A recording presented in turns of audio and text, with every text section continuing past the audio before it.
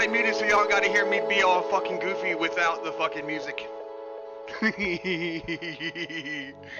What the fuck's up, guys? What the fuck's up? Let me turn this down. Let me turn this down a little bit. I think that's pretty good right there. What the fuck is up, gentlemen?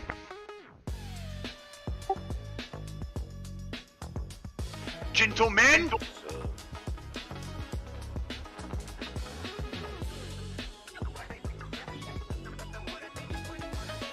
Gentlemen, start your engines.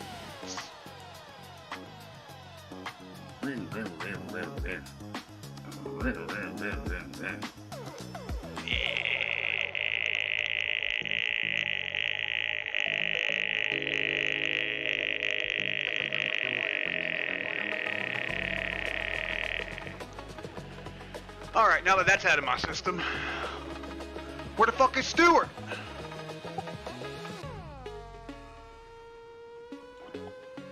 Can you hear Stewie? No. I cannot hear Stewie either.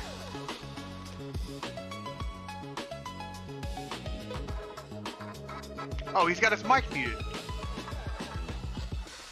What have you done, Stuart? Mr. Stuart?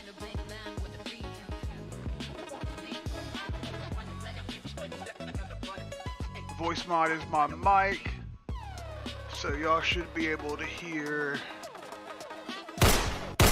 Y'all got that? Yeah. Alright. That's on. Let's check the dice roll. We had a nice tasty dice roll.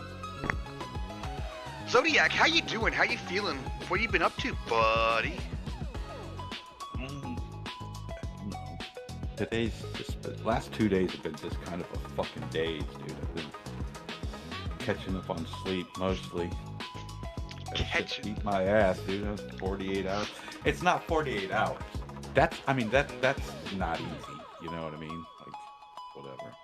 But dude, doing at least 80 miles an hour for 48 hours is fucking mind-numbing, dude. Yeah, not only is the highway hypnosis a real thing, but it's draining. You don't even realize. Yeah, dude, there was parts where I don't know if I was in a awake state or a sleep state. Like, you know what I mean? Like, hey, we got you, Stewie. Stupid Windows update. Hate that.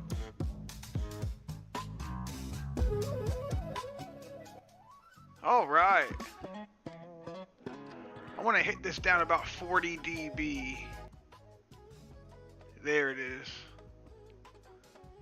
Peaking at 40 dB. That should be good enough.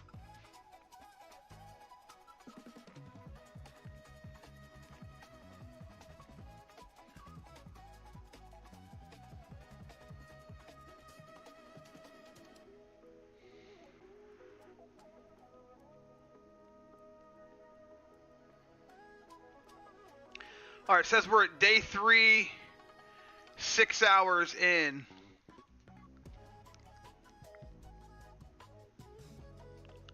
Why does that feel wrong? It probably feels wrong because we've been spreading it across the weeks.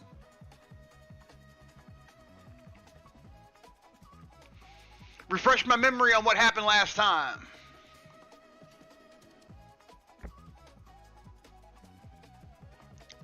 Stuart, you first. I only remember one of the major moments. Like, do I go right to the end and say what's on my mind or no? Yeah, say whatever you remember. Well, Steven for sure is not coming back with us. You guys head thrown through a slot machine. Yeah, Steven's definitely I gone. forgot a lot of shit. Steven's gone. Steven's no more in the game. That was our first close NPC death, really, right? Yep, that was the first death, I think. That was the first death. Now y'all motherfuckers know it's real. What happened though? Y'all decided, y'all No, we fought our first brute. Wait a minute. We fought her. Damn What? it, man! I was trying to get in character before this stream, and I might have done a little too much, but Oh man, you did too much. Did you hear what I just tried to say? You haven't had What the fuck? I had a little. My sentiments exactly. No, we were trying to get through the boat because we're still trying to get to Algonquin and sort of regroup. Right, y'all want to clear the cruise ship off. The main goal here is clearing the cruise ship off so that when you get the second chance in the pontoon boat over to the cruise ship, everybody can board. MIA. We want the area They're secure, MIA. never We wanna haven't had say. contact, and they're not answering. Right. So, they could be anywhere. Yeah, when we get back to Dr. Alconquin and them, we need to have someone stay with them constantly to make sure their radio is up and running. It's getting frustrating, the fact we can't get communications. Yeah, and the other thing too is they've got a handheld on the boat.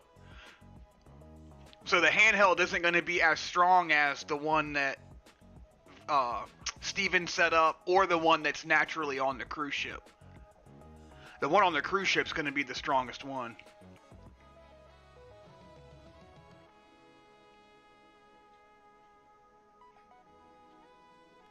From what I remember, we're still very much on the clock because I believe Tomas still has a bullet in his back. Yep, and James has got third-degree burns from the radiator. Oh yeah, that guy, I sort of just... That's the guy on the boat, right? Yep. That Harlan was helping out with. Yep, he's the mechanical expert. I'm sorry, that guy barely sticks to my mind because you said third-degree burns. I remember what that's like, and I just... Nah. Yeah, I assumed to put him down. yeah, he's fucked. Alright. So, but where did we leave? Did we? I forget if we decided to go straight for Harlan or to go straight back up to the fucking, our safe spot, medical. Yeah, we didn't decide on that. We didn't decide on that because where we left off was right after Steven died. Because we sort of gave him a memorial type thing. We gave the crowd a reason to feel feelings for him and not just being a nerdy, There we go. wimpy looking Fucking character. Care putting us through all this. Read that motherfucker off. Over. No, dude, I got to because I got to get you guys, your minds No, moving. I know, but that's We have to get our mind bring in the back right a lot setting. of shit real quick, and I'll be right back in tune as soon as I hear that. Yeah, but I gotta get you guys to start it. The momentum's gotta be there before I feed it to you. Because if I just start All right. feeding it to you, it's like watching TV. Well, as far as I remember, let me see. I don't know, Let me I feel scroll like down if you and double fed it to check. us, we might actually remember Yeah, more. I'm still unwounded. Oh, let me. Our fortune pool is 7, so I'm gonna add 4 to that.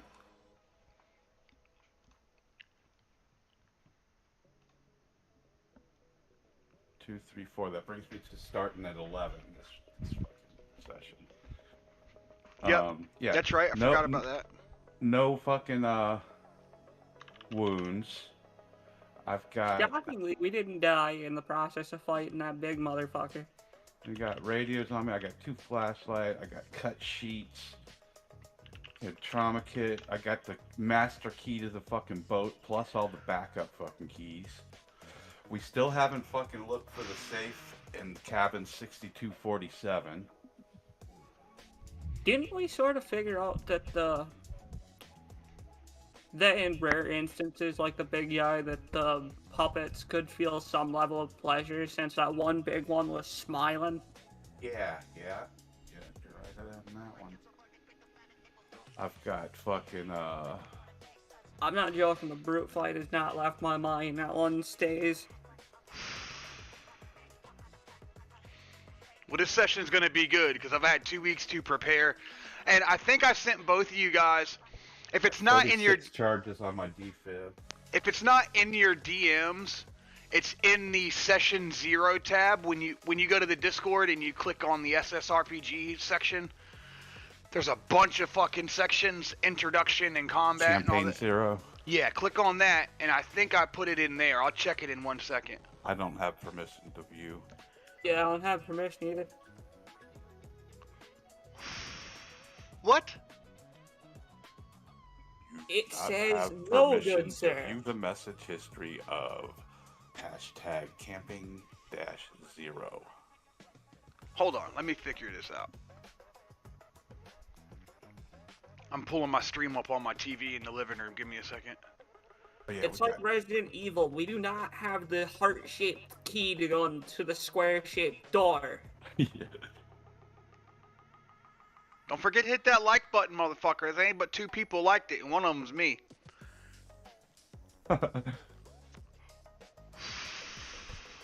The other one probably was me. Alright. Alright, now I'm getting back into it. I'm back in the chair. What was I doing? Oh, you guys don't have access to the You Discord. are not back into it, good sir. We are trying to get permissions to Campaign 0 that you will not let us have.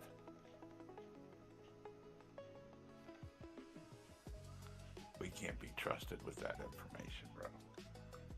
It says you can view the channel as a pupil. You don't have the pupil role? Is that what it is? It says you do not Maybe. have permission to view message history of Campaign 0. That's all it says. It doesn't say anything about the role. Oh, message history. I see. Campaign 0. Permission. Pupil. I see, said the blind man as he picked up his hammer and saw. Read message history. Now you can read message history. Ah, welcome to Campaign 0. This All is right. the start, but there's no, there's nothing in it. What? There should be... Hey, It just teacher? says welcome. Teacher, you fucked up. Our assignment's not in the doc like it's supposed to be. I'm taking the day off. Alright, I'm going to copy this image, and I'm going to put it here, and I'm going to paste it. Did y'all see that? Yes, sir. Yes, that works. Alright, I'll just delete the image above it.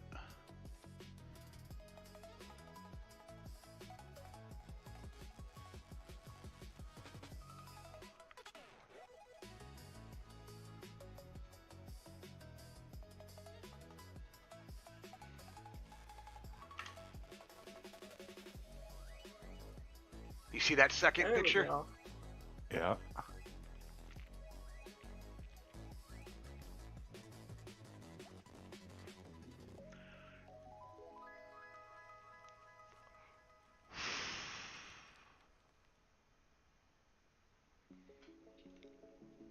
Alright, so now you got a complete overview of the boat.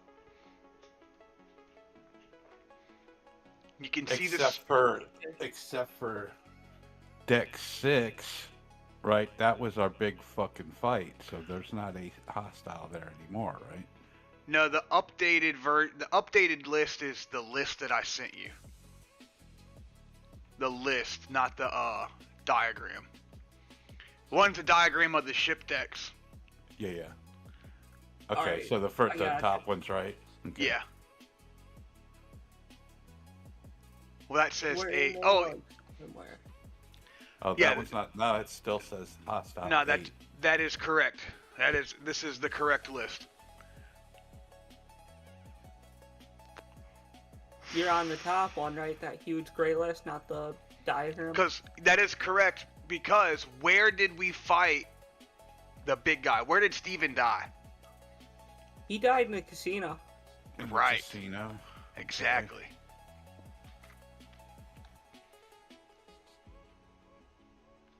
Let me get this next bowl into me. But Maybe I'll didn't we remember do more. the shops already? And Poseidon's Court we walked back by because fucking there was the narration of the fucking how the kids were sleeping on the bed and all that shit and fucking Poseidon's Court is the dining area. The kid sleeping on the bed thing you're referring to is the fountain in the atrium on deck 6. I mean, deck 5, I'm sorry. Deck 5. Grand Atrium, deck 5. Guest services, chapel, gangways. That was where they set up the fortress around the fountain. Not a fortress, but like a camp. Okay. Yeah. Yeah, that's what. Their little safe hideout. Yes. That was deck 5.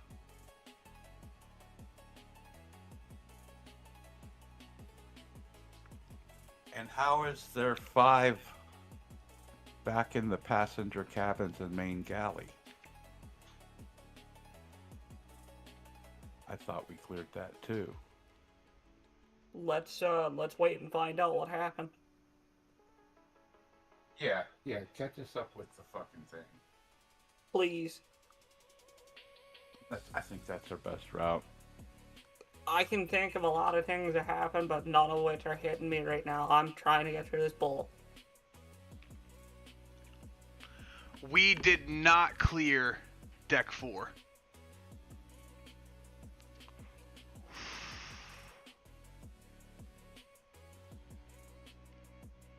We did not.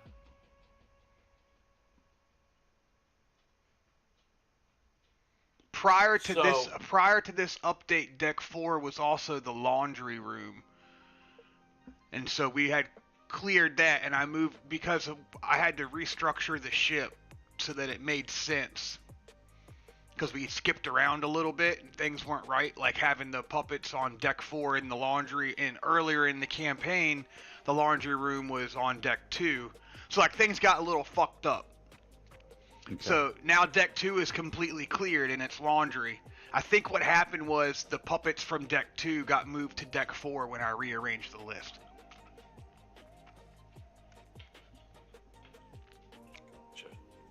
Alright, so our main secure right now, out of our options, is to try to get the fucking back to the base and fucking check in there. Try to use the radio, whatever. You don't remember where we left off at the end of the session? We really didn't leave off anywhere. Like I said, we kind of just gave the memorial to Steven and left. No, we had a fucking cliffhanger, dude.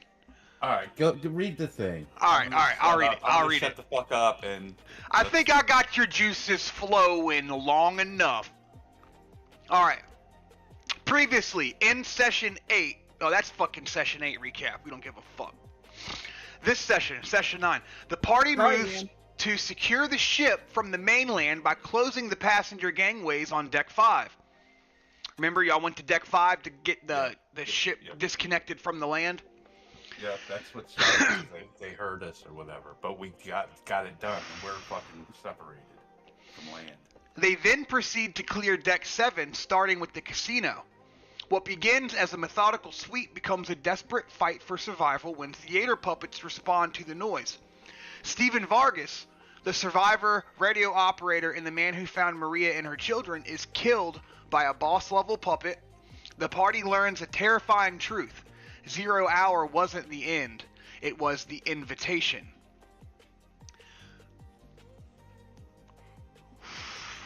Key events.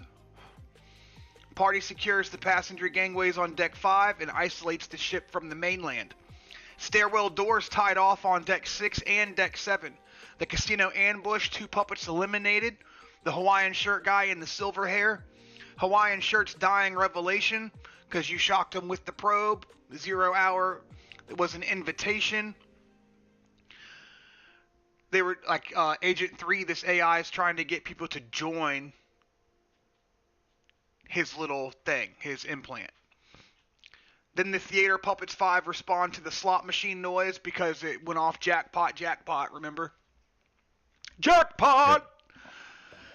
Brutal combat at casino entrance. The male puppet with the polo shirt ends up completing a broadcast. The big guy critically injures Steven. Steven's gun catastrophically fails. Hits him in the face. The big guy kills Steven by slamming him into a slot machine. Wade and Rob eliminate the remaining puppets, including the big guy. The big guy, he did not speak. We have to delete that. Session ends with reinforcements banging on the stairwell door.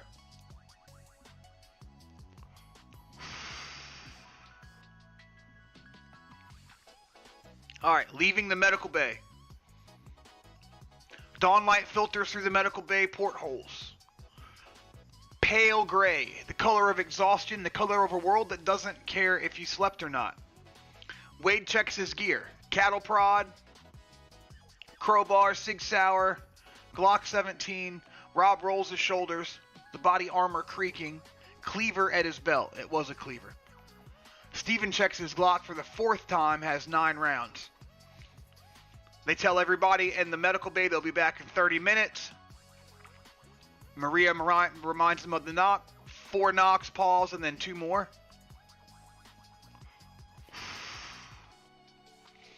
They descend through the main stairwell, pausing at each landing. Deck 7, the entertainment deck, where the camera showed 7 puppets. Deck 6, the promenade. Hey, Harry Love. Where 8 puppets wait in Poseidon's court. At each door, Wade ties a trucker's hitch, rope through the handle, around the railing, pulled taut, a knot that holds under tension but releases with a single pull. The doors can still open, but only a few inches. Just enough to see through, but not enough for a body to pass. You guys make it to the gangways. 2 shell doors dominate the port wall, spaced about 50 feet apart. Both of them are open. The primary gangway, the main passenger boarding point, gapes wide, a rectangle of gray morning light. Beyond it, the enclosed walkway stretches towards the cruise terminal. A tunnel of glass and steel suspended over water.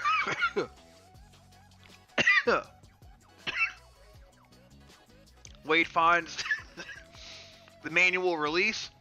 Red lever labeled manual close, emergency use only. He pulls it and the hydraulic arm releases with the hiss and the massive shell door swings inward. Boom! Slams shut. They repeat the process on the secondary gangway. Same procedure, same thunders, boom.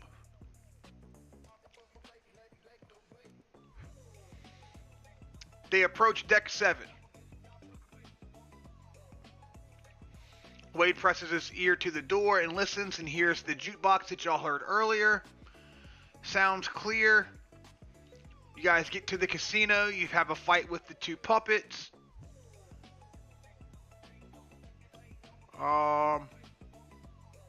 One of the things goes off, a jackpot.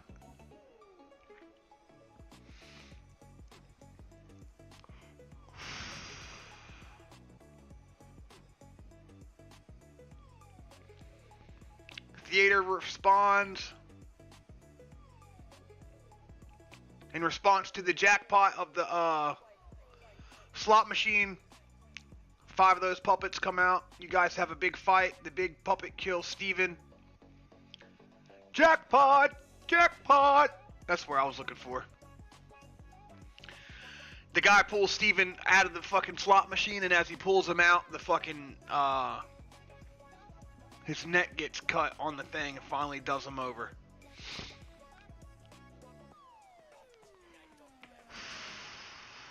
That's the end of my marijuana.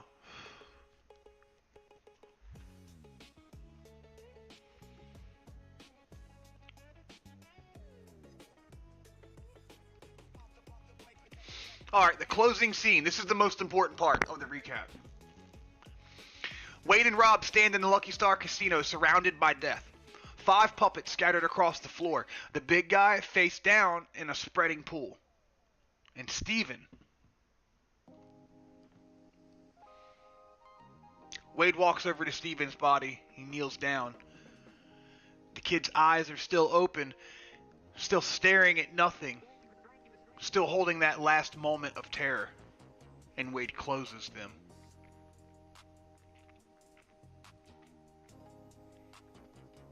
The truth? This is real. It's not a game. It's not a story. Not something that happens to other people.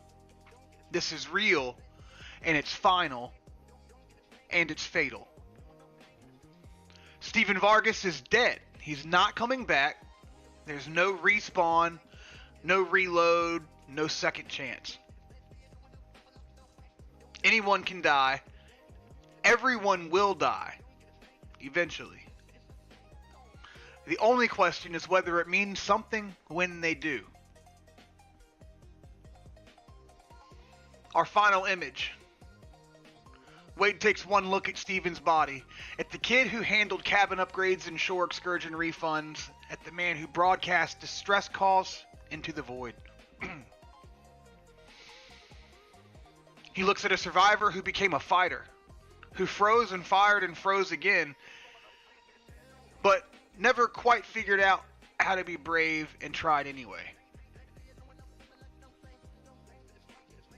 He looks at the first of them to fall and turns away.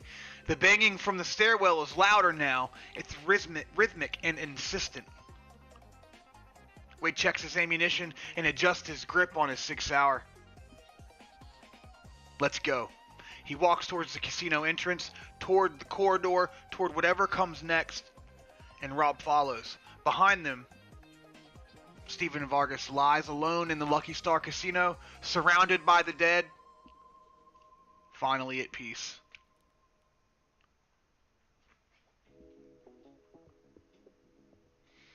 In memoriam, end of session 9 to Steven Vargas, age 26, assistant guest services manager. Celestial Majesty. He found survivors in the dark. He kept the radio running. He froze when he should have fired. He fired when it mattered. He died trying to help. Steven tried. Steven fought. That has to be enough. Clean.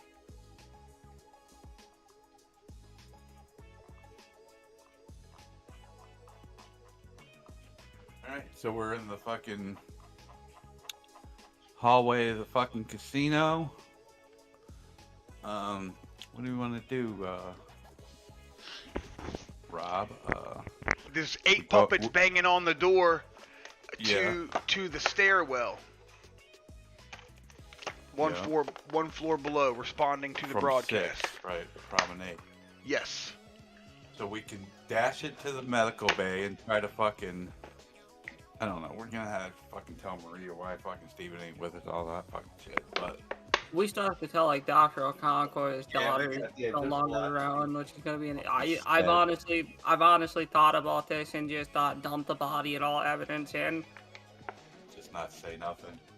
Pretty much, I'm at a point now. It's like That was my money, it's initial better fucking for all if he thing. doesn't When know. I found the photo, I kind of even said, like, I try to keep it to myself, but it was too late. Fucking motherfucker Steven looked over, seen it, fucking vocalized it into the fucking world, manifested it into a fucking story. So I had to Wait, I had roll two with it. different You know what I thoughts. mean? It was too late to say I keep that information to myself. You know what I mean? I tried, but it didn't happen fast enough. So, Wait, I had two very different thoughts. It was one human, which was we gotta tell him, and the other one was just an unhinged, where to me like destroy the evidence and all else, and let's just get on with our lives. yeah. I don't know. I think we owe it to him, but on the second hand, he's the He key could to work keeping all against these us. people alive, man. And I don't want him to brain freak out and lock up when we need him the most. You know what I mean? Well, is he armed? No, and he's old and shit. Like he's not a threat. He's our biggest fucking help, though. You know what I mean? We got all That's these what I'm sick, saying. hurt If he's people doing that ain't the gonna last make thing you it want to do without is his piss help. off your surgeon. Like this whole mission was to get to this medical bay and to fucking secure everybody. Let's get to the medical bay and secure everyone then. You know, and then I don't know. We got to worry about the 8 hostiles chasing us through if they get through the fucking the tie-offs or whatever. You know what I mean? Actually, shit, I got a bigger question. How do we know we're not going to run into another one of those big motherfuckers? Well, yeah. I mean, especially by You the don't. ratio. There was a big ratio in the fucking last fight we had, and that's what you know what I mean. Like, you got a bigger chance. the more puppets there are, the bigger chance there's going to be a fucking boss in there. You know.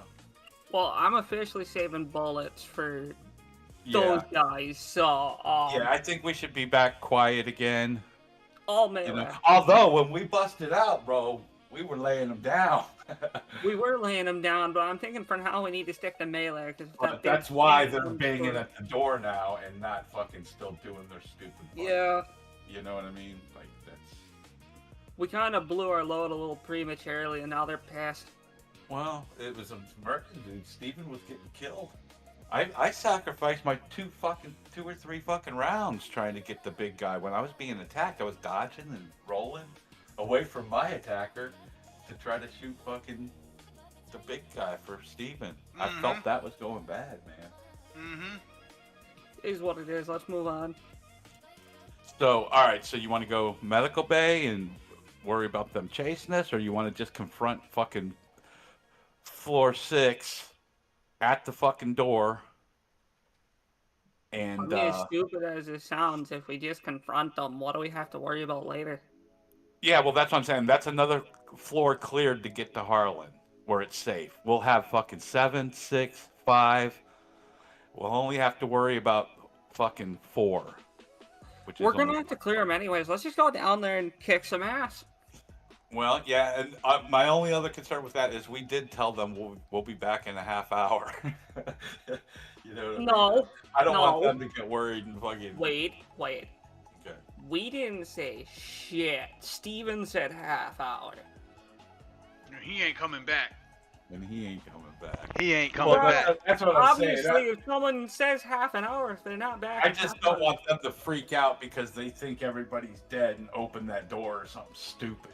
You know what I mean? We get back, tell them, look, Steven didn't make it. You got to hold down here. We got one last run, and everybody will be fucking safe. You got to fucking stay quiet, stay down. And then while we're there, try to radio one more time to fucking Harlan. You know? Like, they're banging on the door, so they're going to be there. Regardless. Well, I mean, if we're going to withhold evidence from Harlan, doesn't it just make sense to not say anything to the other one? Just keep clearing shit out. Just try and clean it out. Let's do it. We're gonna go and creep up to the fucking door that they're fucking banging on without being seen. Sneak attack and see, assess the situation. Okay, so you want to go down to 6. Yes. You want to go in the stairwell and down to 6. Yep. Alright, let's see. How do I do this?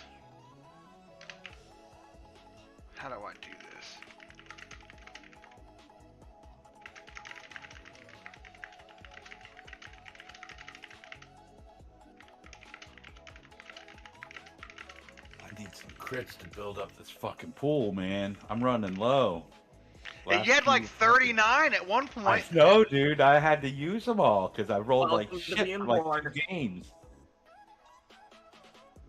I'm down to the fucking... This is where fucking Wade could fucking get hurt bad. Welcome to hell. 11 points. That's only fucking... 2 fucking major fucking fails. You're in Rob Lowe territory now. Yeah. Alright, stairwell door opens. The sound hits you immediately. Bang, bang, bang. I might even have...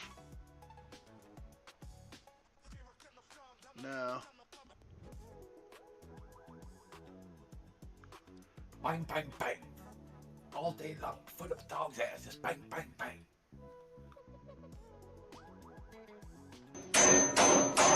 There it is. Bang!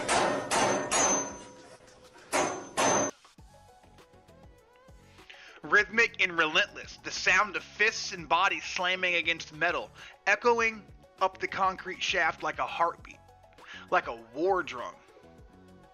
Wade steps into the stairwell, his 6-hour drawn, and Rob follows, cleaver in one hand, Glock in the other.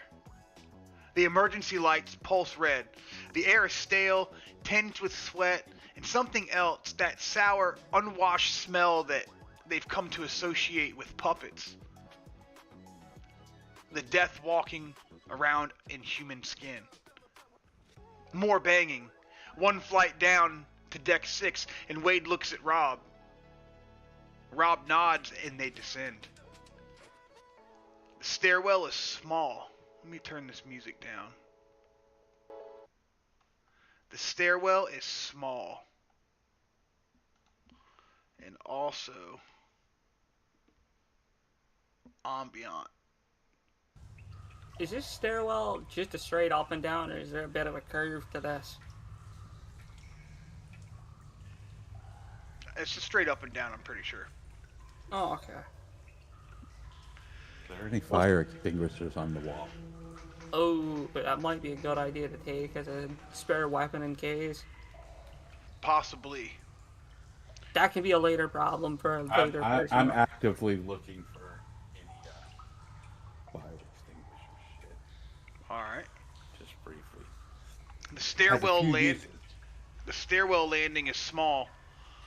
Maybe 8 feet square with concrete walls, metal railings, and emergency lighting casting everything in that same bloody shadow. Wade's rope is still in place. The trucker's hitch looped through the handle, wrapped around the railing, and pulled taut. It's holding. The door can only open about 3 inches before the rope catches, and then stops it dead. But for those 3 inches, they're enough to see through. Enough for them to see out. Bang! You hear the door slam again. A face appears in the gap. It's a woman, middle-aged, wearing a server's uniform from Poseidon's court.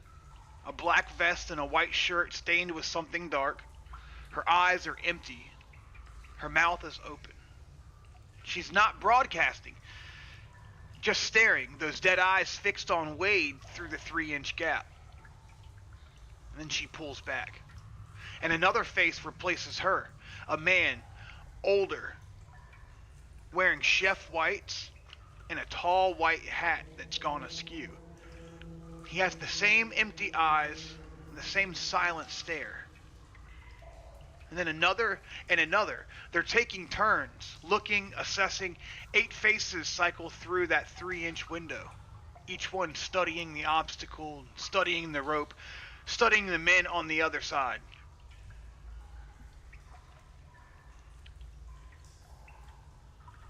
Then again, the door shudders, the rope creaks. They're testing it, figuring out how they may get through.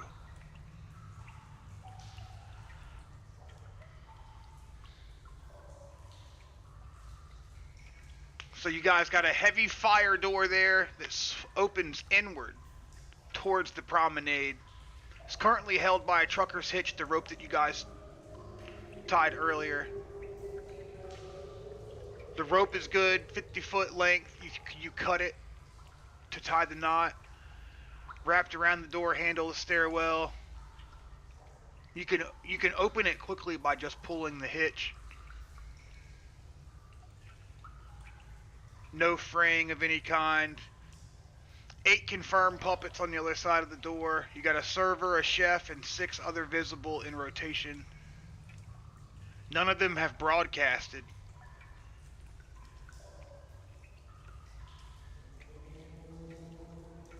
Wait, I got a little bit of a question for you. How do you propose leading those puppets towards the stairs? It would create a little bit of a problem for them because they'd have to get up those. And if we stood... I don't think it matters if we stood on top or bottom. If we can get them to go up, I'm pretty sure we knock them down those.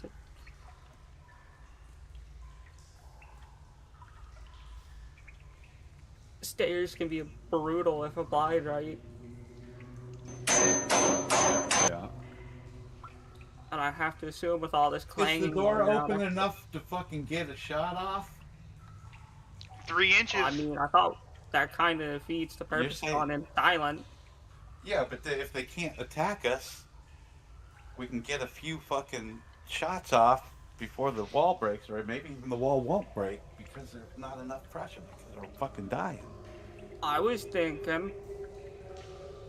thinking we break the wall down and let them come fly at us and get up the stairs or go down the stairs, whatever the two, and just use the stairs.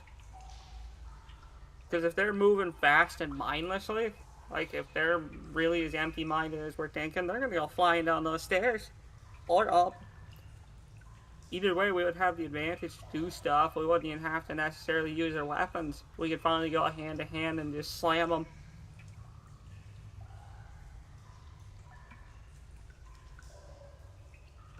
We did say we want to conserve some ammo, yeah. Well, yeah. I'm just thinking numbers and bite turns and shit. We're already at the steps. We can always fucking use our first round to fucking run up the steps or down the steps or whichever. I don't know. I think up would be better. Make them have to run up steps. That way, if one goes down, it blocks it, kind of like we've been doing. That and it trips over the other. Yeah. Right. Alright. Right. But until then, until that door busts open, like, they're not reaching to fucking untie the knot yet. They haven't learned that yet. They might learn it in a round or two. But until then, if that door's open and there's a fucking face peeking through, why not fucking I guess might as well, yeah, pop shot. I mean, 3 inches, I wouldn't think that's enough for the defibrillator, to poke through and try to Well, poke do you have a through. knife you can stick through even and just hit them in the eye holes? I don't know. I mean, sure thing would be a point blank fucking face shot, I'm just... If we can each get one of those off. How much Through the fucking hole, that's 2 now. That's only 6 to deal with, and the door isn't even open yet. I was kind of... Well, could Rob Lowe take a shot at stabbing one through the doorway, or is there too much in the way? Yeah, I want you to narrate to us how you're gonna do it, though. We can already view the puppet, so I'm assuming there's enough space to where I can get an arm through, isn't there? 3 inches. Yeah, it's a tight squeeze, my fucking foot in my hand in a 3-inch fucking thing that's slamming back and forth. There ain't no way. I wouldn't But either. He didn't say slamming back and forth. You said that there's a lot of clanging going around. And they're beating on shit. Yeah, they're beating on the door. Yeah, but he said that the ropes only hold enough to where the door's still open, but not enough to let a body pass through, but enough to fucking see through. In which they've already spotted us, which I said we were going to try to sneak up, but I guess that didn't work. So fucking, it's there. And if their faces are right in front of me, bro, let's do it. Let's fucking pop a couple shots off in there. Have they fucking spotted knife. you? You're gonna end up fumbling, get your fucking finger cut in the fucking door or some stupid shit. I don't think Stand they've back. spotted you. Oh, you said she was looking directly at Wade. So that spooked me. Yeah, one of the things it said was like looking at the nothingness and at the men standing on the other side of the door or something it said. That's So what they I'm haven't kinda like, let's spotted us try and yet. take a stealthful approach. We can easily use this door. I think we can pull it just a little bit open further.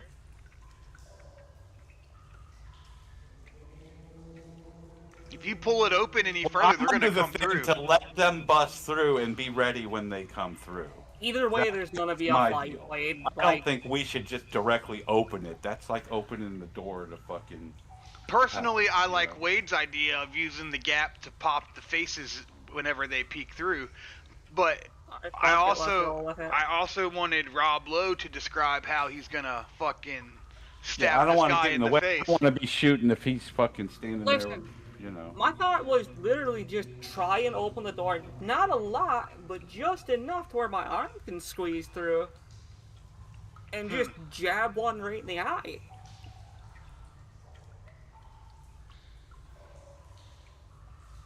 Um, 3 inches is not really enough to get your arm through with like a jab. You could get your arm in there, but it's not like an easy fit, you know. Let me You go. don't think I could squeeze my arm through and manipulate it through the door? Let me test on my door. Hold You're on. just putting yourself in fucking danger, dude. Like 3-inch hole. I got a 3-inch gap right here. Yeah, there's no way I'm stabbing through that.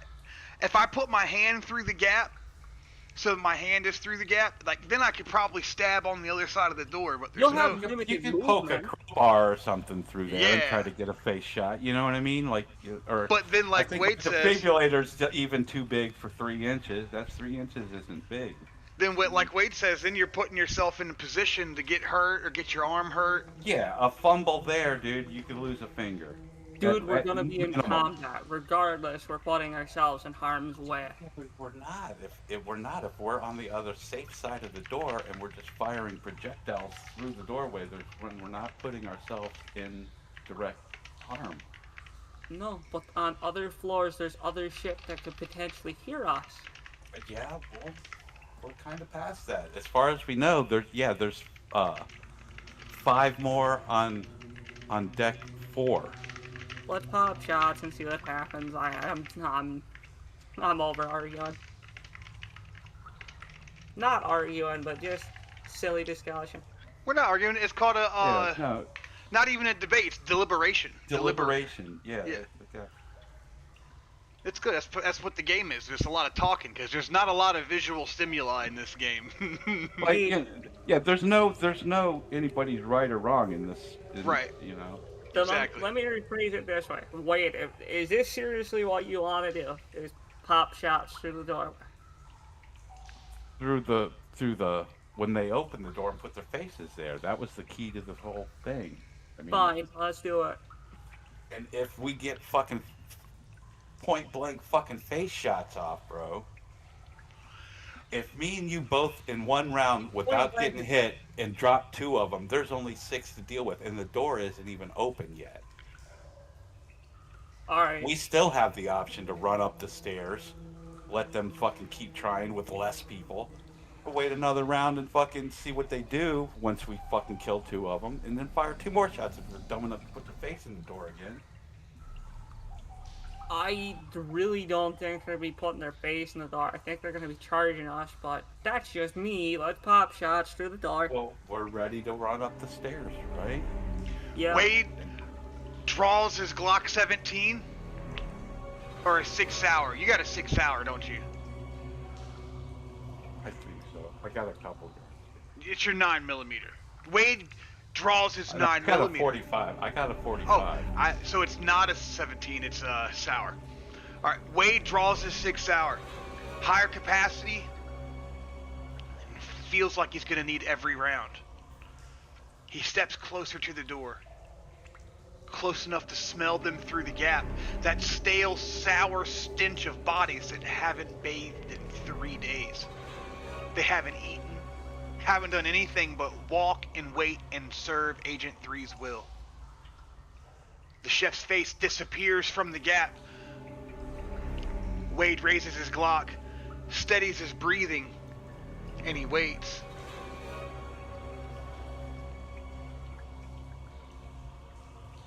The sommelier, I don't know how to say that word, sommelier, the sommelier appears. A thin man, maybe 50, with a pencil mustache and hollow cheeks. His eyes find Wade through the gap. They're empty, curious, and assessing. Wade's finger tightens on the trigger. Wade, you're point blank. Your target is stationary. Only the face is visible through the 3-inch gap, but you're right at the front. You have a clear line of sight to his face.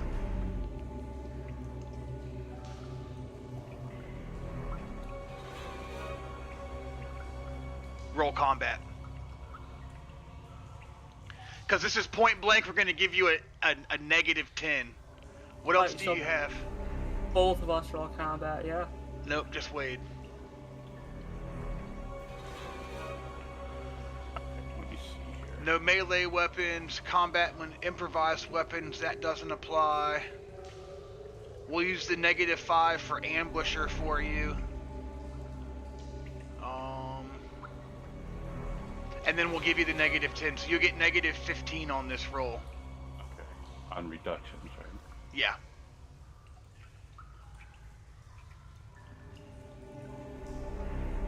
And no speed, right? Because I'm just Right, this is out of run out in combat. combat. Correct. 4 degrees of success. I should hope Add so. that to my pool.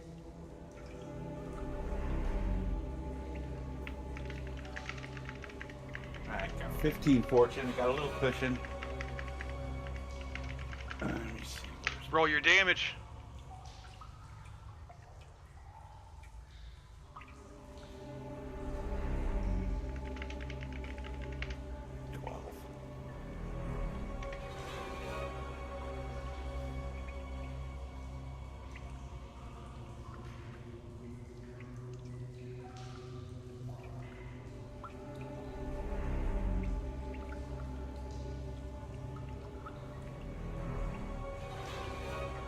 I'm claiming the shaft.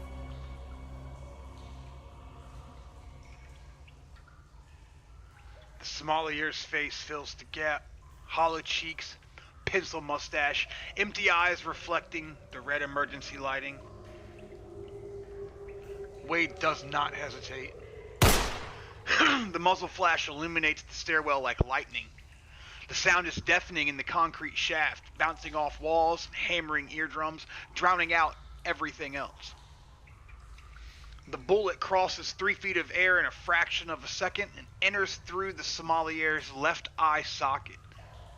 It exits through the back of his skull. The man's head snaps backwards in a spray of red and gray, painting the corridor behind him. His body then follows, not collapsing so much as being thrown, the impact lifting him off of his feet and sending him tumbling into the puppets behind him. This is the Survival School RPG, my friends.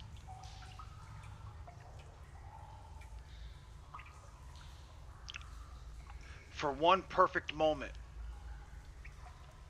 there's silence.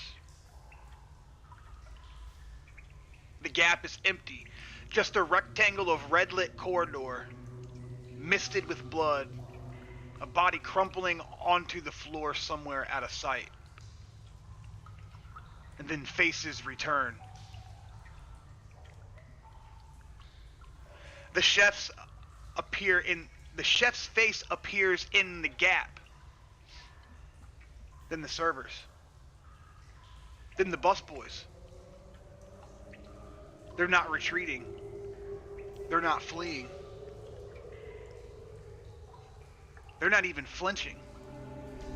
They're looking. Looking at Wade, looking at the gun, and looking at the smoke still curling from the end of its barrel. The chef's mouth opens. One hostile, armed, firearm, deck 6 stairwell, 1 unit down. The broadcast is flat, atonal, clinical. A status report, an update to the network. The chef's face withdraws. Bang! The door shutters, harder this time, more force behind it. How do I... The rhythm has changed. It's faster now, more urgent. The rope creaks, straining against the railing. They're angry, Rob says.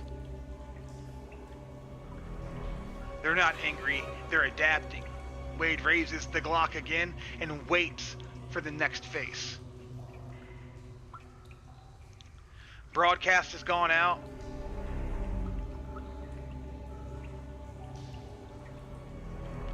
Puppets are hitting the door harder and faster. The rope is holding under pressure, but there's a lot more stress. You can keep shooting, you can reinforce the rope, you can fall back. You can release the rope and fight them head on. What do you want to do? What are you thinking, Wade? Well,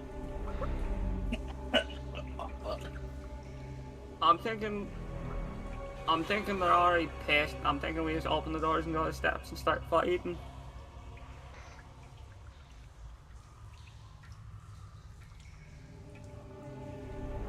well, what's our exit plan? What do you think? If they're coming from the broadcast, they're going to be coming from deck 4, the unsecured, the 5 that we know are in the passenger cabins. Well, I don't want to be stuck running in at the us or steps. from behind us? I gotta get my food, hold on. Coming up the steps. Like, I imagine these steps go all the way up, you know what I mean? That's kind of what I Zigzag get steps at. all the way up, I'm guessing. Which side do we defend? Do we decide the top portion of the stairs, the bottom? Well, if we go on the bottom, like I said, then if they get through the door, then we'll be surrounded. But if we go to the bottom, they could fall and fuck themselves up a lot. Yeah.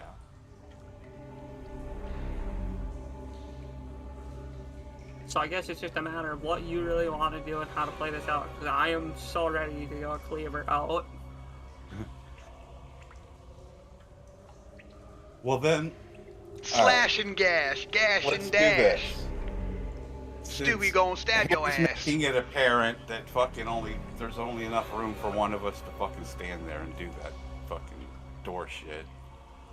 I'll try to get another fucking shot off before the fucking goes, and you say, see, I say if we go up, Wait, then would it they'll be all beneficial? be chasing us. But if we go down, we're in between 8, the ones on 6 and the ones on 4 will be on deck 5, you know what I mean?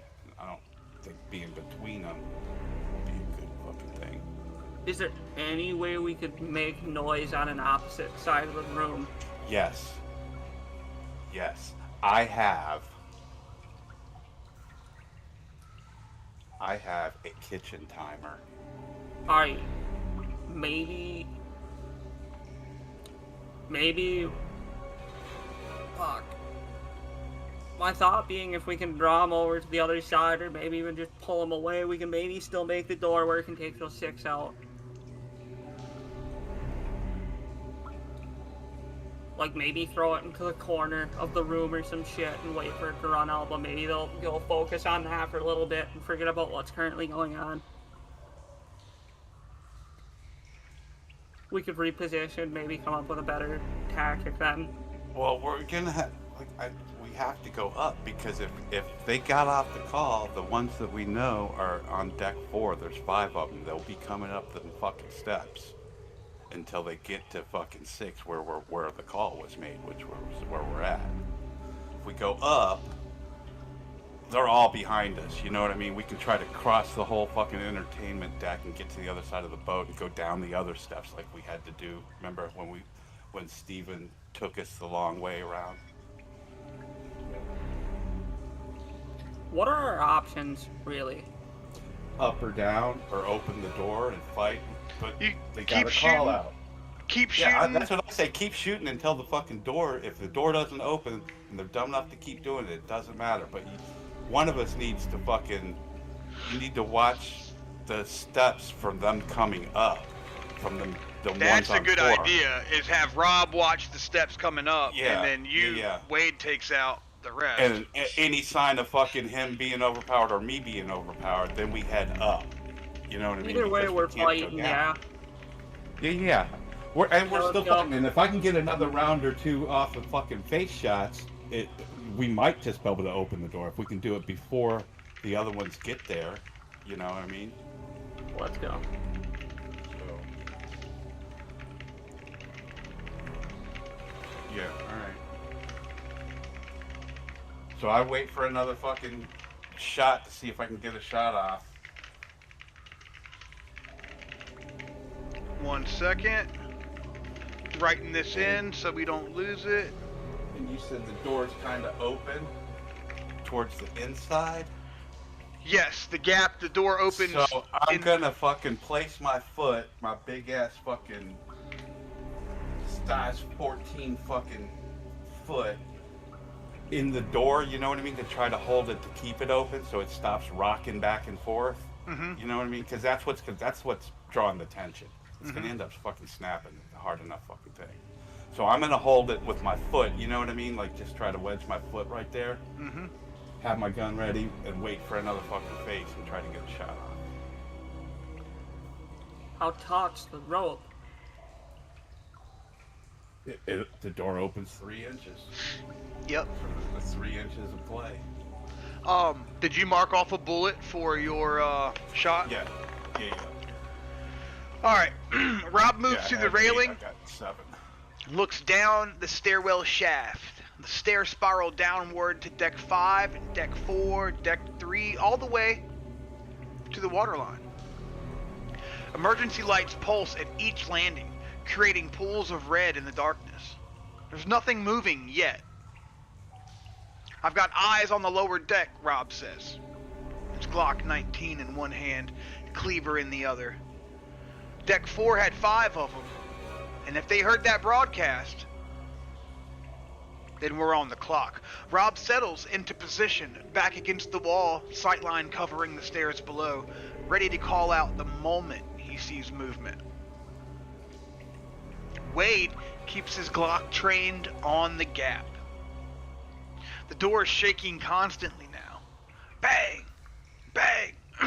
Bang! He slides his foot into the door to stop the door from closing. Stop the door from moving and stressing the knot. The rope groans against the railing, but the knot holds. The fibers are straining and the nylon is stretching, but it holds. The gap flickers with movement, faces appearing and disappearing, hands reaching through, grasping at nothing, withdrawing. Then one face stays, the server, the middle-aged woman in the stained vest. She presses her face against the gap, cheek mashed against the door frame, one eye staring directly at Wade. Her mouth is moving, but no sound comes out. It's not a broadcast, it's just movement. Purposeless mechanical movement. Her eye is right there, 3 inches away, unblinking and waiting. Wade, roll combat. Fire your gun, give you a negative 15.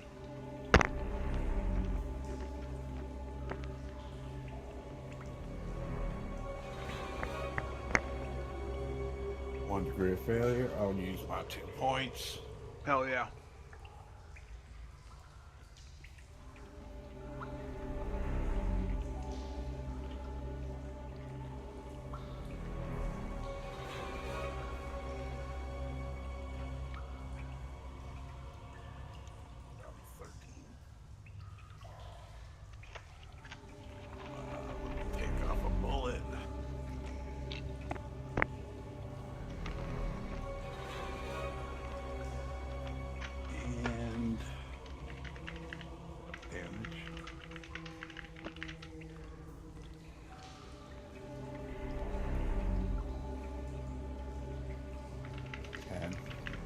Uh-oh.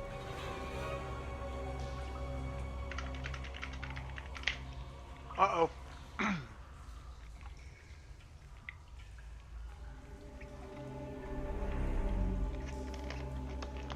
I don't think 10's gonna kill it.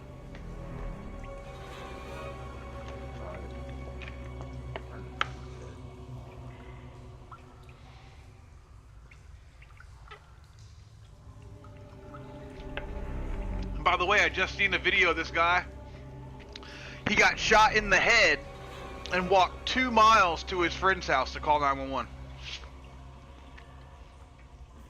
Shot in the fucking nostril and went in the nostril and out the back of his head. 38. Shot in my head one time with a 22. Really? Yeah. You got shot in the head with a 22. Yes, sir. No shit. Yes, sir. Yeah, it's a funny story, but it's a long story. It's one of my stories. All right. Yeah.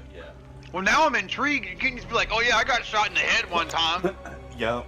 And it was stupid shit, dude. I was What never the in the fuck are army, you hanging around this? Insisted on shooting you. Give us the too long didn't I read. got lucky. Give us the too long Okay. didn't read. Where'd it go in and what happened? It went in. It hit my fucking skull, like behind my ear, Mm-hmm. to the top of where my ear is, and it came out like in the front of my fucking ear, right next to my fucking temple. Damn. Rode around the skull, didn't break the skull. Wow. So you got a fucking. Traveled through about 2 inches of flesh and it came right out. Long story short, we're all the story is fucking great, but it's not a stream story. Yeah. All right.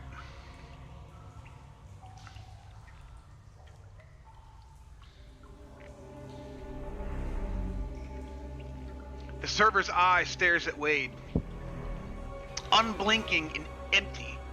Mechanical curiosity that passes for awareness in a puppet. Wade stares back.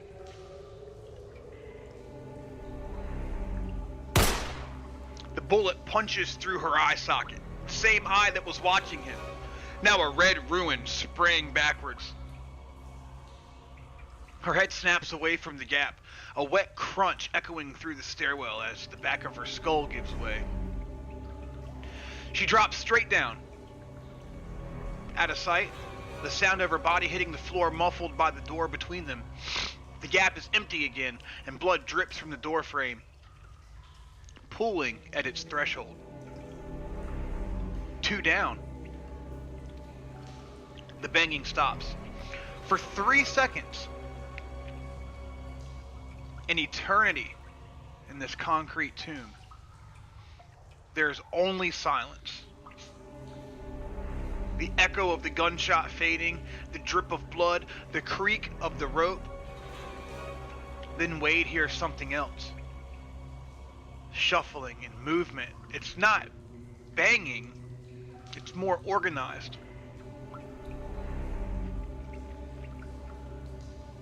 You want to look through the gap, Wade?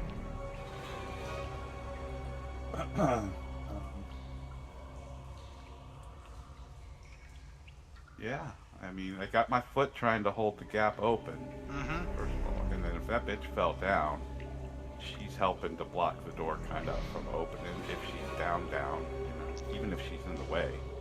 Rob Lowe, roll a spot listen for me. Yeah, I yell over, how we doing down there, Rob?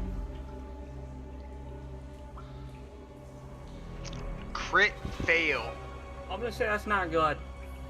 Oh no. Crit fail. The mom of 5 puppets runs right past Rob. Alright, I use spot there to 6 points. Damn, dude. Can I use the 6 points? It's not a nat 0, right? No. Alright, No. you can use 6. You can use 6. This could be do or No, die. no, 86. No scratching that. Okay. Damn. You'll be down here with me someday, Wade, I promise. I'm only at 13, man.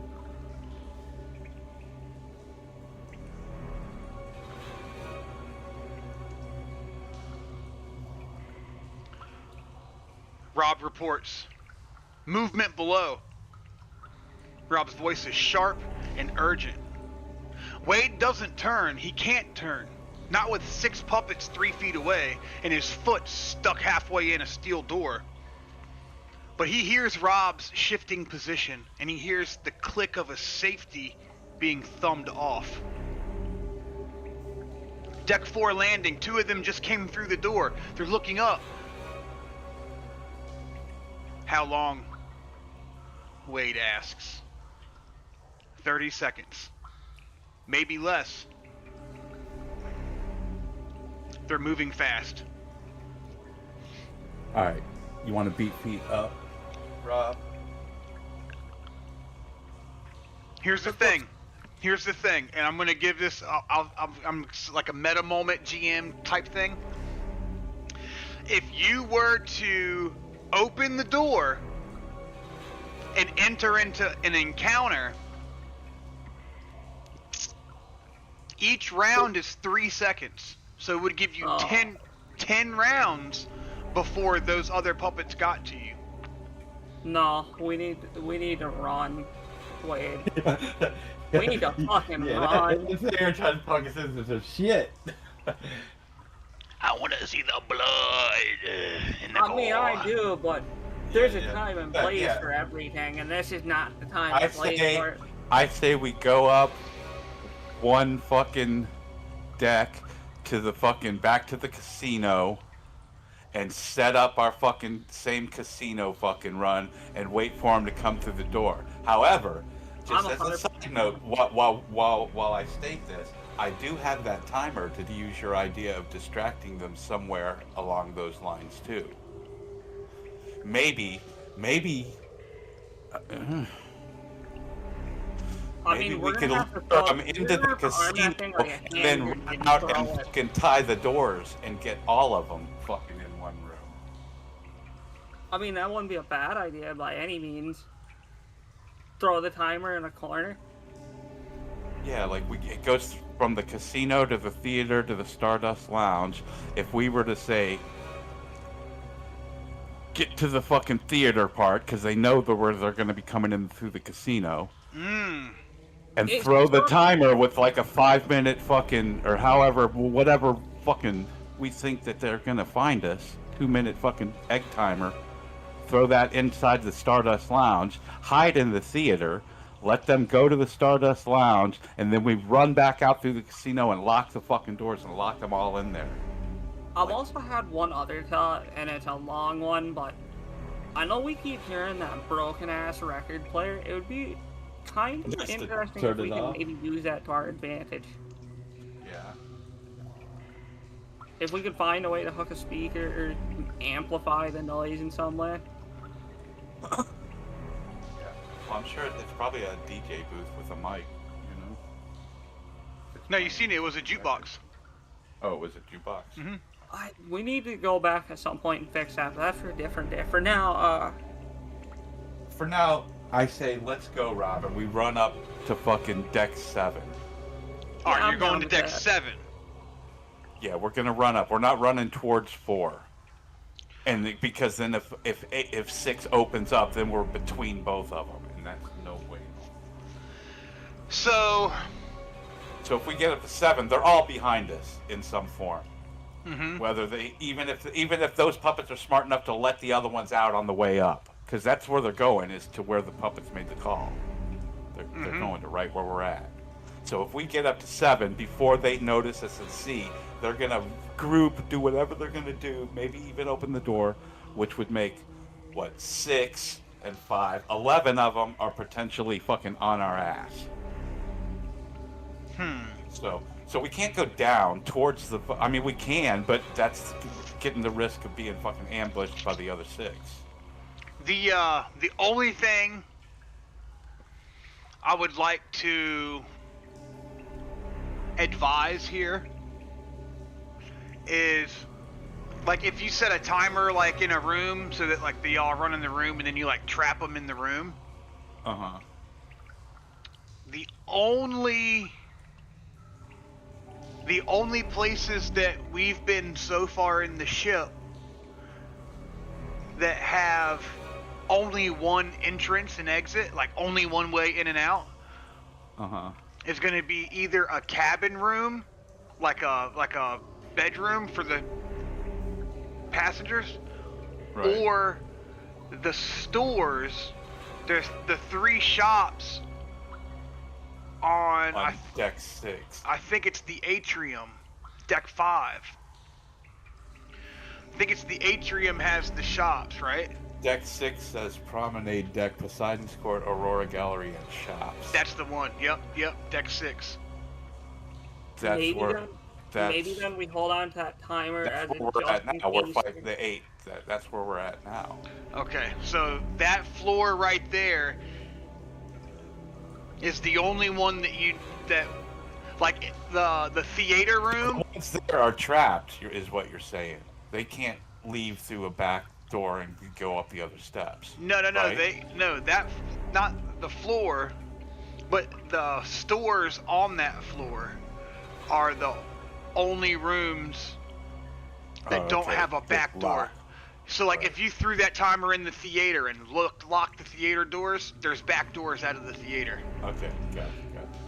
If you threw it in the casino, there's back doors out of the casino. If you threw it in guest services, there's back doors out of guest services. But if you threw it in the shop that dead guy was in tapping his finger, and then you closed the fucking chain link grate thing down, there's no way out of there. Unless they figure out how to open the fence. How many feet are we thinking deck 6 is up? We're on deck 6 right now. We're on 6, and they just opened the door at 4. I'm saying though, if you were to look at this cruise ship from the outside and look up, how high up are we thinking this deck is? Are we thinking it's closer to water level or further? 60 feet. Deck 3, we said water level. They're probably 20 foot of floor. I guess what I'm trying to go for is... so clarification on that.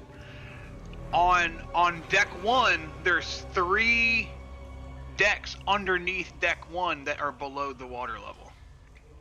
Oh, okay. Look, yeah, because that was something that I had to confirm too. Because I'm asking because you're 60 I feet above one- the water right now. Okay, yeah, that says water line. Yeah, before we were just saying that it was like the third one. But the I was reason that asking was for that. confused is because under deck 1 is 3 decks that are just a big engine room. I had a really stupid thought what could be useful. We do have to get back to Dr. Alconquo and all that. I was thinking worst case scenario, you could always put the timer on me and have me run around with it, and then bail off the top of the boat. All you gotta do is yell, dude. We gotta waste the time for that. Yeah. Is that possible though? You could be like, hey, yo, over here, dummy. Is that possible though? I'm sure. For you to be a decoy, yeah. I mean, but you gotta have a way out. If, you know. I mean, you can't run into one of the shops and put it behind the crate. if I can gotta have a somehow plan get to out of lead here, them I'm somewhere. jumping off this 6th deck, and I'm swimming back to the beginning. We're taking the puppets down with us, folks. Well, I was thinking that too. Like, if we get up to 7, right, without detection, and before that, we can go all the way across deck 7 and go down the other stairs like we did before that Steven showed us. In the map that I got that he gave me. I have a map of Y'all went up to deck 5 and over, then down to deck 3. Right. I'm just gonna throw this out here.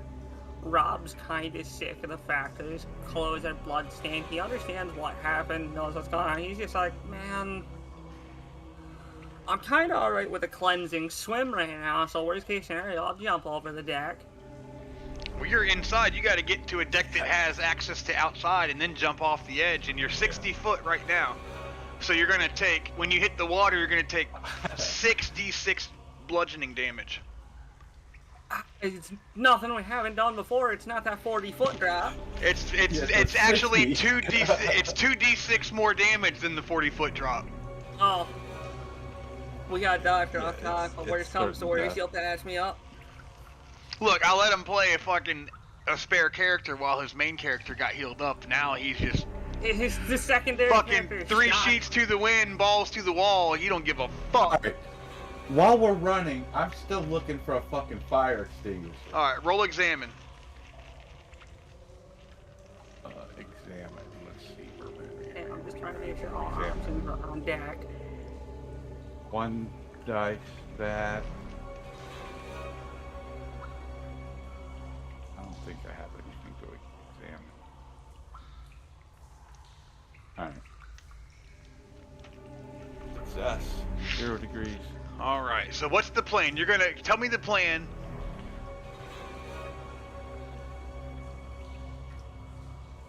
Do I find a fire extinguisher?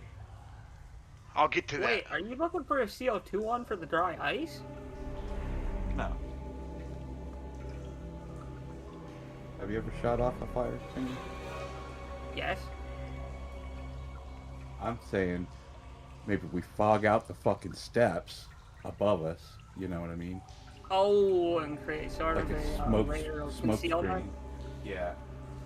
And that. And if they get up close, You ever see somebody sprayed right in their face with a fucking fire extinguisher? First of all, they won't be able to fucking see. Which Yeah. might cut down on the broadcasting. You know what I mean? And if we fog out the stairwell, maybe even that might fucking cloud their eyes or something. You know what I mean? It's just a layer of fucking. It'll create a fog, dude. It'll last It like depends fucking on the 10 fire minutes. You know what I extinguisher, mean? though. It won't go away. It fucking stays there. I believe it's if you're running around, you get a Class A fire extinguisher or a chemical fire. One of the fire extinguishers just shoots powder to absorb chemicals. We have to know what fire extinguisher the place is equipped with. Yeah. So for and, sure, for and sure. let me clarify that the fire extinguisher that shoots the powder that you're talking about takes all of the oxygen out of the air. Yeah, So if I you believe shoot that's that a- on somebody, there's a high probability they will die. Let me look something up real quick. Hold on. Oh, Stewie's got the Googlers. Uh-oh. Stewie's Googling. Hold on. I haven't studied this since culinary. Give me a minute. I got a great fire extinguisher story too, bro, but it's not a stream story. Short synopsis though, dude. I did a fucking police chase, dude, and I fucking sprayed a fucking fire extinguisher out the fucking window, dude. We drove through some back fucking yards and got away like fucking James Bond. So fire extinguishers are classified by the type of fire they extinguish, labeled A, B, C, D, or K. Correct. Using the wrong type can be dangerous. The main classes are A, ordinary combustibles, which is your cloth, fabric, paper. No, take it back. It'd be your wood, kindling, like small sticks.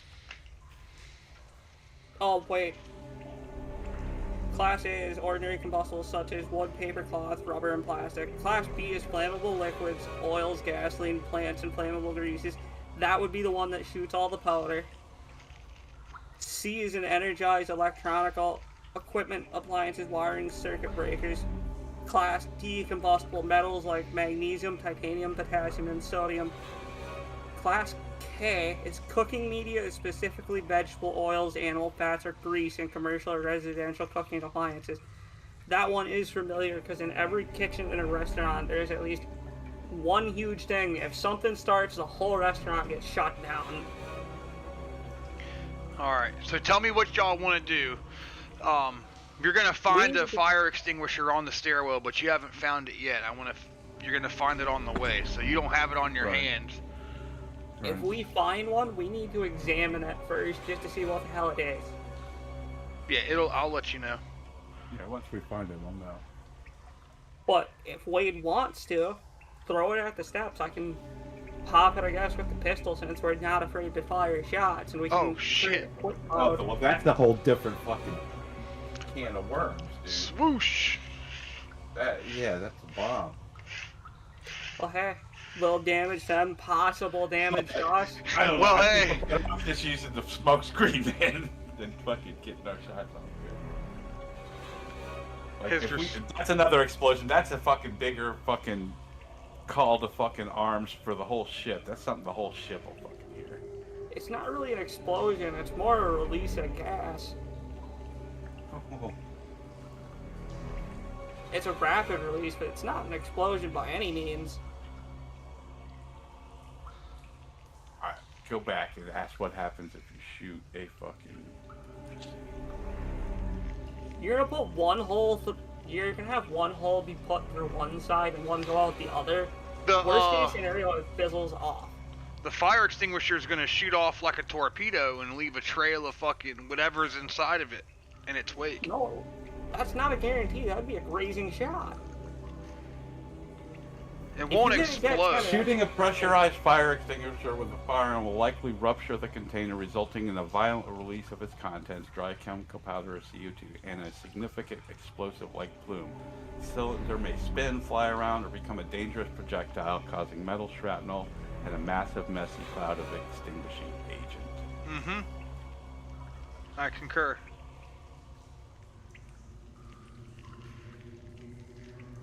Just putting the options on the table, people. Not always great options. Turn Put it these into a options on the rocket, way. dude.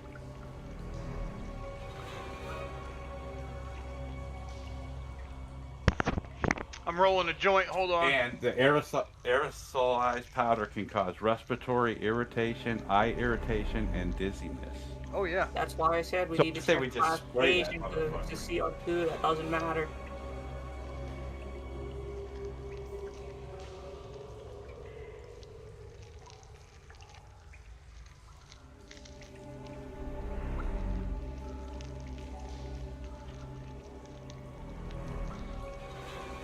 I honestly thought you were taking it for a bludgeoning weapon. I wasn't thinking this far ahead. I have totally ruined this joint.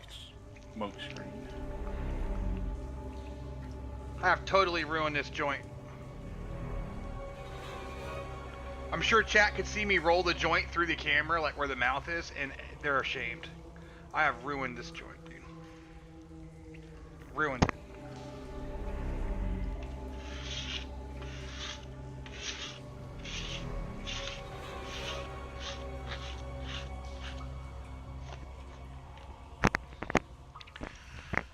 All right, what are we doing? What are we doing? Tell me what we're doing. Describe it to me so I can record it, and then we'll continue. Let's check over this fire extinguisher, make sure we're not shooting up. We haven't found it yet. You got to tell me what your plan is. We're running up the stairs to deck 7. All right, and then what? And on the way, I'm looking for a fucking fire extinguisher. And then once we get there, we're gonna fucking peek over and see fucking how, if we're being followed or whatever. If we are, if I see them or whatever. Oh, you're absolutely being followed. I'll probably fog out the fucking stairwell that's this fucking little fucking thing. It'll be hard for them to fucking see and coming up the stairs and all that shit. And we can wait and try to get some fucking shots as soon as we see, you know? Yeah. Or cross deck 7, look for the other stairs, go down a few flares and try to come up behind them. Either way, by then they're going to get to the ones on deck 6, which we don't know what's going to happen yet. If they're going to open the door, if they're going to just say, oh, we lost them, and then spread out to we don't know. But at least we know they're all in one fucking place. And if we're at least a deck ahead of them, we can make decisions ahead of them. You know? So you're just going to run up to deck 7 and look over the railing? Yeah. We need to get a better picture of things anyway. Let's run up let's see what happens when the call is answered. They made the call. Let's see what happens when they get there and we're not there.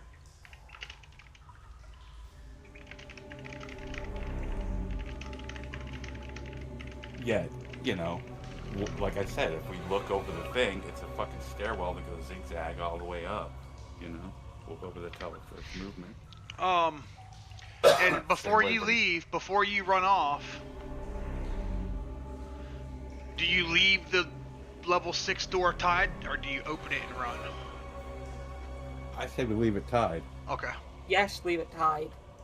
Alright. Then we'll know if they're smart enough to fucking untie it from the fucking right side. You know what I mean? If they can't figure that out, then those other ones are still trapped, and the 5 are just going to keep following it towards us. The other ones are going to keep trying to break through the door. You know? Honestly, Rob's fine with the plan. He wants to keep his cleaver at his side at all times. Move! Wade barks. He doesn't wait for acknowledgement. He's already turning, already running, boots pounding against concrete as he takes the stairs 2 at a time. Rob is right behind him. The sound of the retreat is echoing through the stairwell. Behind them, below them, Wade hears it. The deck 4 reinforcements reaching the deck 5 landing. Footsteps, fast, coordinated, and coming up. And from the deck 6 door, bang, bang, bang, the rope still holding. But for how long? Wade spots a fire extinguisher mounted on the wall between landings. It's a red cylinder, standard safety equipment bolted to metal brackets.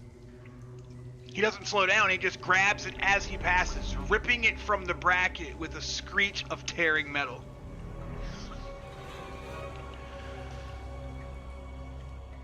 The improvised weapon, heavy steel cylinder, fire extinguisher, solid blunt instrument. Visual obscurant, discharge creates a thick powder cloud, blocks line of sight. Distraction, loud hissing discharge, disorienting when in enclosed space. Deterrent, sprayed directly in the face for non-lethal but blinding and choking. Wade hits the deck 7 landing. Fire extinguisher tucked under one arm, Glock still in his other hand. Rob is a step behind, breathing hard with his cleaver ready. The door to deck 7 is still ajar. They left it that way when they entered the stairwell. The corridor beyond is dark, lit only with the emergency lighting. The jukebox is still playing, somewhere in the distance in that same broken loop. Wade moves to the railing and he looks down. The stairwell drops away below them. A vertical concrete shaft, emergency lights pulsing red at each landing, and shadows that pool in the corners. Deck 6 landing, 1 floor down. The floor is still closed. The rope is still holding, but Wade can see it shaking. He can see the gap flickering with movement as the 6 remaining puppets continue their assault. And coming up from below, 2 figures. Moving fast, already past the Deck 5 landing, climbing towards Deck 6. One is a man in a maintenance uniform, coveralls, tool belt, and heavy boots. The other is a woman in a passenger sundress, barefoot, moving with that terrible mechanical grace. They're not looking up, not yet. Their eyes are fixed on the Deck 6 landing. On the sound of banging. On the scent of their brethren. But they'll reach that landing in seconds. And when they do, they'll see a rope. They'll understand, and they'll look up. Wade scans the lower stairs, Deck 4 and Deck 3. The red-lit shadows reveal nothing.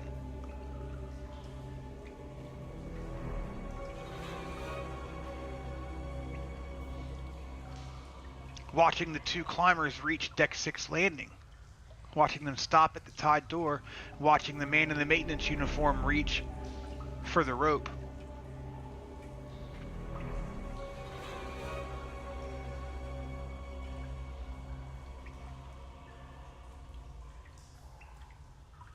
Okay. The maintenance worker kneels beside the door. His hands find the rope. Wade's trucker hitch. The knot that holds under tension, the knot that releases with a single pull. He doesn't pull it. Not yet. He's examining it, running his fingers along the nylon, testing the tension and studying the mechanism. He's figuring it out, Rob says. The woman in the sundress moves past him, looks up the stairwell. Her eyes scan the shadows. Her gaze reaches Deck 7, and she finds Wade.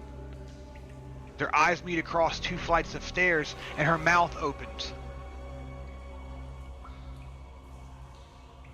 Alright.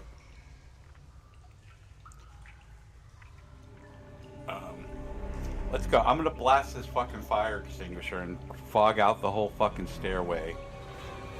And let's make it to fucking... what, Deck 7. And figure it out, Rob. Yeah, it works. I say we maybe try to go across 7 and lead them, because we don't want them going to fucking 8. You know what I mean? Yeah, the door's That locked. would be bad where all the people are. Yeah. So we want to try to fucking lure them through Deck 7. You know what I mean? Yeah.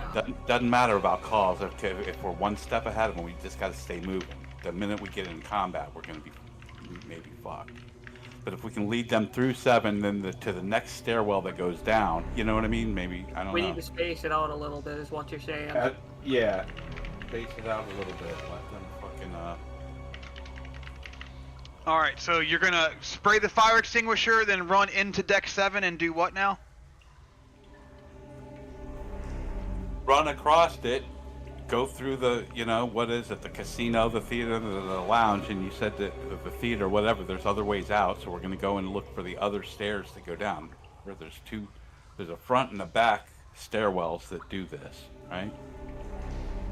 I don't think the Deck 5 had the 2 stairwells. I think this Deck 7 it only has one.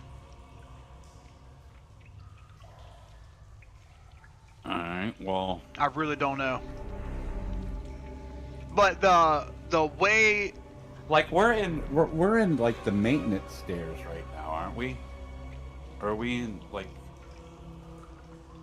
Yes, this is like staff stairs, yeah. Right. So you're saying that there should be a passenger there should be stairs. another way down. There should be another way down, yeah, for... There should be passenger besides these stairs. stairs that we're on. That makes total sense, yep. Alright, so what's the plan? If we can not be seen, cross Deck 7 to where we're not seen, and then start heading down, other than where they're at the stairwell heading up, you know what I mean?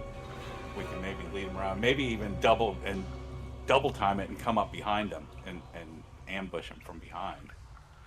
or at very least lose them, and they don't know where the fuck we are. We know there's 11 somewhere. My only concern is we can't let them get to deck 8, so I say somehow we use the timer or something as we're finding the way down, you know what I mean, to lure them through deck 7. So that they don't go up to 8. Let me just verify the stairwell situation real quick.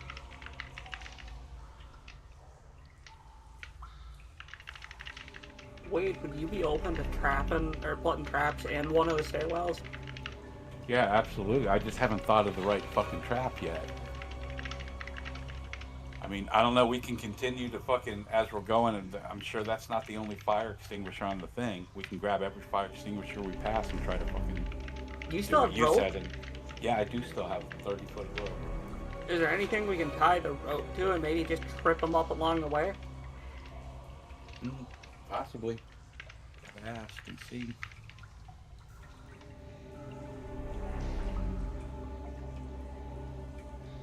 It'd be really funny to just have a bunch of them start falling down the steps. I'm kind of aiming for that.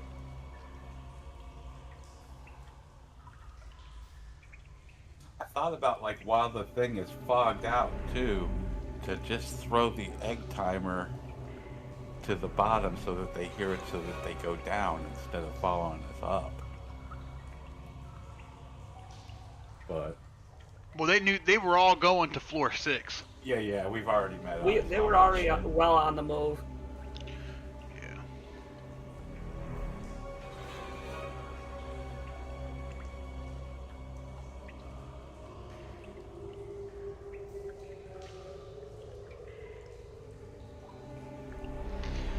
Looking back at session 9 narration, we described it as the main stairwell. When the party descended to seal the gangways. There's carpet underfoot in the deck 7 area, and the stairwell has small windows and doors, suggests main passenger stairwell. That's why there was a workaround. That's because, so y'all were, when y'all did the loop around with Steven, you went from deck 3 up to deck 5, across deck 5, down the stairwell to deck 3. So you went up the main passenger stairwell and down the service stairwell. But I don't think there's a service stairwell on deck 7. Let me figure this out.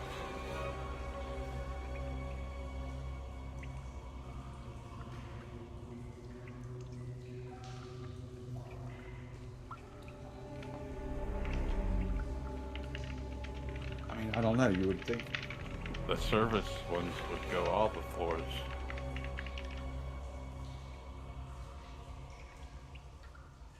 You'd think that.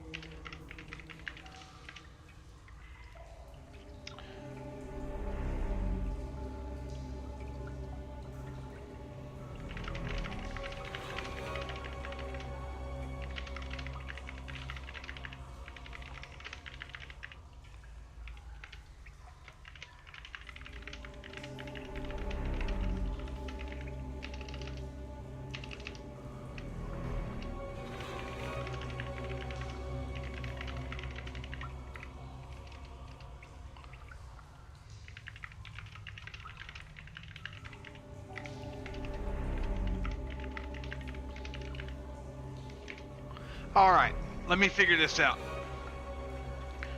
We're going to use some context clues from other sessions.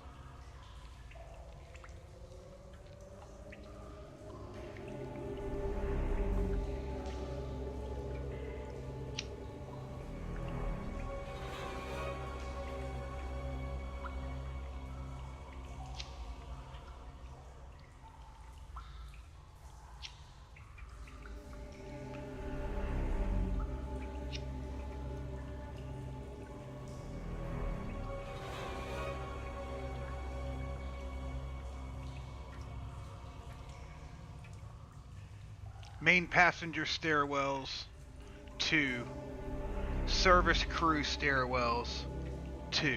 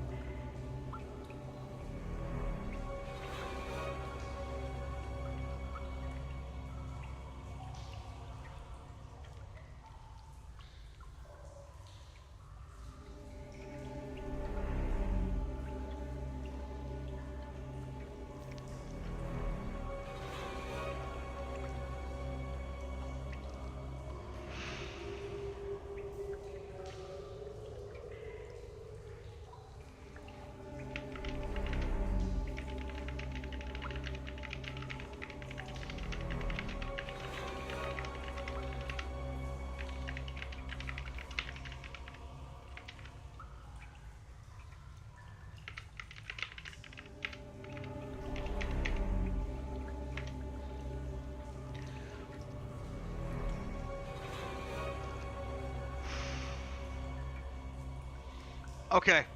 Sorry for the late fucking shit. Had to work my way through that. But there is a service stairwell on every floor.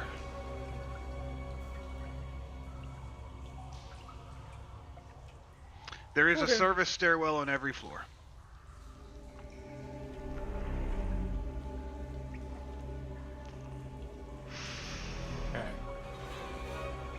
So, current situation. Wade and Rob are on deck 7 landing, looking out over the railing. The sundressed woman spotted Wade, and her mouth is opening for broadcast. The maintenance worker is examining the rope on deck 6. There's 6 puppets remaining behind the door on deck 6. 3 more deck 4 puppets are unaccounted for, because you remember the number that you had, and you only see 2. And you remember there was 5 on cam.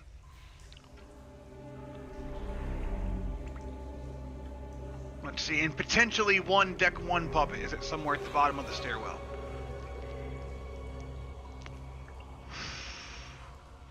The woman's eyes are locked on Wade. Her mouth is opening. The maintenance man's fingers are on the rope. What are we gonna do? I say I blast this fucking fire extinguisher, fog the whole fucking place out, and we head for deck 7. I'm 100% down with that. You get away. What are we doing on deck 7? We're going to the other way down that they're not coming up.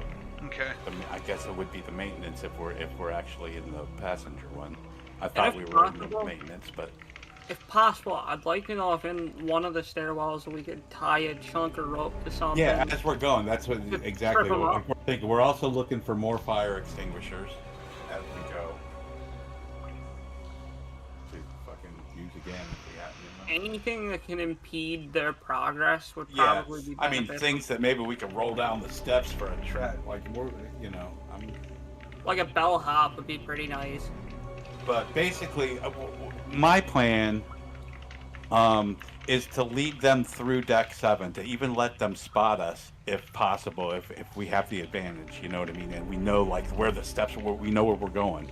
Once we find the other steps down that they're not coming up, we can set the timer there or do whatever we want. You know what I mean? Either go up to 8 and cross over, or fucking lead them down, you know what I mean, or go down and around and come up behind them. So how far down are you gonna go? Wasn't our plan to go to the casino, or am I wrong? Yeah, that's deck 7. Our goal right now is to get through deck 7, but we're looking for shit that fucking, you know. First of all, we want the other stairwell to go down. You know what I mean? We want to find the staff fucking stairwell.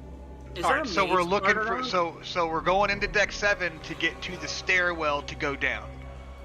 Yes. Yeah, or up, whatever, the stairwell. It's a All fucking stairwell that goes the whole way, every thing of the ship, right? Yeah, and then you want to take that stairwell where? We can't. We Probably could go back down, because then if we lead them back down and lead them back through, if we can stay ahead of them, you know what I mean? As long as they're not faster than that, we can lure them to wherever, maybe back through the shops and try to fucking, you know. We need to be And careful trip though. them somewhere, or you know. So you're gonna take it down to deck 6? Take them up one at a time. When we get to the corner, we can wait at the fucking thing at 7. As soon as we see the first 2, pop off a couple shots, whether we hit or miss or whatever, and then fucking keep running through deck 7. Wait. You know what I mean? If we Just go staying up- ahead of them, I think, is key. If we go up to deck 8, we shouldn't pop shots at all. No. Well, they probably can hear us if, you know, this whole time, and we're not back within the half hour. It's only they're on their own, but I don't want to lead them. I want to make sure that the puppets that we don't lose them right now, and then they keep going up to deck 8. You know what I mean? Looking for us. I want them to be on us so that we can lead them away from deck 8, which is why I said go down. We don't want to. I know. I guess my only concern is we need to not make too much noise on deck 8, because I believe there's 3 more puppets on deck 9. Oh yeah. Well, we're not even going to go there. That's why I said cut off at deck 7, and you know what I mean, to make sure that they don't go to deck 8, because they'll be chasing us through deck 7. All right, so I got that you want to spray the fire extinguisher in the stairwell and run into deck 7, but when you run into deck 7, where are you going? What are you doing? Looking for the stairwell to go down. Right. Okay, then you want to go down to what floor? Wouldn't you think if we're on deck 7, maybe just go down to deck 5, the plaza deck? Yeah. All right, you want to go down to deck 5. Or 4. I mean, I don't know. We haven't got that far. I can't say. Oh, we're gonna go from this deck to this deck, because every deck is fucking. Wait. Not as We know expected. We got to deal with it. Wait, we have a pretty good idea that nothing's gonna be down on deck 5. Let's run down there and pull them in. Yeah. And because Whatever we have do multiple right now at decks this point, between us, we actually have room to fight. we got to make sure that they're fucking behind. You know, we got to bait them and lead them where we want them to go at this point. I mean, we're already running, and they're running after us. Are we not bait enough? Yeah, but we got to try to get our. You know what I mean? Like I'm saying, if we wait at the top of fucking 7 and I fog the fucking thing out, they're gonna have to. However it works out, that they have to fight their way through the fog or do whatever reaction to that action happens. Maybe we can be hold waiting back there to on- get 2 shots off. As soon as we get the shots off, hit, miss, we're not going to stay and fight. We're going to run through deck 7 to the stairs. We're faster than they are. We'll lose it, you know what I mean? We'll lose the turn initiative unless they get an initiative roll or something. But if they're coming up the stairs fucking shoulder to shoulder in the fucking fog, and we're waiting there, we can see them before they see us, I would imagine. Where do you want to wait then? So now you want to spray the fog in the stairwell, run into deck 7, and wait. Is that what you want to do? Yeah. I have such a problem with this extinguisher, because we don't even know what it's gonna do to these puppets, but We're about I'm to gonna find follow Wade and see what happens.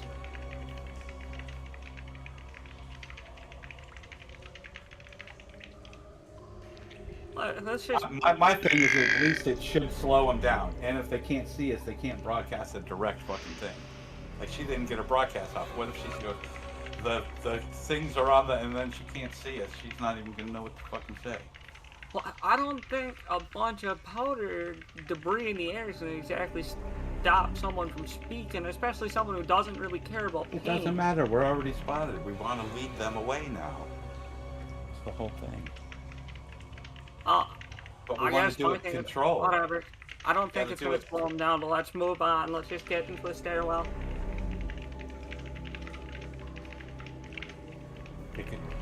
Take a stance on each side of the fucking thing. We'll wait for the first ones to clear the fog. Alright, hold on.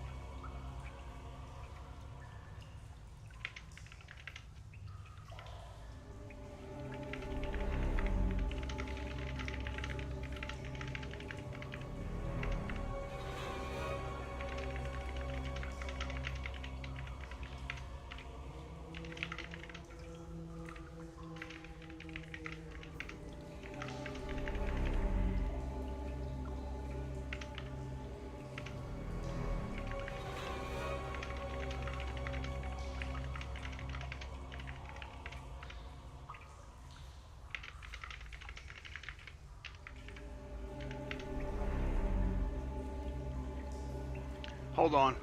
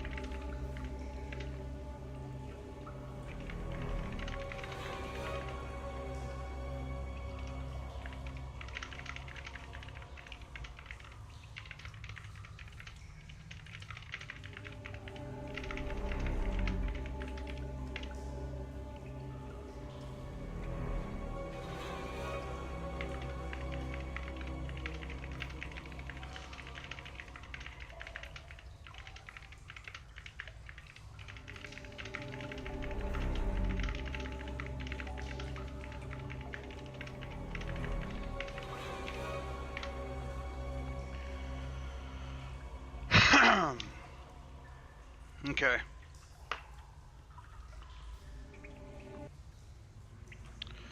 I gotta finish this joint. Y'all motherfuckers driving me crazy, dude. Y'all making me pull my motherfucking hair out. Let's get back in the game, chat. Y'all still with me? I haven't even looked at chat this whole time. We have Decay. We have Zodiac in the chat. We've got Harry Love. Oh shit, Harry Love said her dad and oldest brother were both shot in the head. That's fucking crazy. So I guess getting shot in the head and surviving is way more common than people realize. Yeah, I mean, it's all,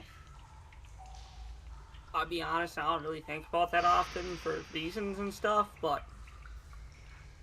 Yeah, yes. Alright, so... What is this? No, we don't want that. No, we don't want that.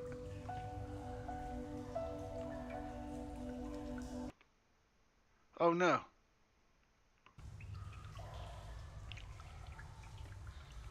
Alright, guys. You got a lot of failure going. Yeah, you seen those dice rolls? Yeah, it doesn't look good. That was to see. He's that was, rolling for the NPC. yeah, that was to see if I was to guess, to see if they fucking actually, that guess looks in any way, fantastic. Never shape, mind. or form. Go more of those. Yeah, those were 2 spot listens to see if they seen you through the fog. Nice job, Wade. Nice job. So they can't see us. We're out of sight. We're fucking trying to hide on the fucking side of the door. Like I said, dude, we gotta just slowly pick them off. I don't want to stand there and try to fucking toe-to-toe with them. I'm gonna read it. You ready? Yeah. Wade doesn't aim for the woman. Wade doesn't aim for the maintenance worker.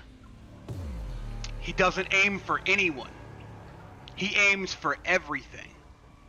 He rips the pin from the fire extinguisher, points the nozzle down the stairwell, and squeezes the handle. The effect is immediate and overwhelming. A column of yellow-white powder erupts from the nozzle, blasting down into the stairwell like a volcanic plume in reverse. It hits the deck 6 landing and explodes outward, billowing and spreading, filling the concrete shaft with choking chemical fog. The woman's broadcast dies in her throat, replaced by coughing. The maintenance worker stumbles back from the rope, hands going to his face. The 6 puppets behind the door, Wade can hear them through the gap.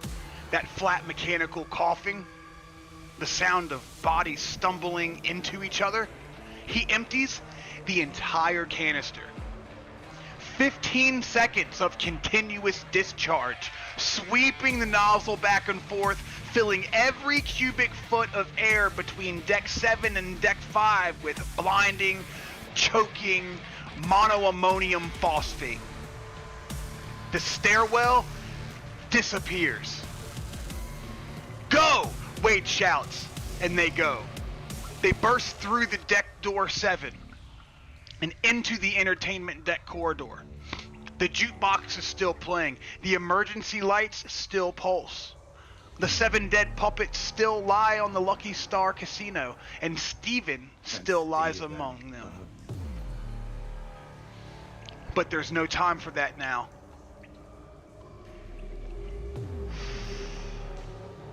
There's no time for grief. There's no time for anything except running. Wade knows the layout. Service corridor, port side, past the casino, past the theater, through the crew access door, and they run. Behind them, muffled by the door, they hear coughing, stumbling, and the sound of puppets trying to navigate a stairwell filled with chemical fog. But no footsteps following. Not yet.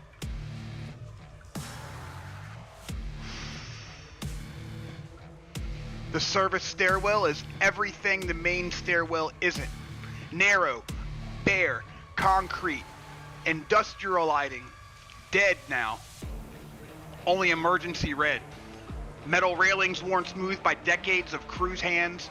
The smell of cleaning supplies and engine grease. Wade eases the door closed behind them, leaving it cracked just enough to hear. They wait. And they listen.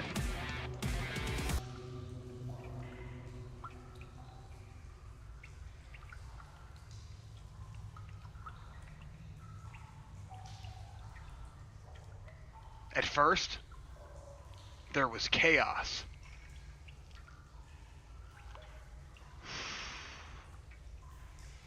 Coughing echoes through the ship's bones, traveling through walls and ducts and the interconnected spaces of the vessel. The puppets at the main stairwell choking on powder and stumbling through the fog. And then movement. Footsteps. Not coordinated yet, scattered and searching. Wade presses his ear to the crack in the door. through the corridor, faintly, he can hear the main stairwell door banging open. The Deck 7 door. They're searching this floor.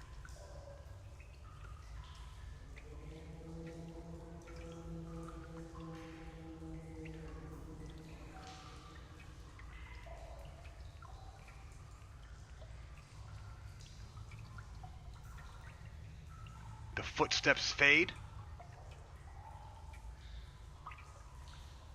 and continue forward towards the aft section of the deck. And then more footsteps going up the main stairwell.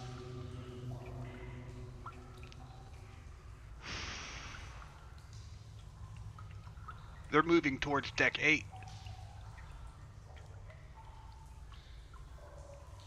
Wade's blood runs cold, through the walls, through the ducts, and through the bones of the ship.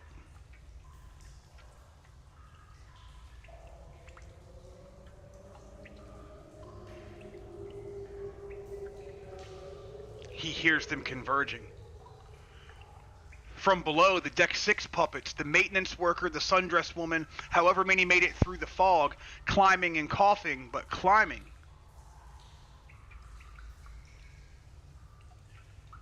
They didn't see them duck into the Deck 7 corridor door. From above, new footsteps. 3 sets. The Deck 9 puppets, the ones they saw on the cameras, standing at the railing, roaming the panorama deck.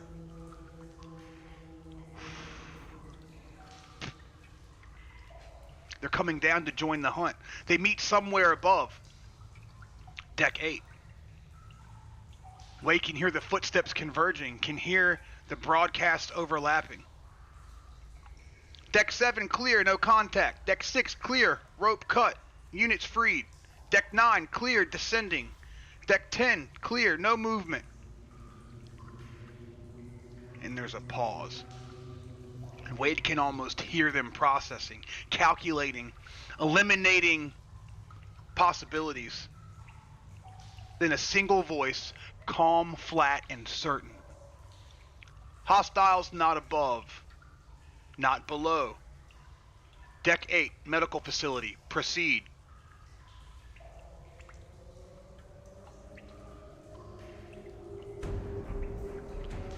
Rob grabs Wade's arm. The medical bay. Wade doesn't have an answer. He doesn't need to.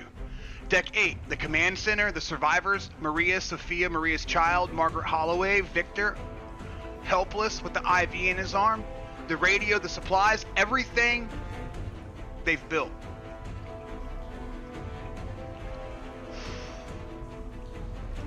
And now, a convergence of puppets. 6 from Deck 6, 2 from Deck 4, and 3 from Deck 9. 11 total, descending on the medical bay like wolves on a wounded deer. Wait, we got shit to do there. If there's ever time to start not firing shots, Well, but if we getting in there. no, I think firing shots. If we fucking let them know we're on Deck 7, they're gonna come leave Deck 8 and come back down to 7. They got to worry about the 9 getting through to 8 or whatever, but I don't know if that's all connected. But I say we stick to what I was saying and just lead them away. You know what I mean? We got to run up to them if we got to, and then run back to fucking that stairway How on close are 7. they to the people? Wade's jaw tightens. Above them, through the ceiling, through the deck plates and carpet and the insulation, they can hear it. Footsteps. Many footsteps. Spreading out across Deck 8, and then a distant, muffled, but unmistakable bang! Bang! Someone is knocking on the medical bay door.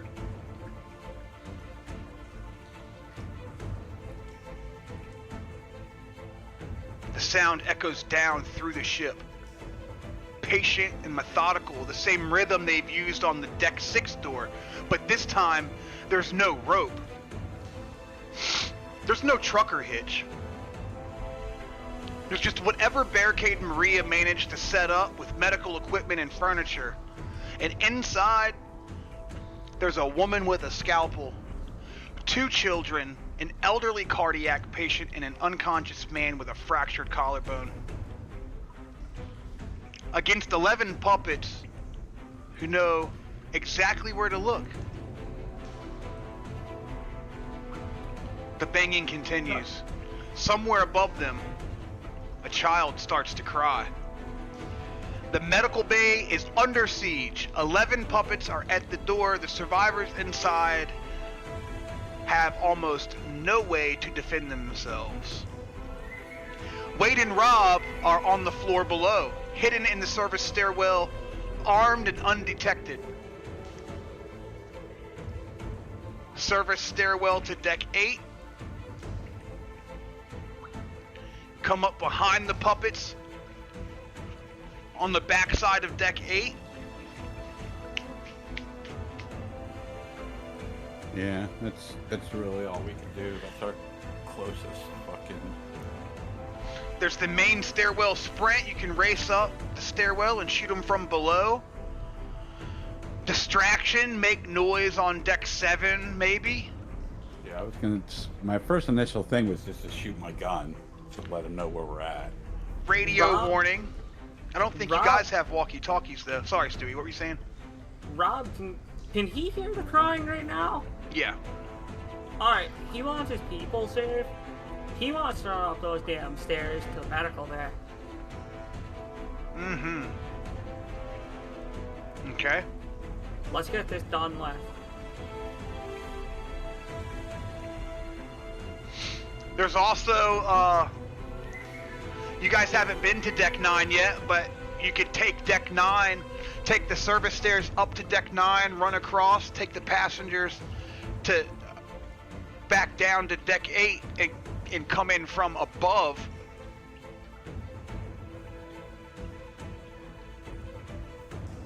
Yeah. I don't know. I say we just come back through deck 7 up behind them if they already passed us to get to the 8, right? The ones from 6. That's the fastest way. So go back through deck 7 the way you came. Right.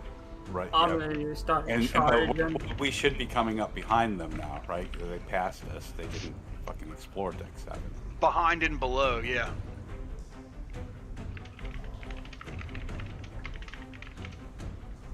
Wade, we gotta save our people. Yeah, we gotta go I'm at least make trying to- contact with them, and if anything, run back through 7 and lead them back down away from 8. Yeah, because nobody's answered the door yet, but they did hear a child crying. If there's a Right, child right. crying, Rob is Yeah, but fearing. if we just gotta do what we can. Our closest shot now is to get straight to them through 7, up to 8, behind them, get what shots we can and assess it from there. You know? That's our quickest fucking point of A to B to fucking try to kill them, because we have to kill them now. There's no way out. Or we just leave them. Use that as a distraction so we can get back to the boat and go see, check on Harlan.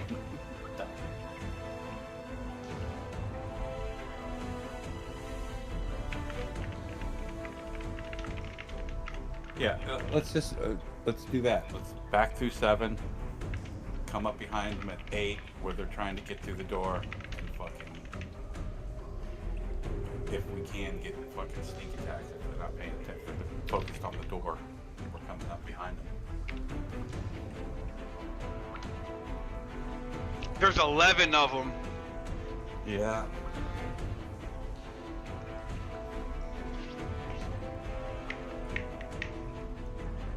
Boom. Yeah, but 3 of them are on the other side of the fucking... the other side of the medical bay, right? 3 of them are trying to get through the barricade, and then 8 of them are trying to get through the door, right?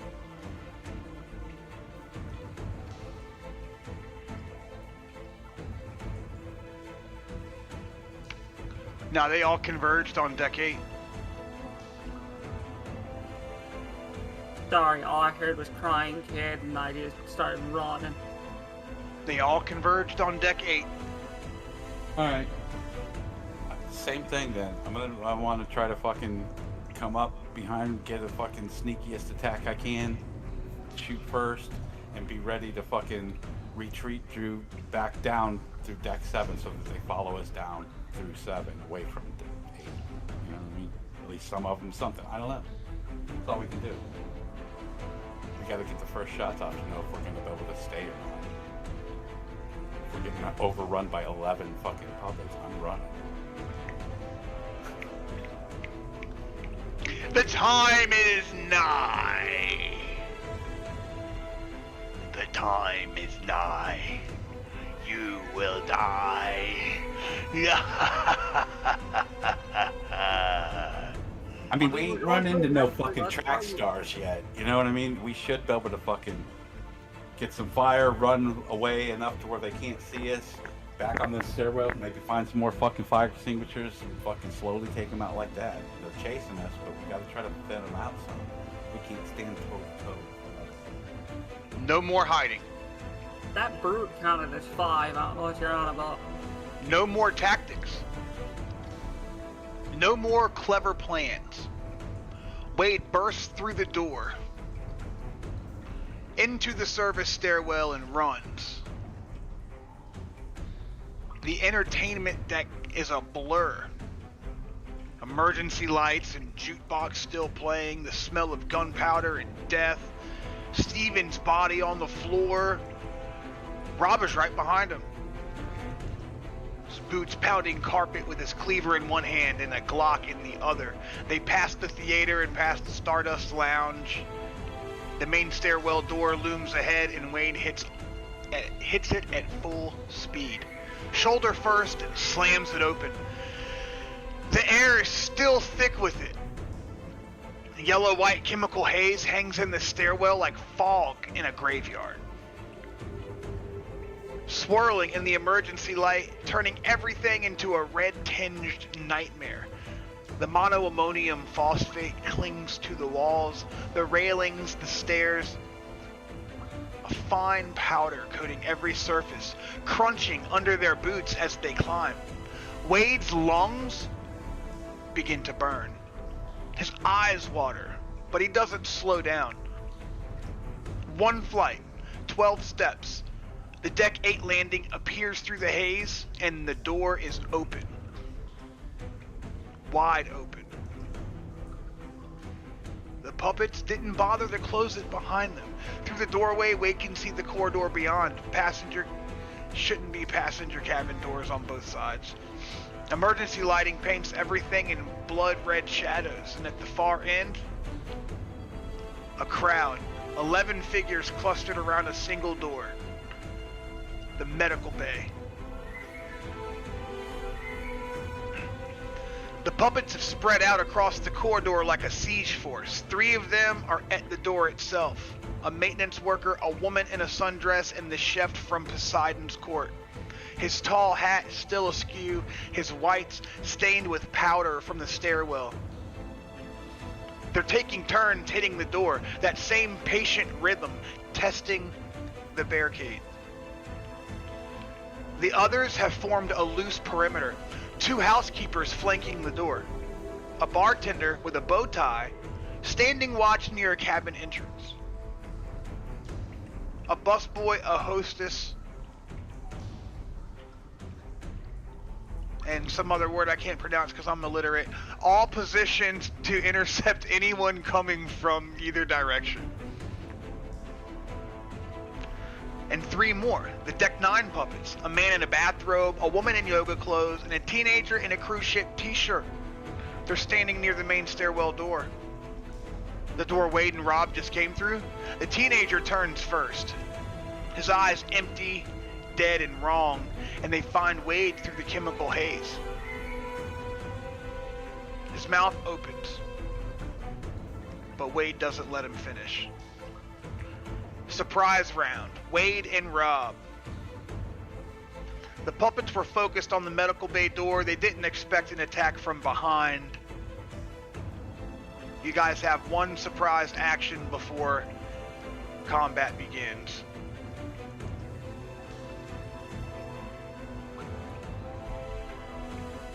So, screw it, I just want to hit one from behind with the cleaver. Think about what you want to do. Y'all talk to each other. You got 11 puppets in front of you. I'm shooting. I ain't getting close to them. I'm shooting. Give me 5 seconds. I gotta be right back.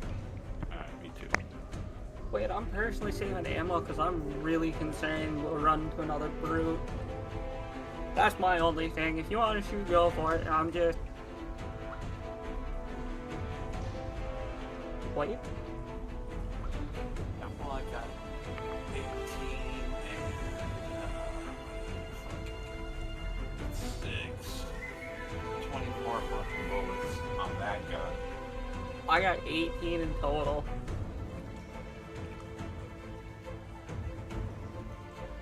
I have 8 in one pistol and 10 in the other. I mean, this is the final thing. If we can fucking make it through this one. Oh wait, I have 2 in... Never mind, we'll pop shots. I got 2 ammunition boxes. We can make this work. Yeah, that's what I'm saying. We got ammo. Fuck it, we'll pop I mean, shots. as far as, because there's 11 against fucking 2, dude. Like, we have to try to kill them as fast as possible and be ready to run. If we ever Yeah, take I guess that, range does make a lot more sense in this situation since we have a higher chance of being swooped up by them. yeah, and a better chance of getting away. Alright, we'll pop shots. I just saw the 2 boxes of ammo as I went through inventory.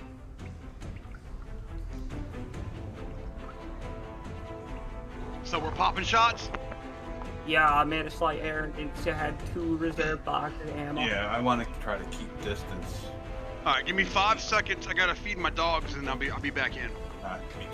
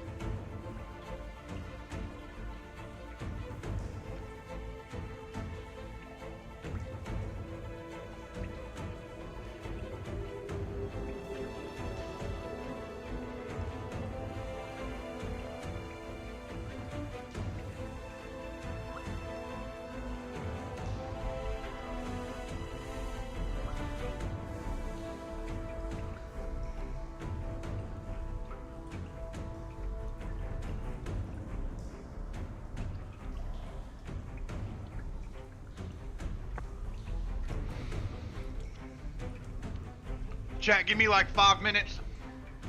I just fed my dogs. Yeah. We'll come back in 10 minutes. You good?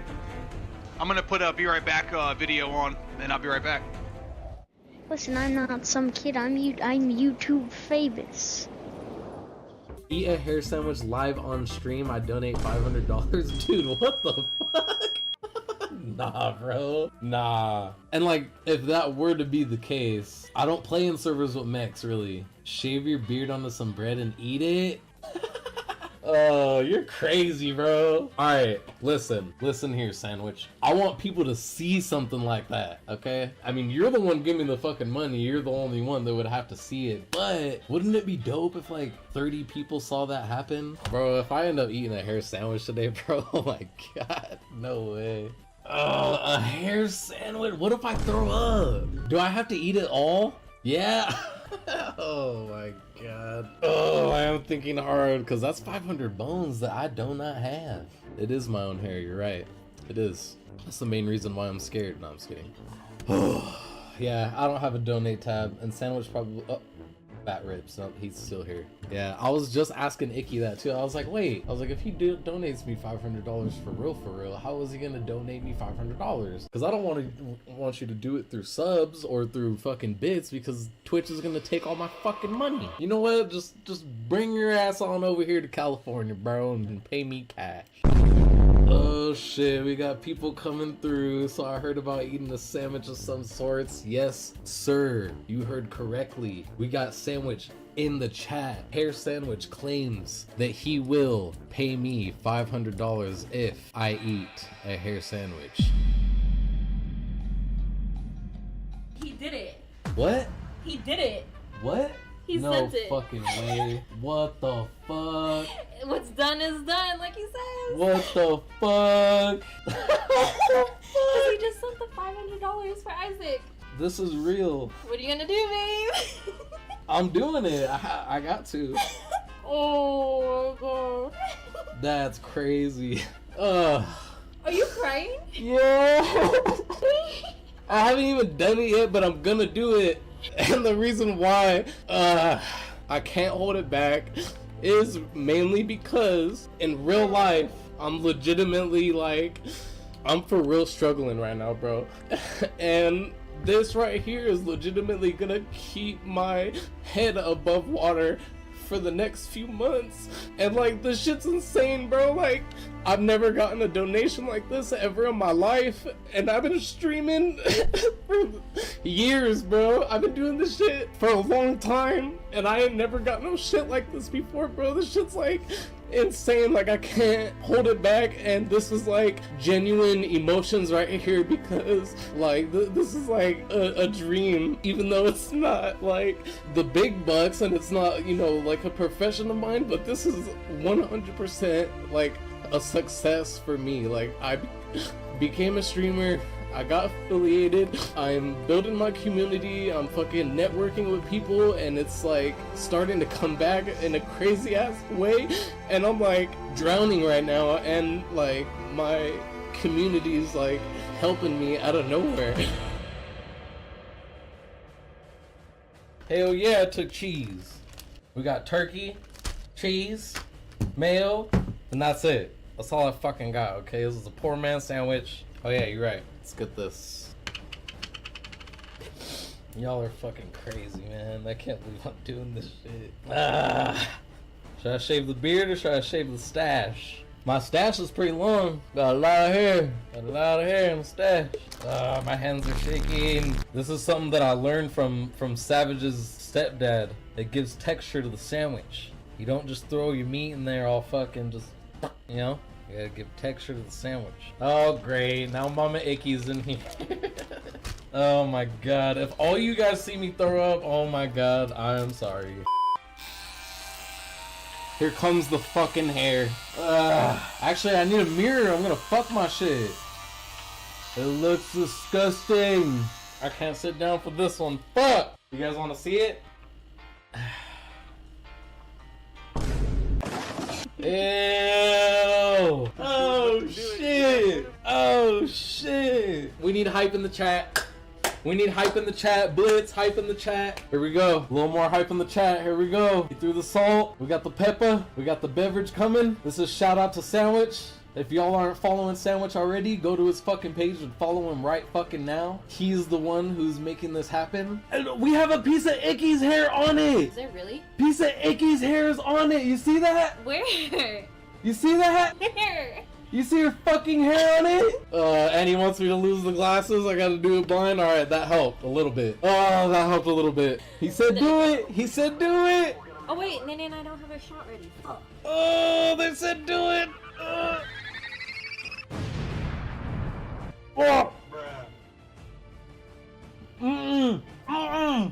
Say that shit again. Just chew. Just chew. Don't think about it. Don't think about it. Don't think about it. You're stronger. Oh, fuck! Fight the demons. Oh, shit! Oh! No! Dude, somebody better be. Oh, so what? Hold it. Think of it like a shot. Think of it like a shot. Oh, fuck! Hold it. Oh, fuck! Oh, my God!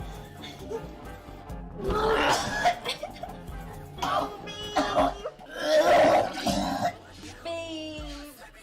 Oh, hell no! Yeah, no, it won't do exclamation point. What the fuck? I don't think it will. Oh my god. Saying you need to finish the sandwich. No way. Oh, no way. That's nasty. Oh, Paul's here too? I know he's in the... Hopefully nobody Oh, has like fuck a no. gag reflex like you. Cheers, Nate. Oh, fuck no. Cheers, babe. Oh, hell no. Water. Guys, I could barely even look at other people throwing up. I can't even, like, hear other people throwing up. My stomach is like, no way, Jose. Like, I can't even believe I swallowed that, bro. I can't believe I swallowed that. I should have just took you that. I should have took you up on that, hair. Let me get out of it scot-free. I try to be big dog, nigga. Hell nah. Hell nah. I ain't the alpha male in here, bro. I ain't eating no fucking hair sandwich, my boy. Oh my god, what the fuck? That's it. It was cool at first. Like, it didn't like taste like hair, but like this is a texture thing going down right now, bro. I fucking ate this shit. I swallowed it. I felt that little neck hair go down my neck hole. Hair legitimately sent the $500, and the $500, in order to be sent and received, it has a fee. It's about a $24 fee. Alicia in the chat claims that she will donate the rest of the $24 to make it a full $500 if Icky takes a bite of the hair sandwich. You have 17 in chat right What do you now, guys babe. think? What do you guys think? We making Icky fucking bite the hair sandwich? Wait, you didn't even wash your beard first, though. We making Icky bite the hair sandwich? I feel like it's really not that bad. Do you want a pink or green hair? She just pulled it out her butt. Shut the fuck up. She pulled it out her butt. Oh my god. I'm still gonna Just throw like, up. do it, baby. Oh my god, I'm still fucking feeling. Oh hell nah. Oh my god. I'm doing it. I like busted. Okay. It's not that bad. It can't be that bad. Okay, I gotta at least eat the same Show amount them that the you part did. that you're eating. He said you do. She said you do look busted. Oh, she bit it? Ew. Stop thinking about it. She in the hole! She eating it! Oh! Oh! Eat it! Swallow it! You're talking all that shit! You're talking all that shit! I swallowed that shit. Feel those fucking little prickly shits go down your neck hole. You fuck. Oh my god. Ugh. Oh hell no. Fuck that. Fuck that. But I didn't throw up. I'll do it again too. Fuck you. That. No, I'm jelly. Vicky was mine. Hey! Damn, sandwich, and he's shooting more subs, bro. Let's What the fuck? Big Hell fan. yeah. Hell yeah. Shooting the motherfucking hype, getting the hype train up. Let's go. Yo, motherfucking Reggie just fucking shot more subs in the damn chat, baby. Now you gotta We take a fucking shot. surpassed. Oh my god, you guys are gonna make me take a shot. I do not drink. I don't drink. Y'all are really trying to make me throw up on cam, bro. You already did. Ugh. Take a little swig for us. $1 shots. $1 shots? More like $5 shots. $1 That's how shots much are you be cheap. paying. That's how much you be paying at $1 the fucking shots. bars. Hey, we gotta buy another bottle. We didn't get that $1 shots. But he cheered it. What is this? That's right. $1 does not make it holla. I don't drink. And when I do drink, I drink rum. Not And I kill don't you. drink rum shots. I drink mixed drinks. I You have had rum rum shots once. mixed with Coke, mixed with Dr. Pepper, you know, mixed all the time. I do not take shots. It does not do well for me, but we're gonna fucking do it for y'all. Pretend it's Mexican rum. Cause y'all are the motherfucking real OGs of this shit. Y'all got me hyped tonight. Y'all are hooking me the fuck up with all these damn subs, all these damn biddies, all this damn love. And we're gonna take this damn shot of the silver tequila.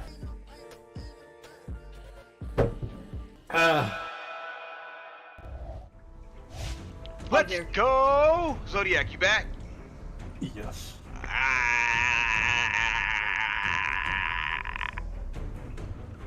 All right.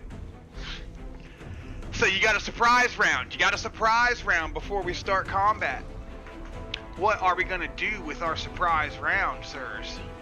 Well, I made a clinical error when looking at my inventory. Mm-hmm. There are 2 boxes, spare boxes, ammo, so we're all popping shots. All right. Everybody's going loud. We're going loud. We are open to the opportunity of running, though. You know what I mean? Let them follow us back through 7. For sure. You're gonna maintain that 40 feet. You're 40 feet away from Yeah, them. we're trying to maintain some distance the whole way and lead them. You know what I mean? Uh-huh. We'll move as fast as if we have to run to stay ahead of them, we'll do that. But if we can, you know what I mean? Uh-huh. Back off and keep them fucking coming and stay ahead of them, getting shot. We're gonna try to do that. We don't have plans right now. But initial thing, yeah, we're popping off shots to get their attention, trying to kill them as fast as we can. I may even try and take pot shots at a couple of the legs, see if I can't cripple one to slow him down. All right. The teenager's mouth is open. The broadcast is forming. 1 syllable out. And 10 more puppets are about to turn, about to see them, and about to swarm. Behind the medical door, a child is crying. Wade raises his Glock. This is it. No retreat, no clever tricks, no fire extinguishers or tied doors or chemical fog. There's just 2 men, 40 feet of corridor, and 11 things that used to be human. Time to find out if they're good enough. Both of you guys roll a combat and apply all of your bonuses. What did I have last time? 15? That was, because your gun was right at the door of the face, like you were point blank. Oh, okay. I was wondering, I was looking through the thing, I was like, why did I have 15? Melee weapons, no. Strong back, no. Improvised weapon, no. Combat, ambusher, we'll use ambusher. I know I'm guaranteed at least. Yeah, that's what I used it And- for too. Yeah. Tactical. What'd you say, I said I know I have a reduction of at least 10. -10 with improvised weapons, precision shot. Is there a range? No, strong one. Oh, wait. Is there a range on your weapon? Well, I'm using a pistol. Yeah, is there a range on it? It says 75 feet of range. Okay. Should cover the room. For sure. Precision shot, -10 to combat with ranged weapons at medium range or closer, so there you go.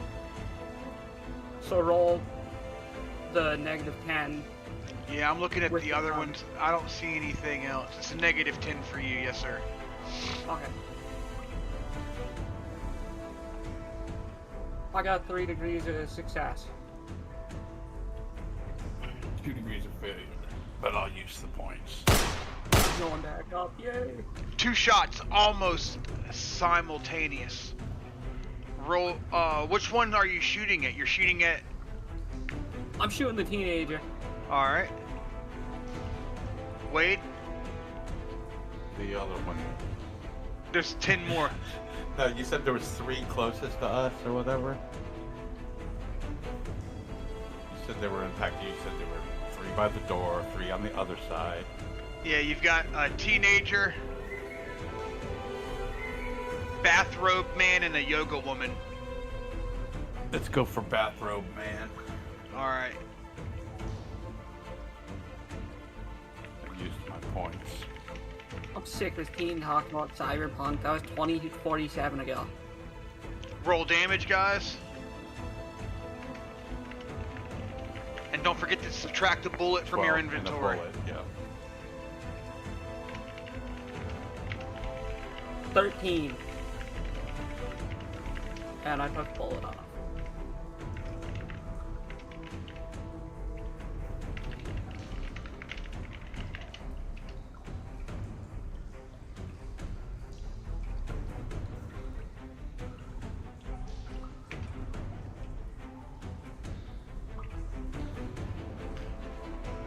They call me Mr. Popular. I got 4 people in my stream, and one of them is me.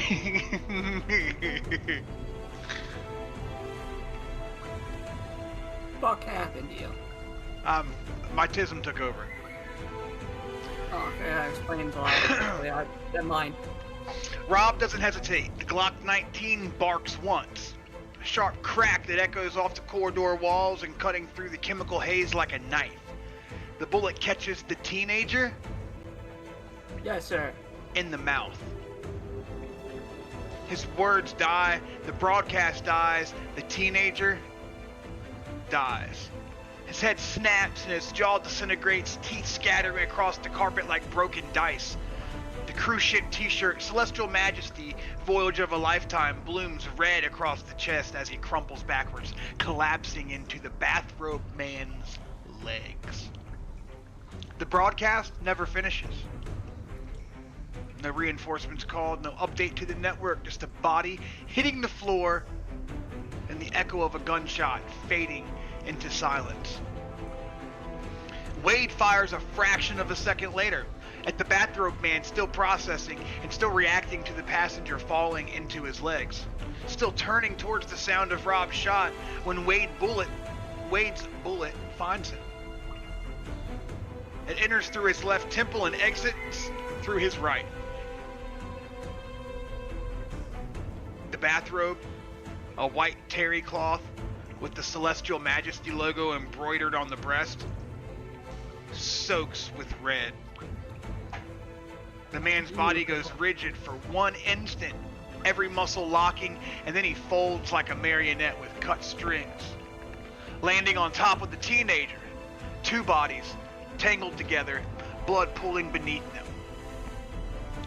2 down, 9 to go. For one frozen moment, nothing moves. The gunshots echo, the bodies fall, the chemical haze swirls in the muzzle flash. And then the yoga woman turns.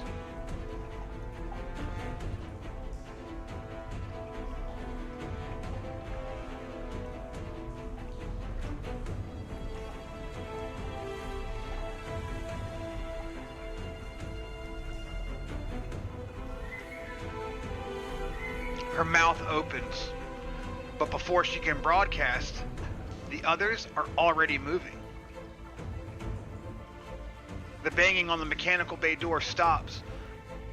The chef turns, the maintenance worker turns, the sundressed woman and the housekeepers and the bartender and the busboy and the hostess, all of them turn. 18 empty eyes fix on Wade and Rob. And they charge.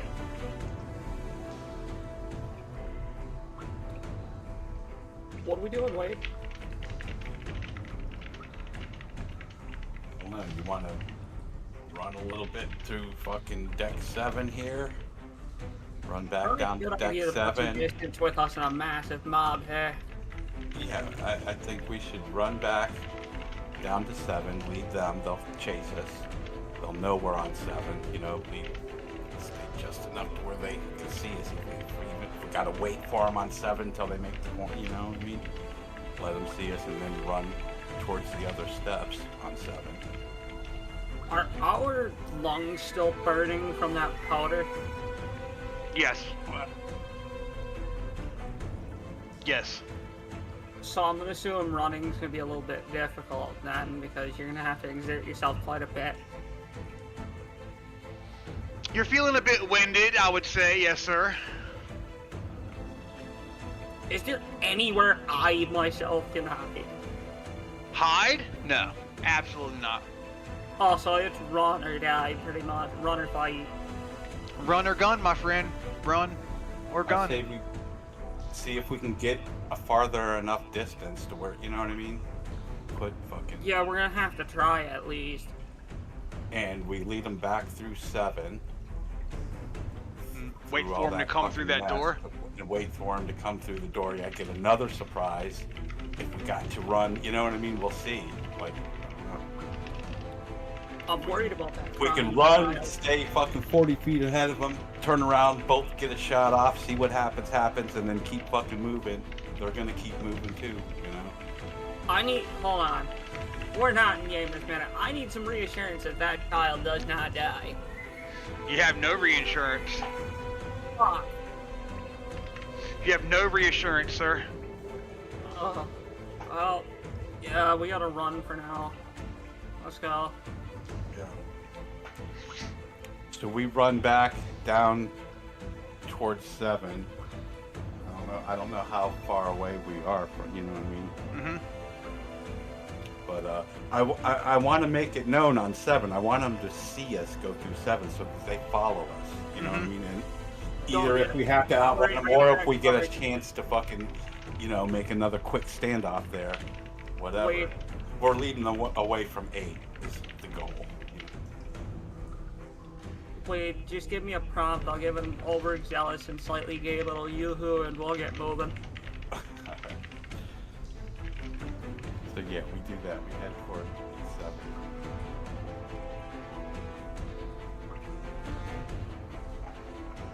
7. Woo.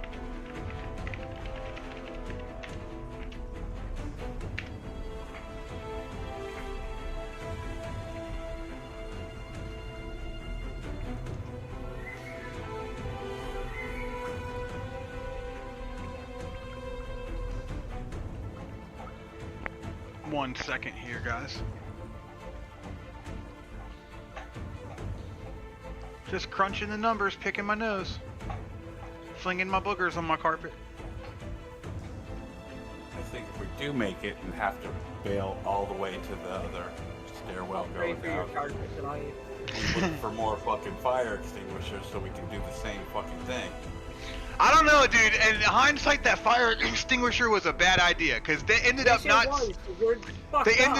seeing you, and then they went past you to deck 8, and the puppets came down from deck 9, so that they were like, you know, like Agent 3. If it came from deck 9 and didn't see any players, and they came from deck 6 and didn't see any players, but they passed deck 7 because of the fog, they were like, oh, players must be on deck 8. It ended up fucking you, I think. I think the fire extinguisher ended up fucking you. We have powder in our lungs that's actively burning us. I'm gonna say, yeah, we're pretty fucked. Had they seen you go into deck 7, they wouldn't have, like, popped in and looked around and popped out and kept moving. I don't know. That seemed like it seemed like a great idea when you were talking about it, and then when it was implemented, it totally fucking backfired. So. Well, I didn't. Like, you had us run all the way through the whole fucking thing. Wait, I told you. My thing was to wait there at the beginning of 7, you know what I mean? Get the shots as soon as they came through the fog. I asked like 6 times very specifically, and I did exactly what you agreed to. We watched the stream back. I asked very specifically, and I did exactly what we said. I know, but we said it 3 times. Like, different. That's why I had to ask so many times, because every time I asked, y'all changed what you wanted, the exact plan. Alright, we're up where we're at now. We ball, let's roll on.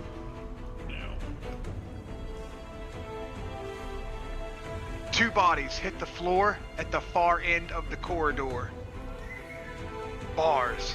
40 feet away, 9 puppets turn in unison. 18 empty eyes find Wade and Rob through the chemical haze. 9 mouths begin to open, and Wade is already moving. Back down! He doesn't wait to see if Rob follows.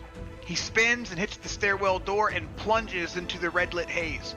The powder is still thick in the air. Visibility may be 10 feet. The emergency lights turning everything into a bloody fog. Rob is right behind him. They take the stairs 3 at a time, boots crunching under the chemical residue, lungs burning, eyes watering. 1 flight down, only 12 steps. The deck 7 landing appears through the murk. Wade yanks open the door to the entertainment deck. They burst through into deck 7 and immediately take position on either side of the stairwell door. Wade on the left, back against the wall, Glock raised. Rob on the right, Glock in one hand, cleaver in the other. The door swings shut behind him. The corridor is dark, emergency red pulsing, and the same broken jukebox loop bleeding through the walls from somewhere deeper in the entertainment deck. They wait, and they listen.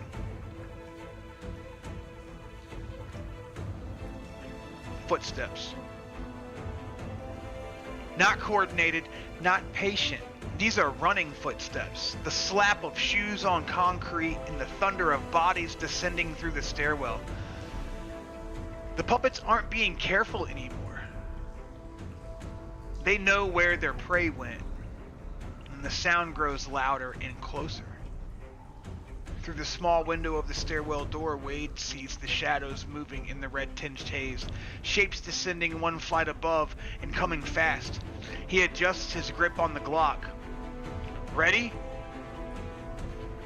The footsteps reach the landing, and the door handle turns. The door swings inward, and the first puppet through is the yoga woman, still in her designer activewear, still reeking of lavender, and her ponytail now dusted with the yellow chemical powder from the stairwell. She's moving fast. Too fast. Momentum carrying her through the doorway before she can even register the threat on either side. Her eyes are forward, looking down the corridor and looking for prey. She doesn't see Wade on her left. She doesn't see Rob on her right. She's 3 feet past the threshold before her head begins to turn.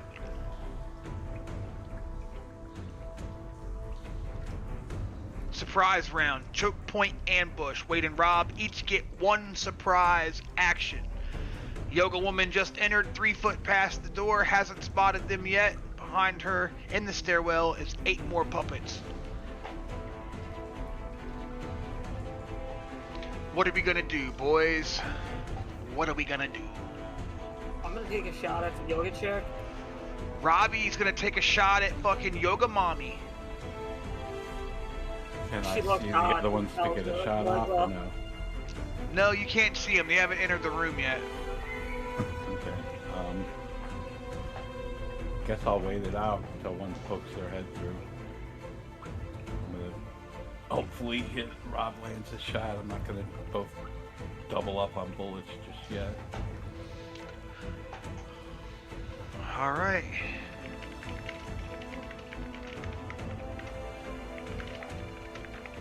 Rob, shoot your shot, my man. Hey, my man. Hey, my man. There's a fucking car. No, what does he say? What's he say, JD? There's a car E-dice for the troll? in my fucking room. Surprise round, no speed die. Failure 3 degrees. I'm gonna use points.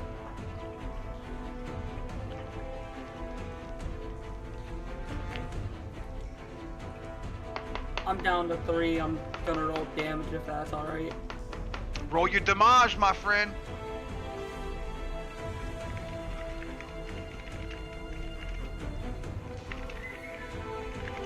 13 damage.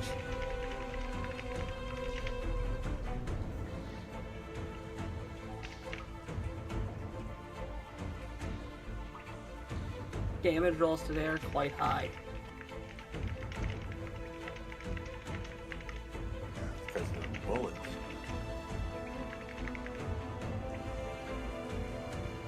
Yeah, in hindsight, it's probably a good idea that we start shooting.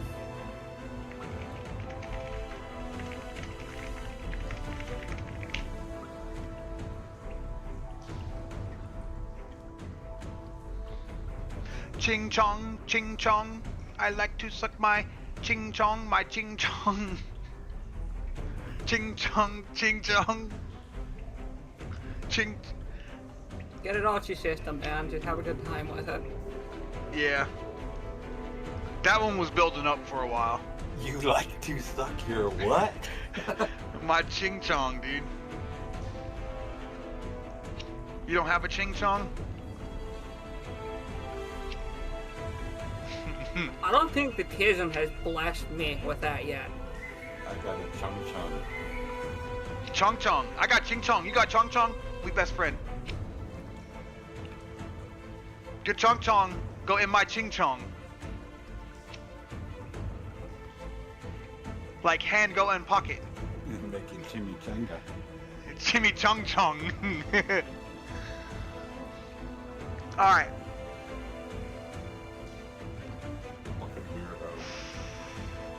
I thought I shot and did 13 points of damage. Where are we at? Rob lets her take Kick straight out. Rob lets her take one step. She's turning now. Some instinct, some glitch in the implant. Something telling her that the shadows on either side aren't quite right. Her head begins to swivel towards Rob. He doesn't give her a chance to finish. The Glock 19 roars in the confined space, the muzzle flash strobing the corridor like lightning.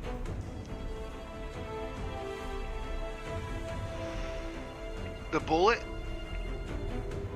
catches her in the side of the head like temple to temple. The same shot Wade used on the bathrobe man. And her skull comes apart. Lavender and copper. Blood and brain sprayed across the corridor wall, painting the emergency exit signs in streaks of red.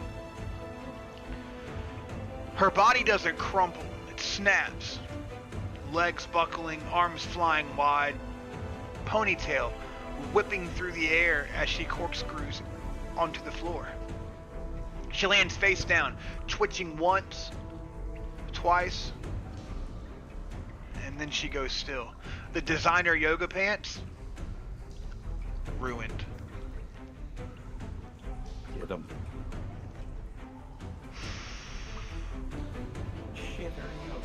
The gunshot echoes up the stairwell like thunder in a canyon. Wade hears them react. Footsteps faltering, bodies colliding, the sound of puppets recalculating. One of them broadcasts, the voice drifting down through the open doorway. Contact, deck 7, stairwell. Armed hostiles, 1 unit, down. But they don't stop. They don't retreat. They keep coming. The bartender appears in the doorway. Bow tie crooked, vest dusted with chemical powder, empty eyes scanning the corridor. He sees the yoga woman's body on the floor and he sees the blood. He sees the spreading pool of crimson. And he steps over her, right into Wade's line of fire. Wade, you held your action during that surprise round. What do you want to do? Shoot him in the fucking head. Roll combat. Do I get sneak or no? Sure. Technically, it's the surprise action or surprise round action. So combat -5. 2 degrees of failure.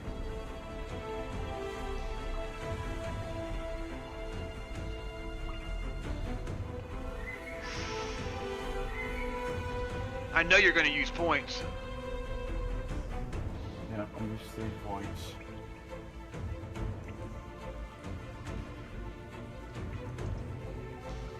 Down to 7.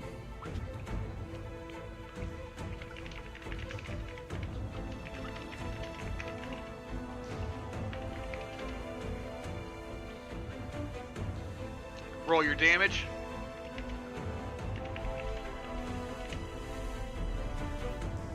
$14 damage. Nice. Took my bullet off.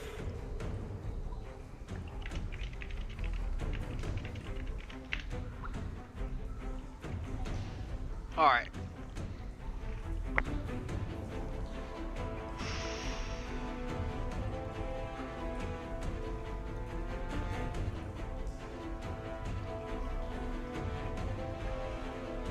Wade squeezes the trigger. I'm gonna start using another gunshot sound. That one all sounds the same. The bartender's head snaps back. The bullet entering through his left eye and exiting through... Man, there's so many headshots tonight. What the fuck? Every shot has been a headshot.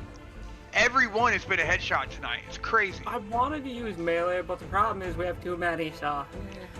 Yeah, you do.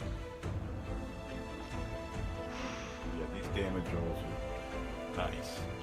The bullet entering through his left eye, exiting through the back of the skull in a spray of red and gray. His bow tie flies off, spinning through the air like a broken butterfly. His body goes rigid, arms flying up and fingers splayed. And then he falls. Backwards. Backwards into the doorway. His body lands half in, half out. Legs in the corridor, torso in the stairwell. Head hanging over the threshold at a broken angle. The door, on its pneumatic hinge, swings closed and bumps against his chest. Opens an inch, swings closed, bumps again, and then opens, a metronome of meat. The puppet behind him will have to climb over the body to get through. This is another single person doorway. It seemed to work in your favor last time, guys. Alright, let's crack them and stack them. There's 2 bodies now.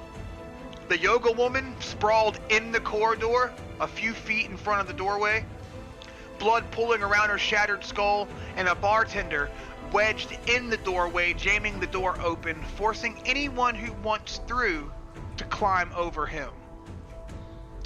Wade and Rob have turned the entrance to a kill zone. We've seen this before, folks. We have seen this before, folks. Through the gap above the bartender's body, Wade sees movement. Shapes in the red-lit haze. The next puppet is already there. The busboy. He's young, maybe 20. Still wearing his white serving jacket. Chemical powder in his hair.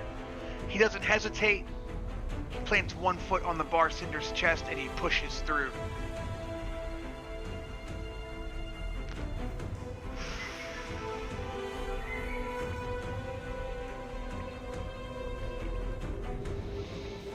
He's halfway through, 1 foot at the bartender's chest and 1 foot at the door frame. His body hunched to fit through the gap.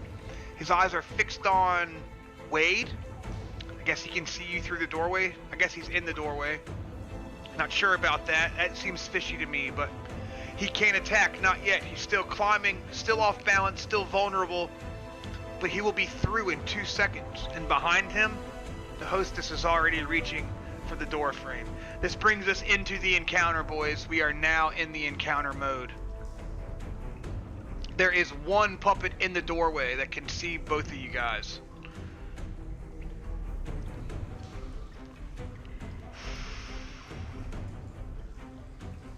There's only one puppet. Popper. Really? Go for it.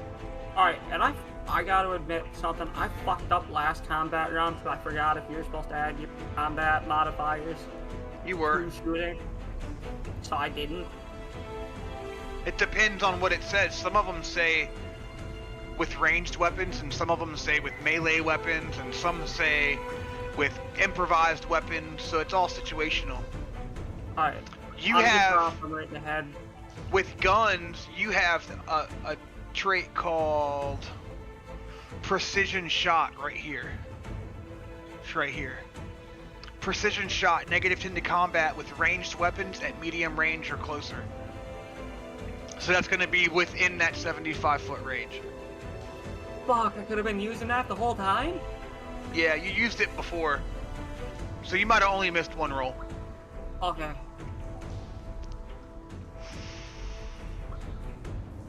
Alright, I'm rolling combat.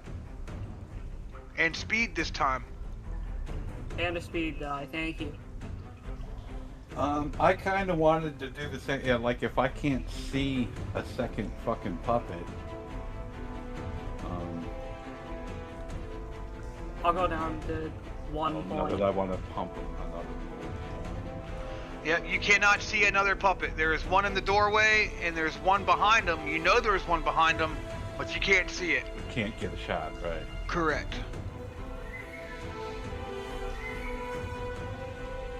Alright, I'm gonna wait it out like last time, so that I can get a good shot next time, I guess.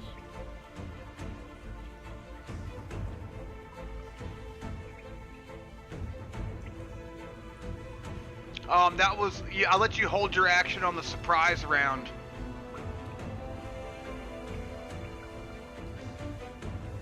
This is like a main round.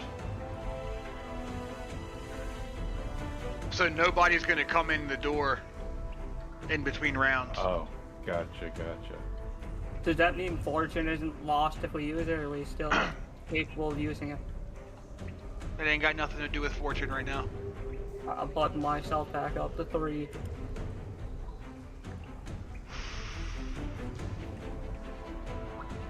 Oh, you rolled? Yeah, can I you- use those fortune points to avoid Yes. that roll? You would use 2 fortune, Okay. and then you can roll damage. Wade, what are you gonna do, bud? I'm gonna wait it out. I'm gonna trust in fucking Rob's shot, man. He's been killing it, so Okay. I'm not gonna get closer to the door. I'm not gonna. I mean, I don't know. Maybe I'll back up a little bit, but then Yeah, it'll wait, back take up. I don't longer know to if fire I'm fucking see. gonna explode in us, so please do so. Yeah, as he's shooting, I go to get further than he is. You know what I mean? Like to back it up, so that after he shoots, he can run back to me if he needs to. I appreciate it, man. I hate casualties. Explain that to me again. I'm gonna take this time to move away from the door, past Rob. You know what I mean? So I can wait for him to come through the door and still turn around, but I'll still be further. You know what I mean? Okay. Instead of being right by the fucking door. All right. So if they come, like I'm trailing them through the level. You know what I mean? Still like the same plan to get them Yeah. to chase us through 7. Roll your speed, just a speed for me, Wade. And then roll damage for Rob. Stewie. All right. How do I roll the speed? Just hit 7 speed and damage. roll it. Oh, speed though.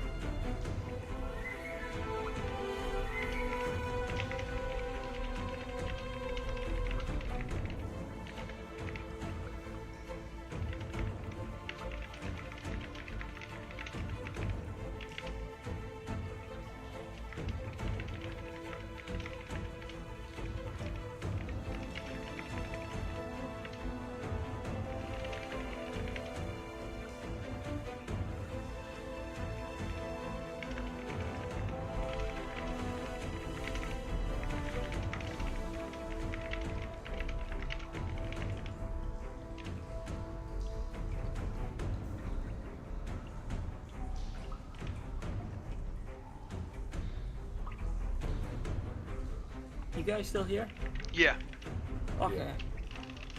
I downloaded the survival school reference guide. Cool.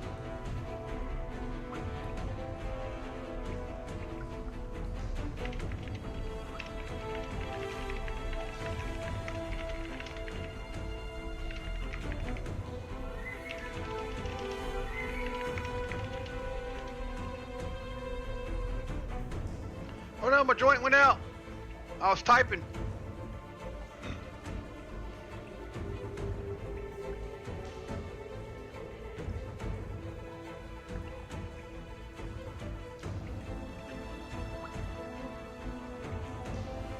Alright, Wade moves.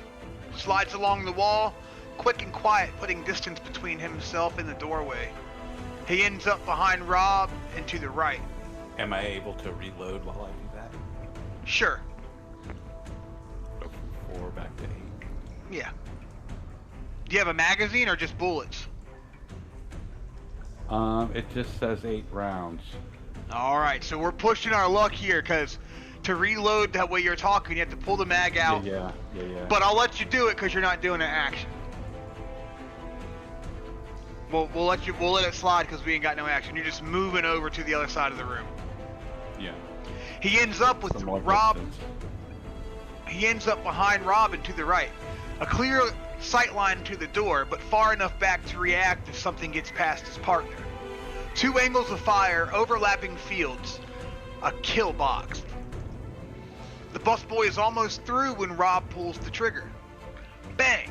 The bullet catches him in the shoulder, not the head, not center mass, but enough to spin him sideways. Blood splays across the door frame and the white serving jacket blooms red. Unfortunately, he doesn't go down. The busboy stumbles through the doorway, one arm hanging limp and the other still reaching. He clears the bartender's body, finds his footing and lunges at Rob. His fingers hooked into claws with his mouth open in a silent snarl. But Rob sidesteps. The claw... He's grabbing me now? He's trying to. The clawed hand rakes through The clawed hand rakes through empty air, missing Rob's face by inches. The busboy's momentum carries him past, stumbling, off balance, wounded but not finished. He's in the corridor now. He's inside the kill box. And the doorway is clear. The hostess doesn't wait. The moment the busboy clears the threshold, the hostess is climbing through. Black dress, pearls, hair pinned up in an elegant twist, now dusted with yellow chemical powder. Her heels are gone, lost somewhere in the stairwell, but she moves barefoot over the bartender's corpse with terrible grace. Behind her, Wade can see more shapes. The housekeepers, the maintenance workers, the sun-dressed woman, and the chef. 5 more stacked in the stairwell like rounds in a magazine, waiting their turn. The busboy is wounded and he's right next to Rob, ready to attack. The hostess lady is climbing through the doorway. 5 more puppets are in the stairwell. What do Wade and Rob do? Seeing as this busboy is right at my feet, pretty much. Do I have that right? Yes. I want to take my cleaver and drive it in. It needs a taste of blood tonight. Alright, you had cleaver in one hand, you had your gun in the other. You're gonna hit it with your... Oh wait a second. Intent for turn 2, that's what it is. You're gonna hit him with your cleaver. So you're gonna roll a speed in combat and anything that you can that applies to your cleaver attack. Wade, what are you gonna do, my friend? I'm gonna shoot, what'd you say, there was a maid or something with broken heels? Yes, the hostess. The hostess. Alright, I'm gonna go for the hostess. Gonna shoot her? Yeah, who, is she the next closest? She's like the next one through the door, right? She's in the doorway right now, yep. Okay.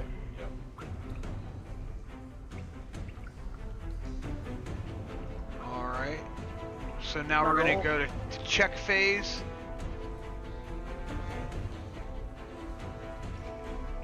Melee attack on Rob fails.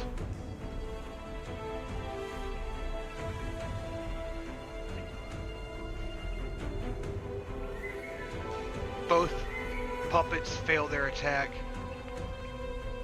y'all roll combat? Y'all didn't even roll combat. No, that's why I asked about it. Yeah, you're rolling for the cleaver.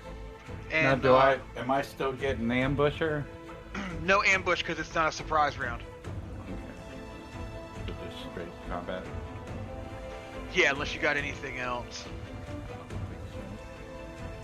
Success 1 degree. Nice. Add it to your fortune pool. Failure 4 degrees. Oh no. I'm Do you not have using enough? it. Yeah, but I'm not using it. It's not that serious. We got too many of them to fucking survive. I can miss a shot. Maybe. Alright.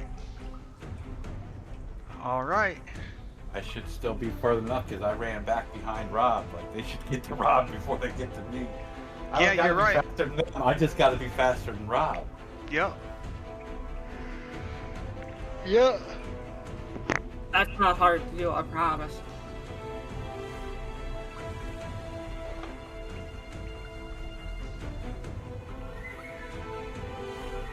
Alright, roll your damage, Rob Lowe.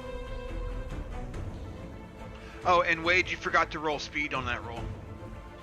Oh, here. 7 damage on the boss boy.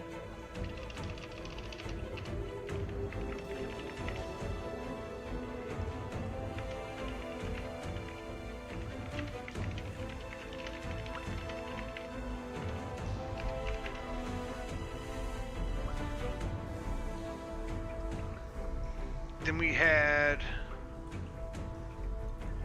the female puppet.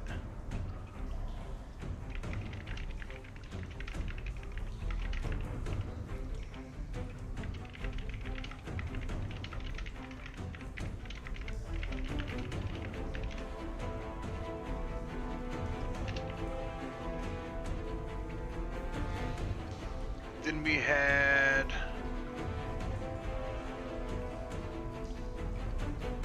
3 and 3.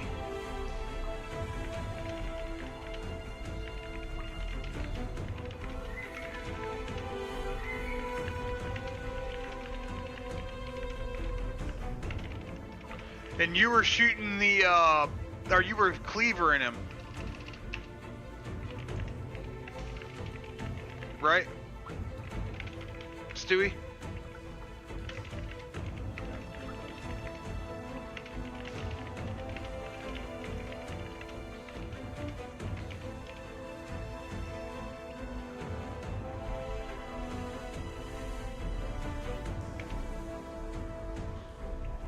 You there, Stuart? Sorry, I had to do something real quick.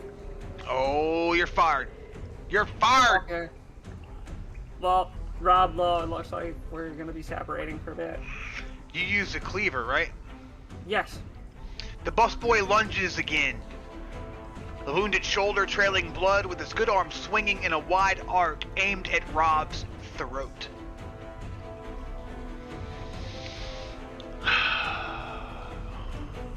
Rob ducks.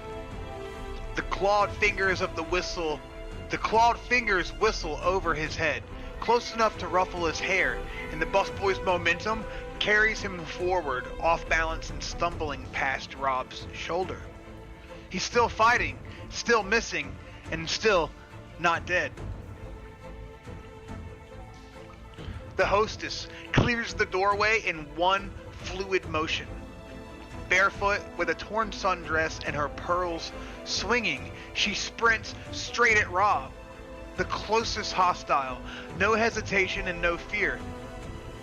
Just that mechanical hunger with those empty eyes fixed on her target, and she swings. Rob twists sideways and her manicured nails rake through empty air. She overextends and stumbles on the yoga woman's body. She catches herself on the wall.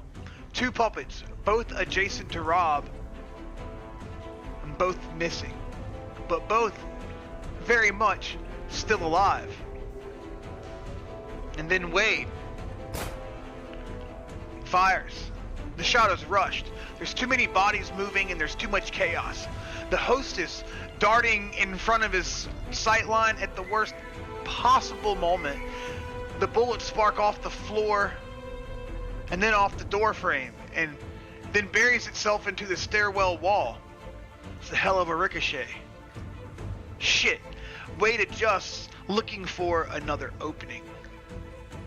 But there's no time. No room to shoot. Rob holsters the Glock in one smooth motion and brings the cleaver around with a vicious backhand swing. The blade catches the busboy across the chest. White serving jacket splitting open, blood spraying across the corridor wall. 7 damage, and the busboy staggers. His mouth opens, not to broadcast, not to scream. It just opens. Something inside him is broken. His legs wobble, his eyes flicker. He doesn't fall, not yet. But he's close. And through the doorway, Wade sees the next wave coming. Housekeeper 1 is already climbing over the bartender's body. Middle-aged woman, gray uniform, hands reaching for the door frame. Housekeeper 2, right behind her. Identical uniform, identical empty stare. Behind them, the maintenance worker, the sun-dressed woman, and the chef. 5 more, still coming, still patient, still waiting their turn. Busboy is now taking 14 points of damage. 1 from a gunshot wound and 1 from a cleaver. The hostess is still fresh and undamaged. She's adjacent to Rob. Housekeeper 1 is climbing through the doorway.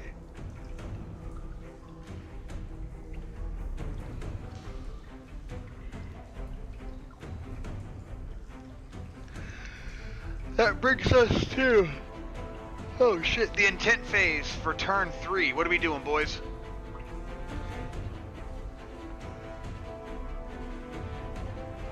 The housekeeper was going out the window.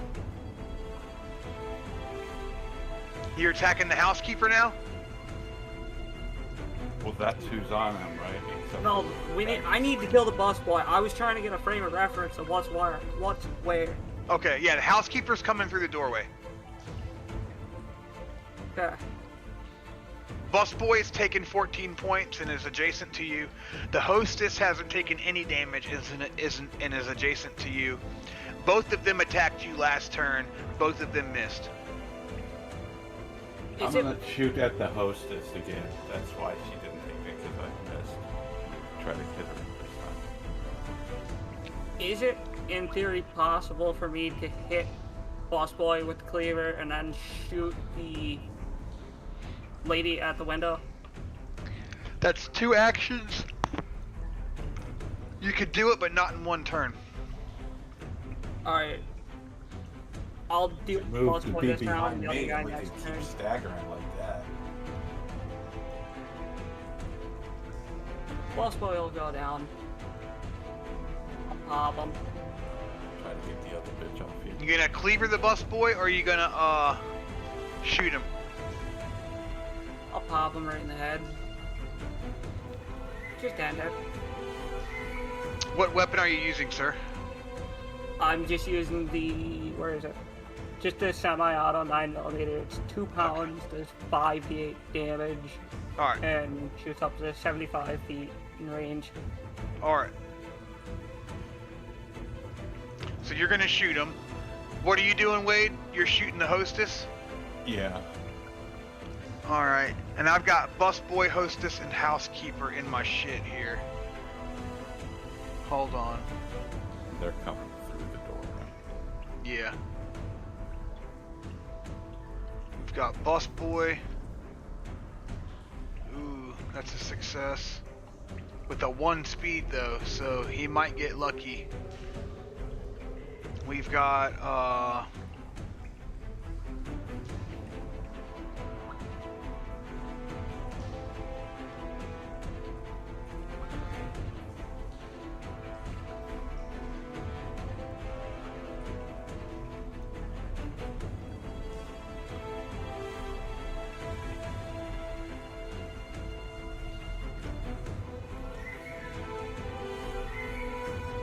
hostess right here. 3 degrees of success. And then we've got housekeeper coming through the door. Failure. All speed ones. All speed ones. Crazy. Thank you for that. So they all go last. Then Wade and So Rob. there's a chance, yeah, that they don't get their shot off if we do good. Yep. Wade and Rob, you guys got to roll your speed and your combat and apply any of your bonuses for combat. Gotcha, boss. Success 0 degrees, speed 4. 0 degrees failure, speed 1. Wade used a little bit of motion over there. It would be 1 point. it would be worth using 1 for sure. It would be worth using 1 for sure. So both of y'all roll damage.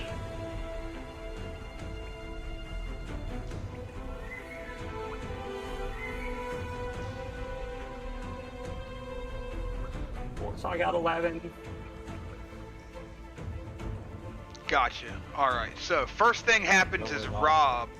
Right? So Rob's gonna pull the gun back out.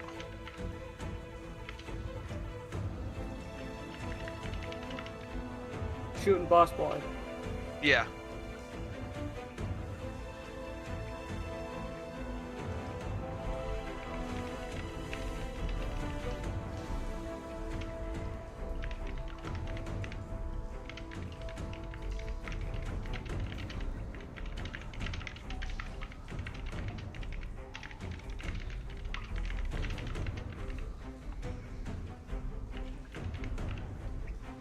Now see, this is where it's tricky. Because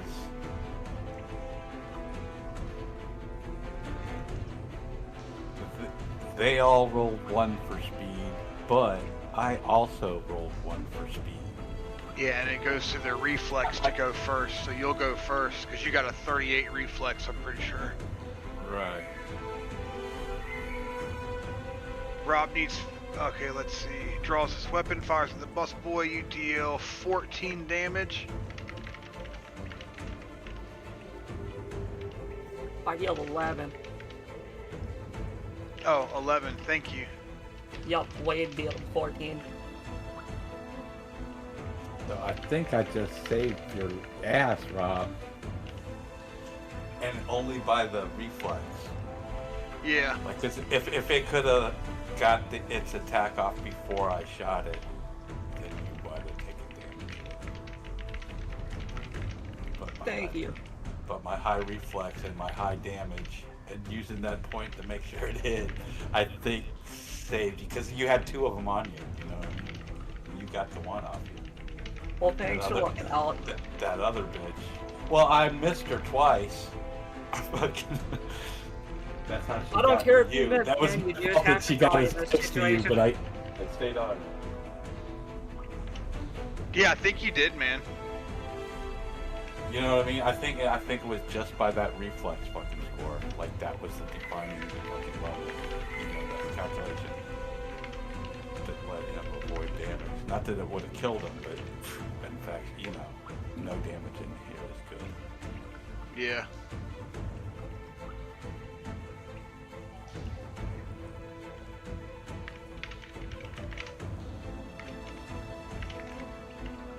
So this round, maybe we should retreat back further and put some more distance. You know what I mean? And let them keep coming, but try to keep distance so we avoid all that melee shit. If we can do it, I'm all for it. I have way too little fortune right now. Yeah, that's what I'm saying. 1 hit could be devastating to either one of us. I only got 6. Yeah, the 2 that succeeded, I think you killed both of them. And then the 1 puppet that failed her attack.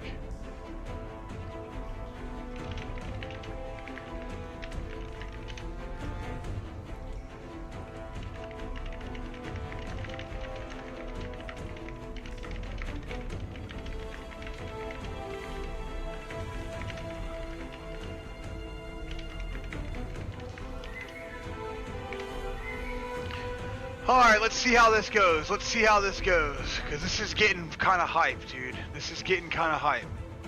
There's a lot on the line here. We're fighting outside. It's gritty. This is the outlier of whether there's going to be a season fucking 4 or whatever.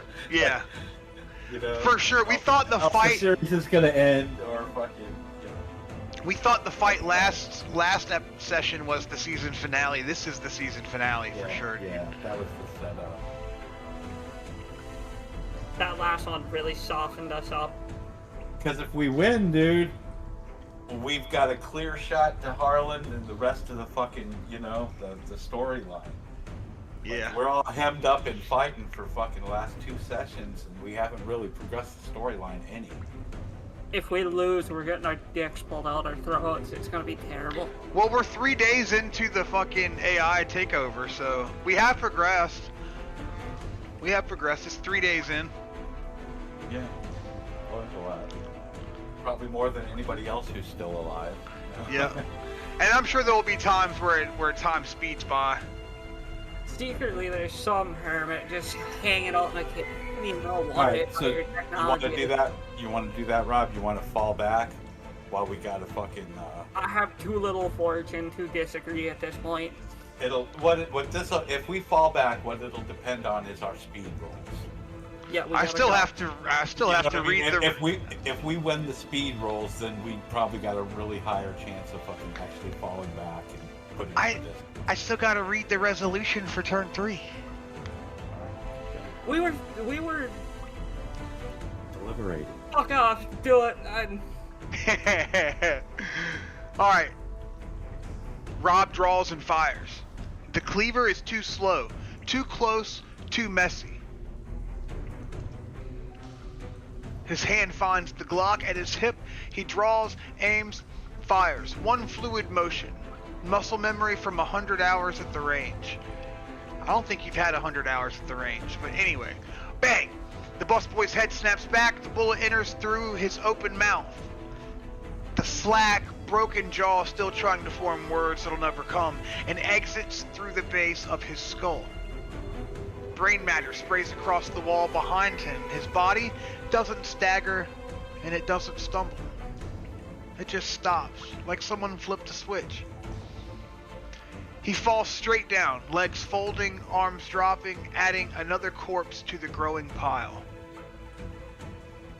5. The hostess is already swinging at Rob when Wade fires. Bang! The bullet catches her in the temple. It's a perfect shot. Threading the needle between Rob's shoulder and the busboy's falling corpse, her head jerks sideways. Pearls snapping from her neck and scattering across the floor like ivory raindrops. Her swing goes wide, her legs buckle. She pirouettes, almost graceful, almost beautiful. Collapses onto the yoga woman's body. 2 corpses stacked like cordwood. That makes 6. For 1 heartbeat. For 1 heartbeat, there's silence.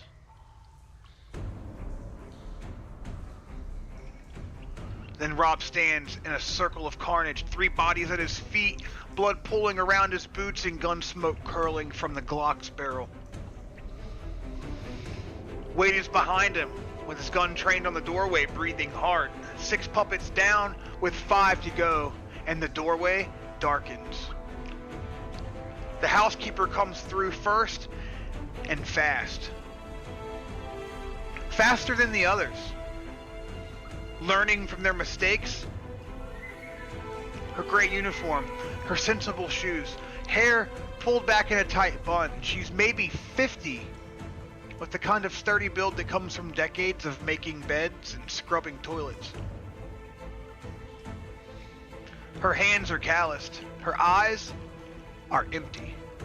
She clears the bartender's body in 1 motion. She plants her feet and swings at Rob's face. And she misses. Badly. Her foot catches on the hostess's ankle and her swing goes high. way high, clawing at empty air a foot above Rob's head. She stumbles forward, arms pinwheeling, fighting for balance. She's in the room now, off balance and exposed, and Housekeeper 2, she's already climbing through the doorway behind her. Brings us to the intent phase. There are 2 puppets, Housekeeper 1 and Housekeeper 2. One's in the doorway, one's in the room. What are we gonna do, gentlemen? Mind if I shoot Housekeeper number 2 with? No, you pick one, I'll shoot the other. Good, I'll take 2, you take 1. Alright. Alright. Hold on, I'm getting some water because my mouth is dry as fuck.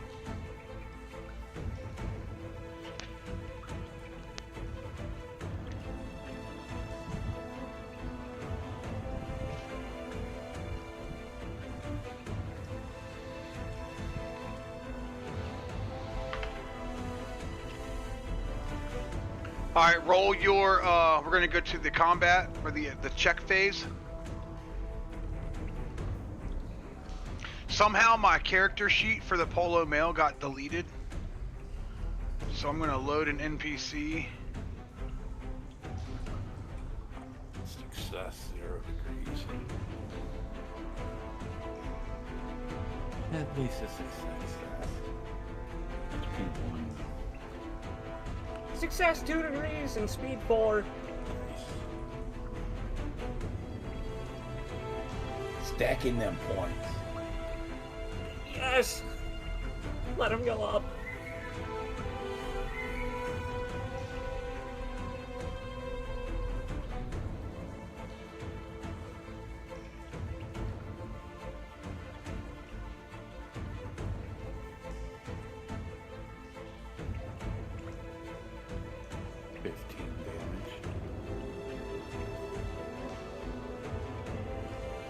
Are we allowed to roll damage?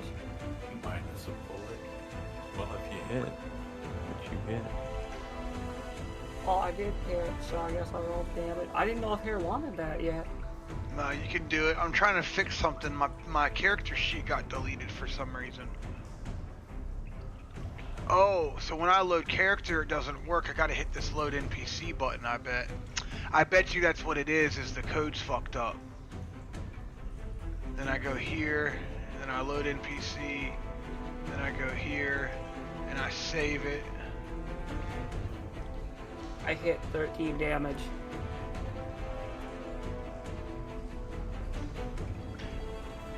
No, why is the...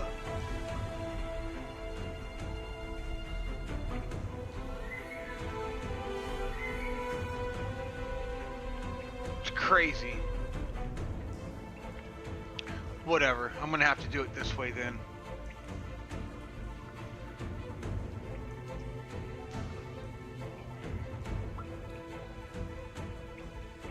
That's weird, dude. Something weird is going on.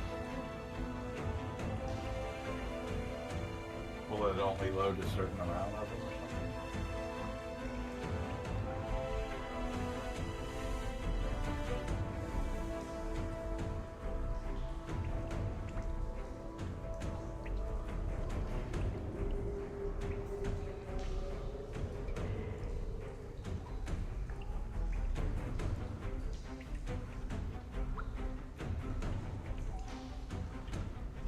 That one loaded.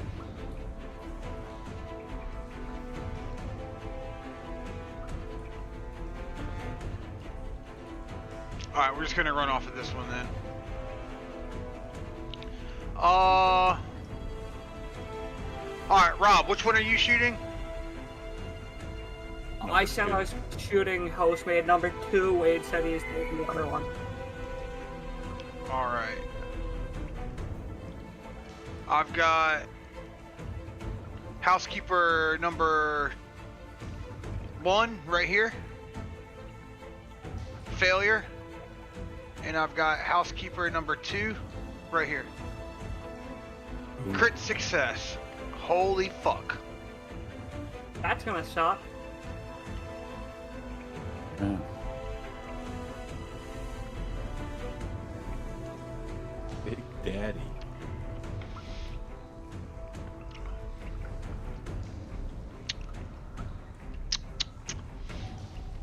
big daddy. That's what you got. It's a big fucking daddy. Daddy, leave me alone, please. Let me Daddy, live. would you like some sausage?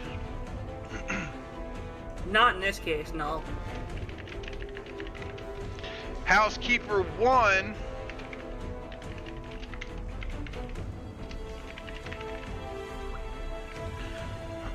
went first, and then we got 4 and 4. So Rob, what's your reflex?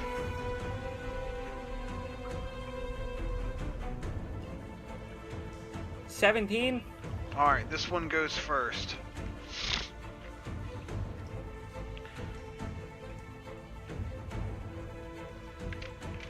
That didn't sound great. I didn't hear my name. Nah, you go second. 1 second.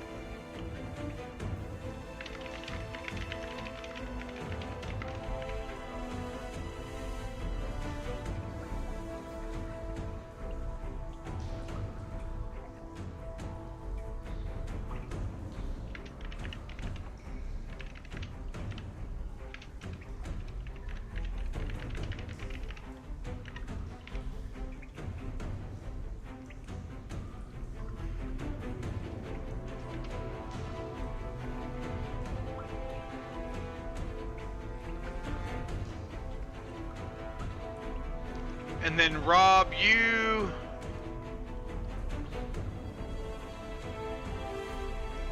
shot housekeeper, which one? Housekeeper the second, not the first. Okay.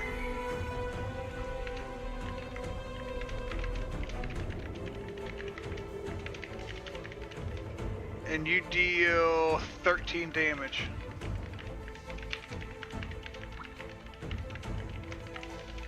Correct. And then Wade deals 15 damage. The fucking one. Housekeeper 1, yeah.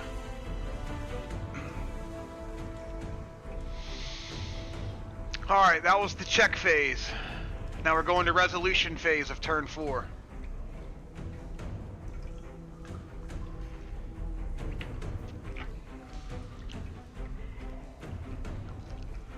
I'm starting to work the combat rules out a little better too as we play this, so I greatly appreciate you guys working with me. No problem, man. If I need clarification, I will reach out. All good. Just know that sometimes things will change and...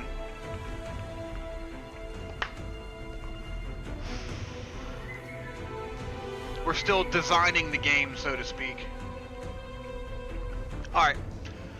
She recovers her balance, barely, and swings again. This is housekeeper number 1. It's a clumsy attack. It's telegraphed and it's desperate. Rob sees it coming from a mile away and steps back, letting her clawed fingers rake through an empty air once again.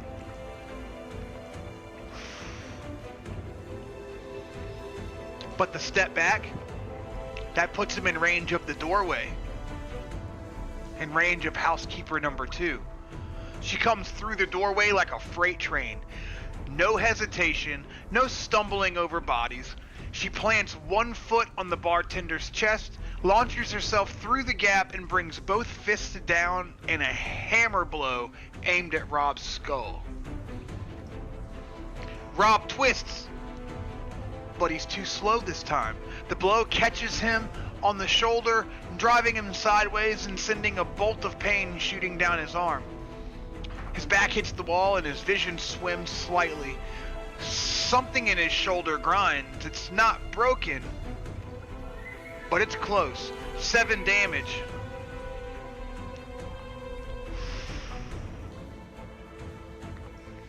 Rob, you now have a level 1. I think that's going to be a sprain. That makes sense. Let's see.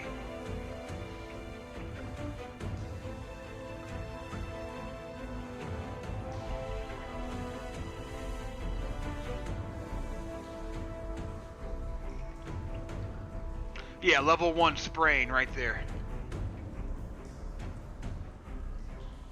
under blunt trauma.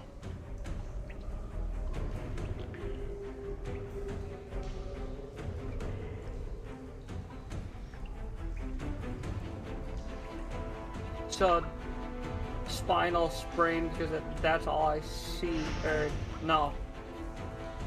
What was it under? Blunt trauma. Says sprain. 3 from the bottom of the blunt trauma list. Thank you. Got it? Yup. Alright. Rob blinks. He raises his Glock and he fires. My headset might die on us, guys. It's beeped at me like 4 or 5 times now. Bang! Point blank, he can't miss. The bullet punches through Housekeeper 2's forehead. There's a neat hole, almost surgical. The entry wound, small and precise. The exit wound is anything but. The back of her skull explodes outward, painting the door frame in red and gray. Her eyes, empty a moment ago, now go wide, surprised, almost human. Then they go dark. She falls backwards, collapsing into the doorway, adding another body to the pile. Her legs kick once, kick twice, and then they go still. That's 7 of them dead. Housekeeper 1 is turning towards Rob, towards the wounded prey, toward the easy kill.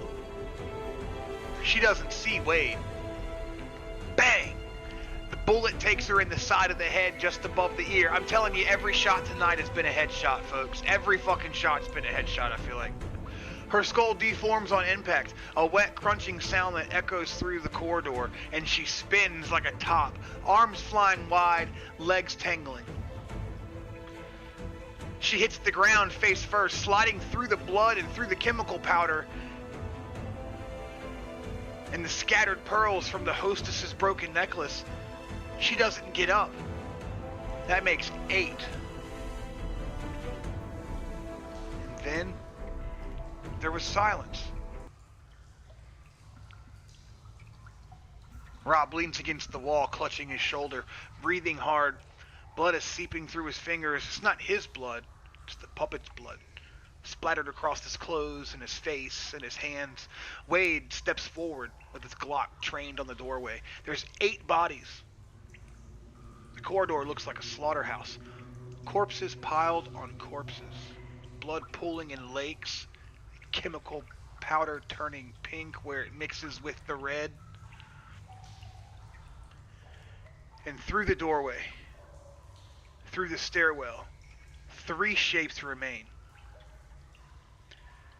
The maintenance worker, the sun-dressed woman, and the chef. They're not climbing through. Not yet. They're standing on the landing.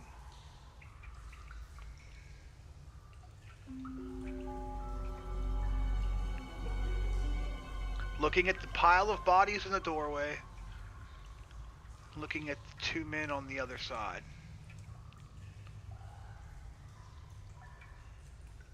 They're calculating.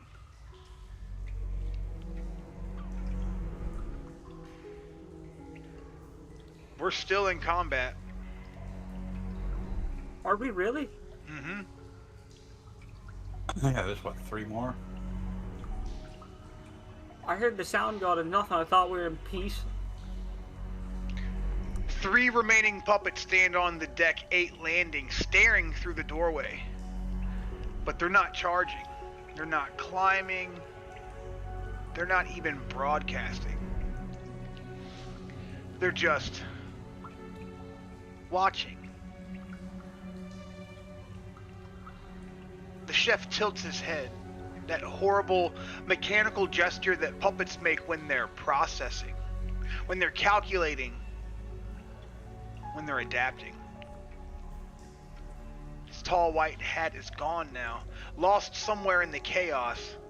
His whites are splattered with powder and blood, and the maintenance worker's hand rests on the railing, ready to climb. but he's waiting for something.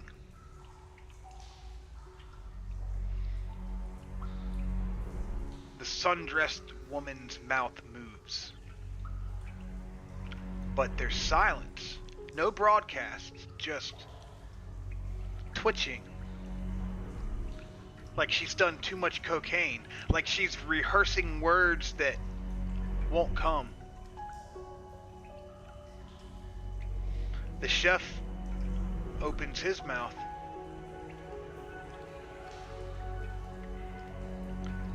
Eight units down. 2 hostiles. Armed. Entrenched. Requesting tactical reassessment. The broadcast echoes up the stairwell. Up towards deck 8. Up toward whatever is listening. The 3 puppets don't move. They wait.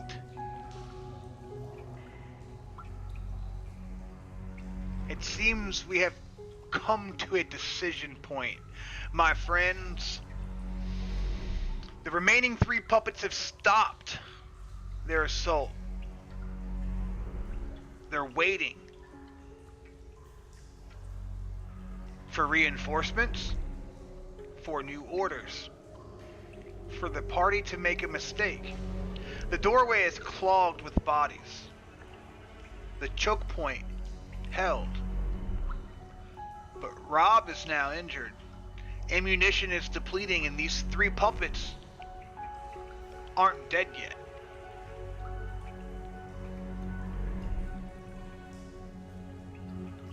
What do we want to do? Kill him. All I got is shoulder spray. Let's kill these fools. I'll walk this shit off. What do we got? A sundress and Maintenance worker, sundress, and chef. All outside of the doorway. I'm shooting the maintenance. I'm shooting the chef. I'll take out sundress. That No, man no. has a second cleaver. I'm dual wielding. No, I'll go for the maintenance. Maintenance guy's probably tougher than the fucking sundress. So Rob is still up close to the door. Wade's positioned himself back from the door a little bit. Wade could probably get a shot off. Like, he could probably see into the doorway and see the first puppet if he wanted to shoot through the doorway. I don't think Rob would be able to do that, though. Rob would have to move and then shoot, to which he wouldn't know what he was shooting. He would just say, I'm just going to have to move and shoot whatever I see. Can I use this turn to use a first aid kit? You can use it to drop back by me. Yeah, you can move and do an action. If I can move, I would like to run further back into the hallway and maybe just retreat far enough to where I can do some basic first aid on my shoulder. Well, the first aid on your shoulder is not gonna take away the penalty. It's just gonna make you roll to heal it in 12 hours or whatever, instead of roll to get worse. So it's not beneficial to use. Right, not in combat. It's not gonna help you in combat. Alright. No, we got it. Man, We we gotta just gotta fight. end this shit. Yeah. I gotta walk. Do or die. I gotta move and shoot. I gotta move and take a shot at the chef.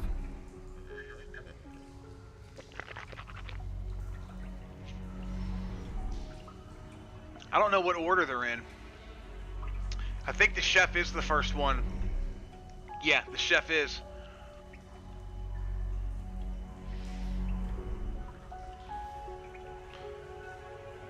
Alright, so you're both going to shoot into the doorway, which would allow both of you to target the chef. Yup. Alright.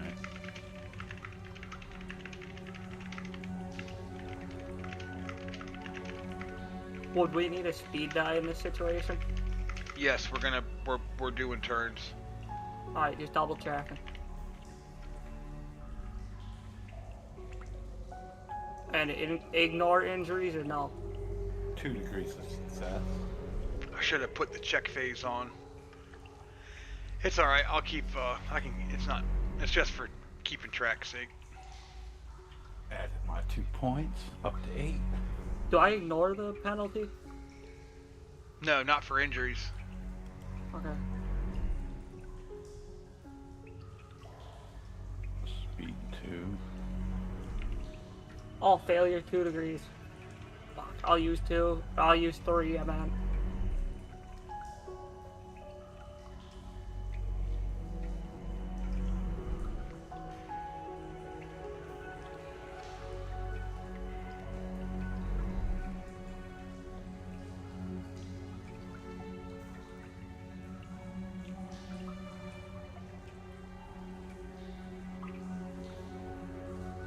Wait, that's never a good sign. Yeah, that's not good.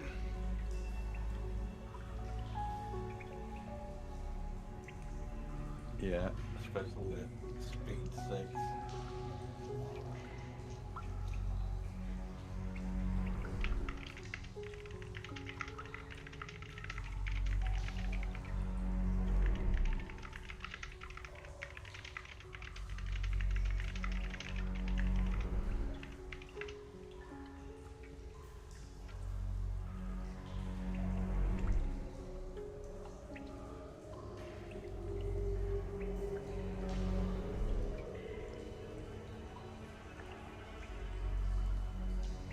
I mean, I hit, but it's only a speed 2, so it might be a little bit too late.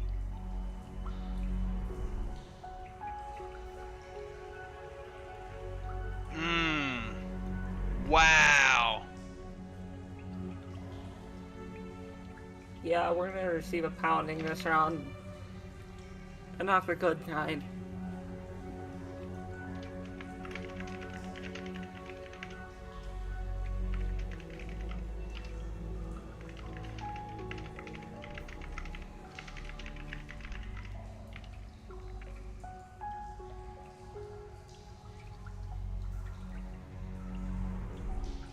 So everybody's speed 2. What is your reflex, Wade? 38.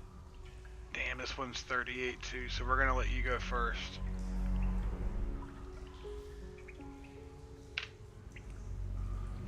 So damage. Yeah. 8 damage. And you hit which one? We both had to fire at the chef, you said. That's right, thank you.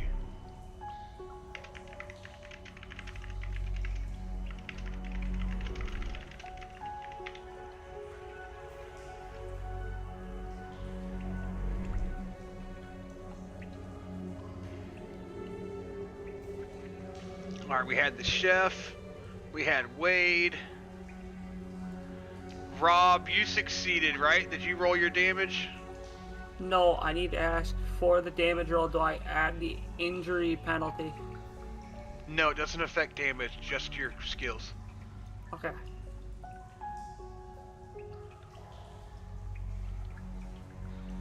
Holy shit, I got a 10. Nice.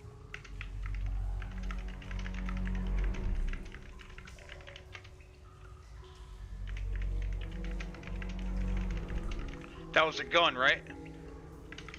Yes, that was the 9mm.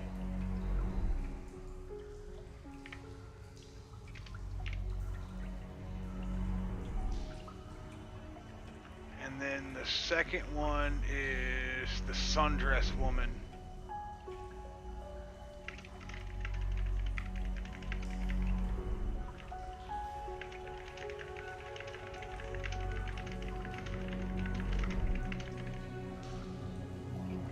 Oh, Rob, you moved away from the door, right? Yeah, I was just Yup. gonna say he moved as well. So now they could go for any of us. He's not a target. And in hindsight, isn't there a chance I could get hit by a stray bullet? Yeah, I mean, if I'm firing towards you to try Alright. to, you know. So dodge Wade at all times, sounds good. Yeah.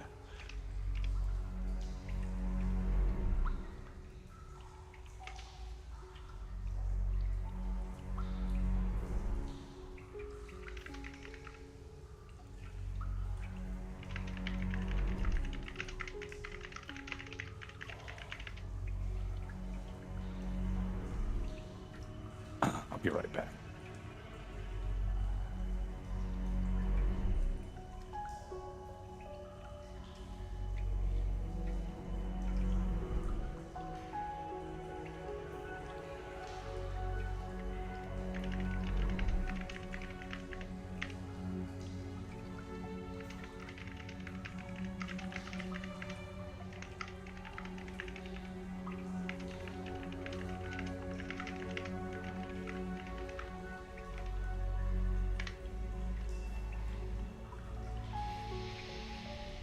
Alright, guys.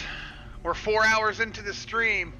This will be a perfect fucking segue. My headset's beeping at me too, telling me it's dying. Here we go. Here we go. Make it or break it. Time to take it. We always run it live and we won't never fake it. What do you know about that? What do you know about that? What do you know about that? Probably the realest shit I've ever heard. Damn right. You goddamn right. The waiting ends. The chef moves first. Faster than expected. Faster than a man his size should move. He doesn't climb over the bodies. He launches himself over them. Oh no. What's going on here? That's what we need. Oh, 153 on the dice.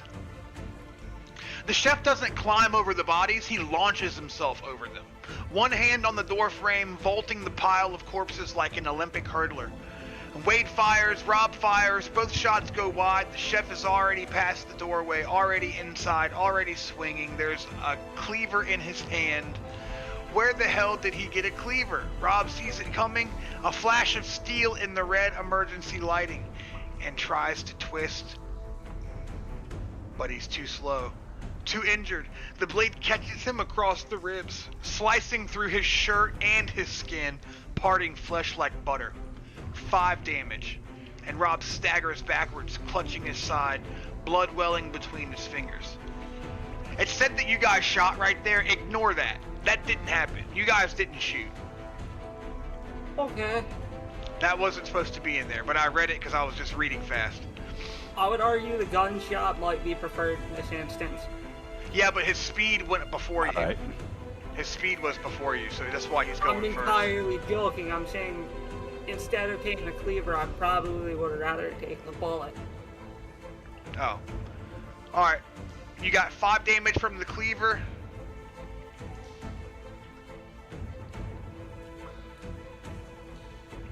So what would that be? Just a basic cut injury? What's your tolerance? Tolerance 8. is a 6. Oh, it's a 6? Yeah.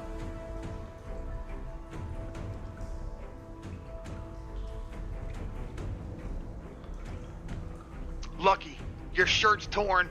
It's like a paper cut. You got a graze. It's a... Dang. Fuck. What did he say, JD? What kind of abrasion? What does he say, JD? A superficial abrasion. I'm just always guessing. That's what he says, yeah. Yep, that's what he says. Superficial abrasion. That's what he says. Fuck yeah, JD, you're awesome. If it's minor, it's always usually superficial. If it's major, not so much. Lucky, dude. You still got the injury to your shoulder, though. Or was it your shoulder? That's fine, I can live with that. Whatever it was, I forgot. You So got... I missed something here. Yeah, you did. I got a Like I cleaver said, and be you really right. got cut real bad. Yeah, that's what how did fucking, what, did he hit himself, or what's going on here? No, it's just the resolution of turn 5. The chef goes first because he had the highest speed, so he runs in and attacks Rob, and because Rob hasn't had a chance to move from the doorway yet, so he runs in and attacks Rob, and he hits Rob for how much damage? 5 damage? It was 5, but the way you described what happened was a little bit more daunting. Yeah, he got lucky. He got lucky.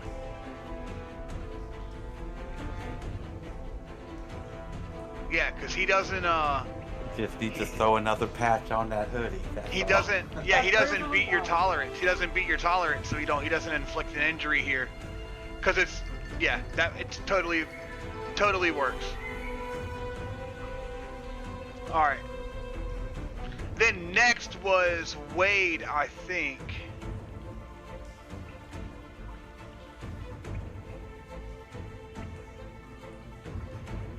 Yeah, next was Wade. Wade's shot catches the chef in the shoulder, spinning him sideways, blood spraying from the wound. His cleaver waves in the air, but it doesn't drop.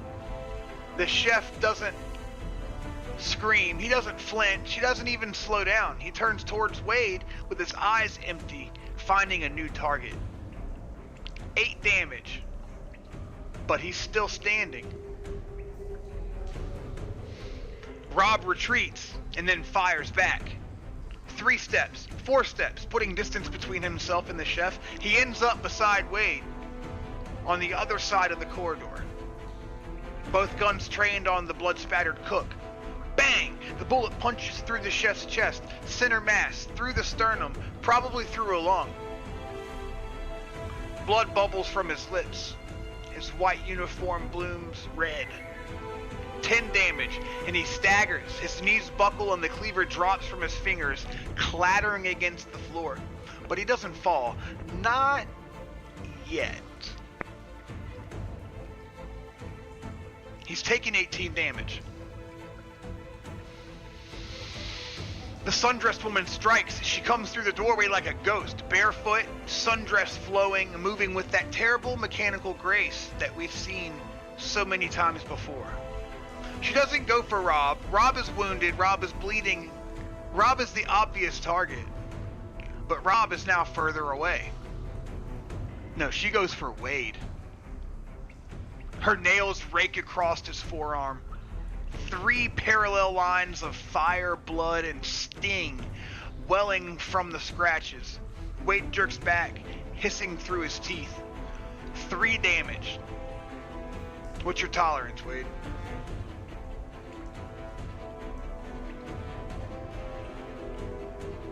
Hold on, my tolerance is 7.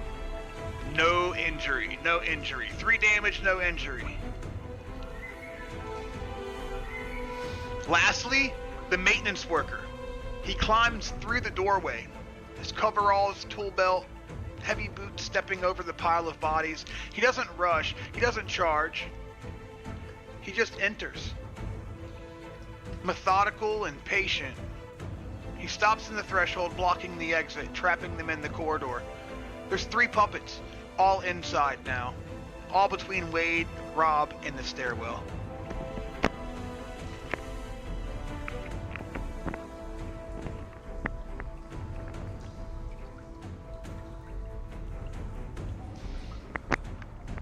This brings us to the intent phase of turn 6.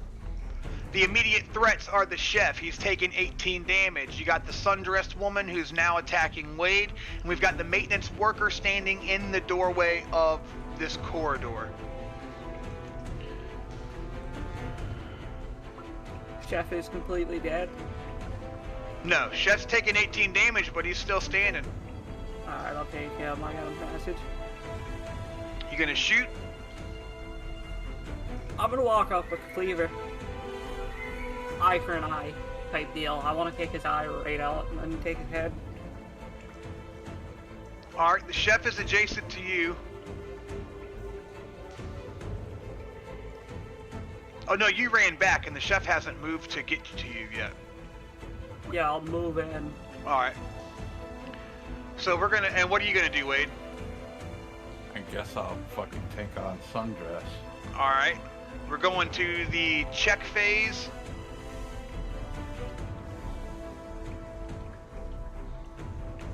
Here I'm going chef. Here I'm going sundress. And here I'm going maintenance worker. That's a lot more success I'd like to see. And speed 3s. Yeah.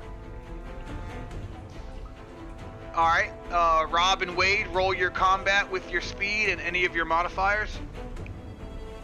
Y'all are both using guns this round? Oh No, my I'm using god. the cleaver. Oh my god. You gotta do it, dude. You gotta do it. Yeah. You got to. 5 points. Because you know how fast a character goes in this game. You know how fast it just poops on that. Like, One bad round and the motherfucker's got a level 2 or a level 3 and he's out of the fucking match till he heals up.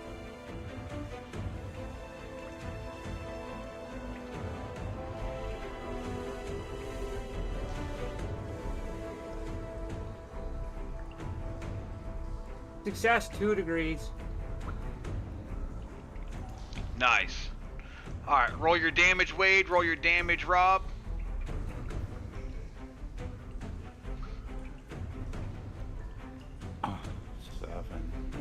Rob, your reflex is 18, 17. Okay, so you're gonna go last.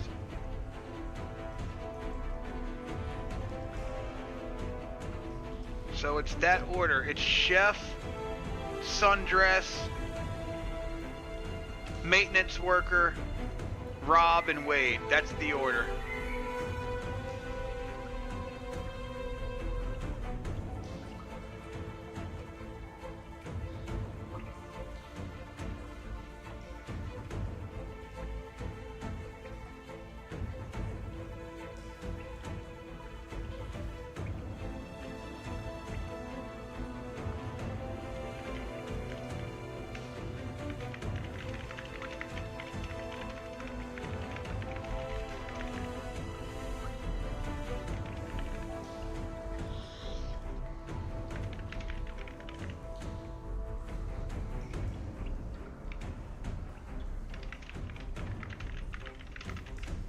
Wait, I really hope our damage stacks high enough and we can defeat these things. Yeah, man, we're at the fucking very end.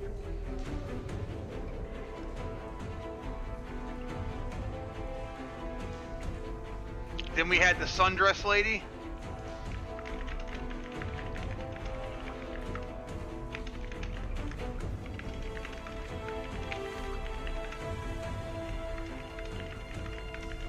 For 3 damage. Not enough to fucking hurt you, Wade. Congratulations. Good luck. Merry Christmas. That's not gonna hurt you.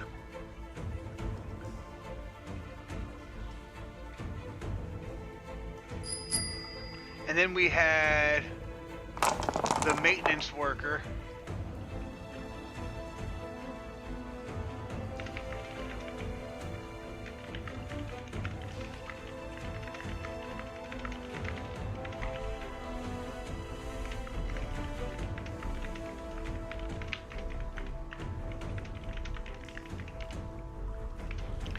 And then we had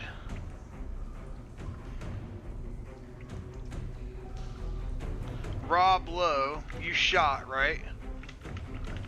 No, I was walking up to the chef cleaver to cut his head off. Okay.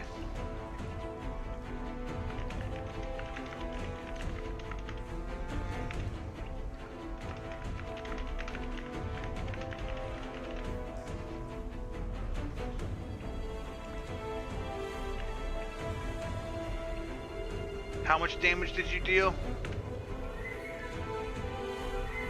Only 6, unfortunately.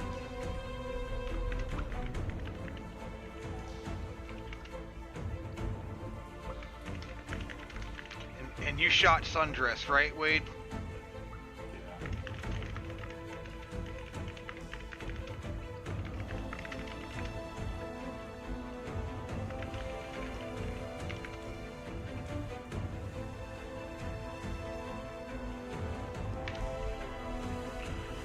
Holy moly! It's getting down to the thick of it. It's getting down to the thicky shit.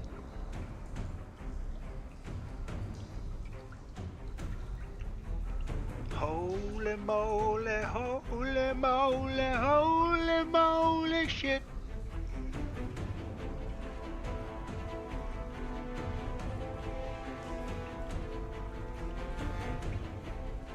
Damn. Damn. He should be dead.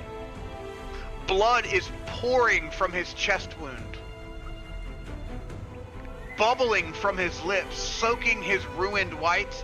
One lung is collapsed. His shoulder is shattered. He has no weapon. He lunges at Rob anyway. His fist slams into Rob's injured rib. driving the air from Rob's lungs and reopening the cleaver wound, sending fresh agony screaming through his nervous system. 5 damage.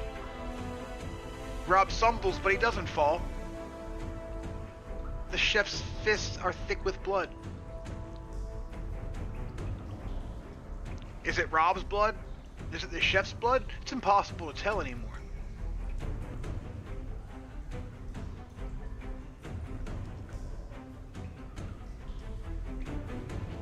The sundressed woman claws at Wade. She's relentless. Her fists pound against Wade's guard. His forearms, his shoulders, his chest. She's not skilled, she's not trained. She's just persistent and tireless. 3 damage.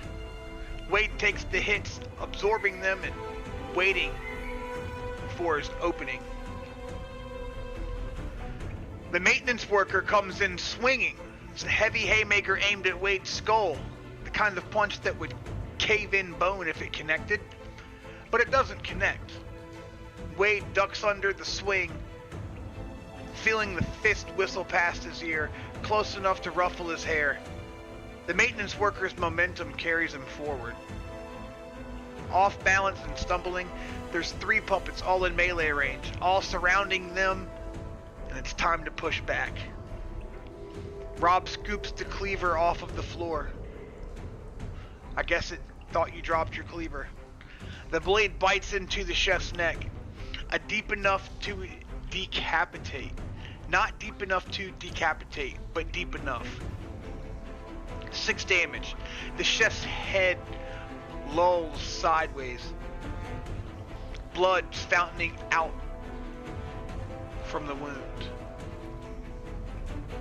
His hands reach up, not to attack. They're just reaching and grasping at nothing. His mouth opens and closes and no sound comes out, no broadcast. There's no words. It's just this wet gurgle of a man drowning in his own fluids. And he falls. Finally.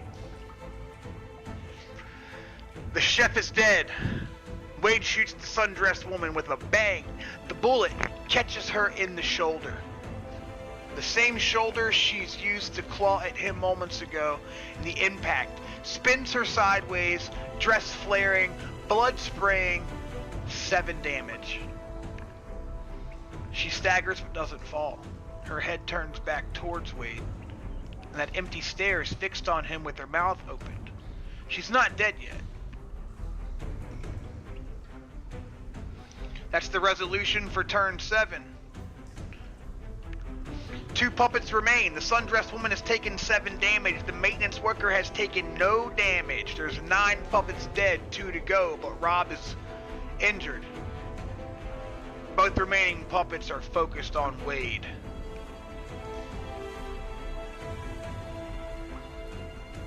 The chef is finally dead. Cleaver wound gaping in his neck. 2 puppets remain. The wounded sundressed woman and the fresh maintenance worker. Both are adjacent to Wade. What are Wade and Rob gonna do for turn 7, my guy? I'm gonna stick on Sundress and she's like, on me. How bad a shape am I in currently? I think you just have the level 1 injury. The other 2 attacks haven't broken your tolerance, I don't think. You're just a little sore. Alright, if I'm just a little sore, I want to go attack that maintenance worker. I want to go move and attack the maintenance worker.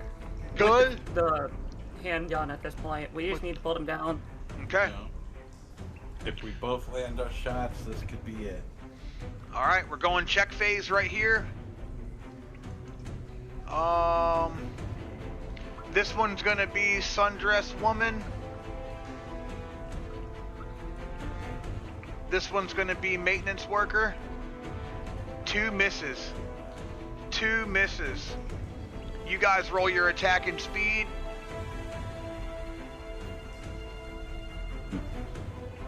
Success, 3 degrees. Add to your fortune.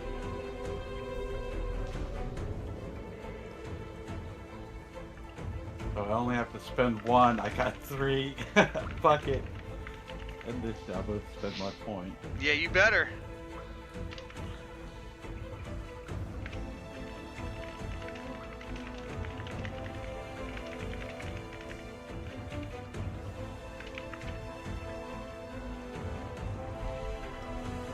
I hope Dr. O'Connor was trained in giving deep tissue massages. That's pretty much what my character's gonna need to recover.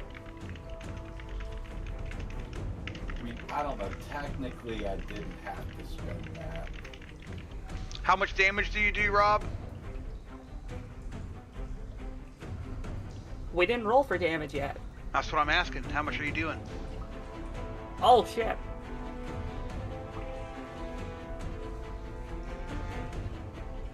$11. Ooh, 16. Wow.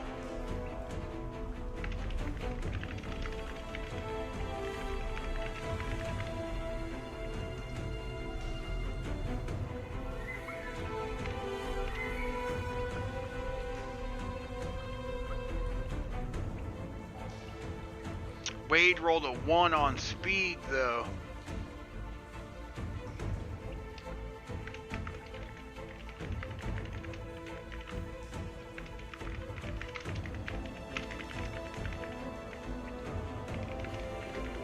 Yeah, but she missed.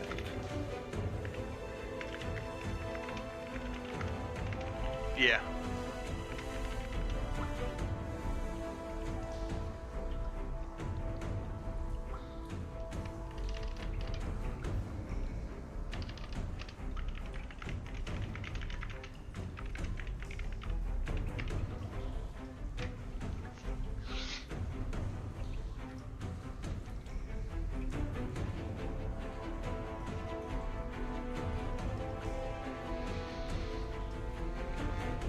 Interesting. There's a car outside of on the road now.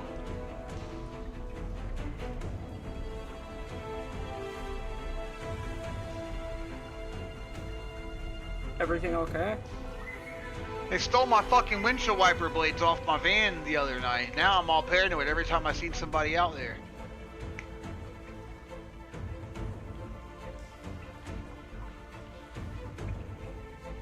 Anyway. Next thing's your gas cap. That's what I'm waiting for them to steal my gas or put something in my tank or, you know, some Like, petty the only shit. reason to steal your fucking windshield wiper is to match them to some other fucking reason, you know what I mean? Well, I looked it up and Like I said, unless you can make a fucking crack pipe out of fucking windshield wipers. I looked them up and my That's wiper the detail. blades they fit anywhere between a 2004 and a 2024. There you go. It's wide, but you did narrow it down. It's 20. Yeah, it's a 20-year gap. How many vans did they make in that 20 years? They could have been anybody, you know. Well, like I said, but then you gotta think if they want more parts, you know what I mean? Yeah. Maybe the gas cap fits, maybe the fucking, lug nuts.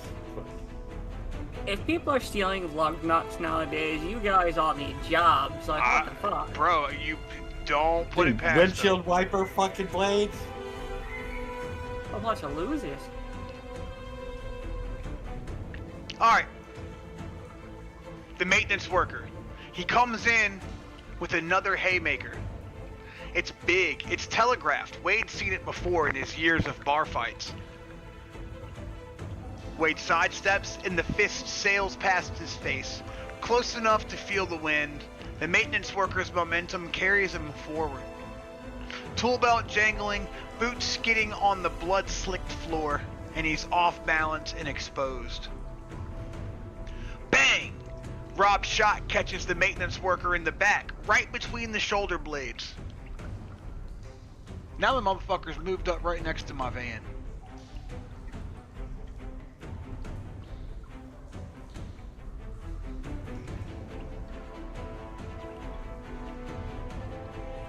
I don't know, I'm getting paranoid. Now they're driving off.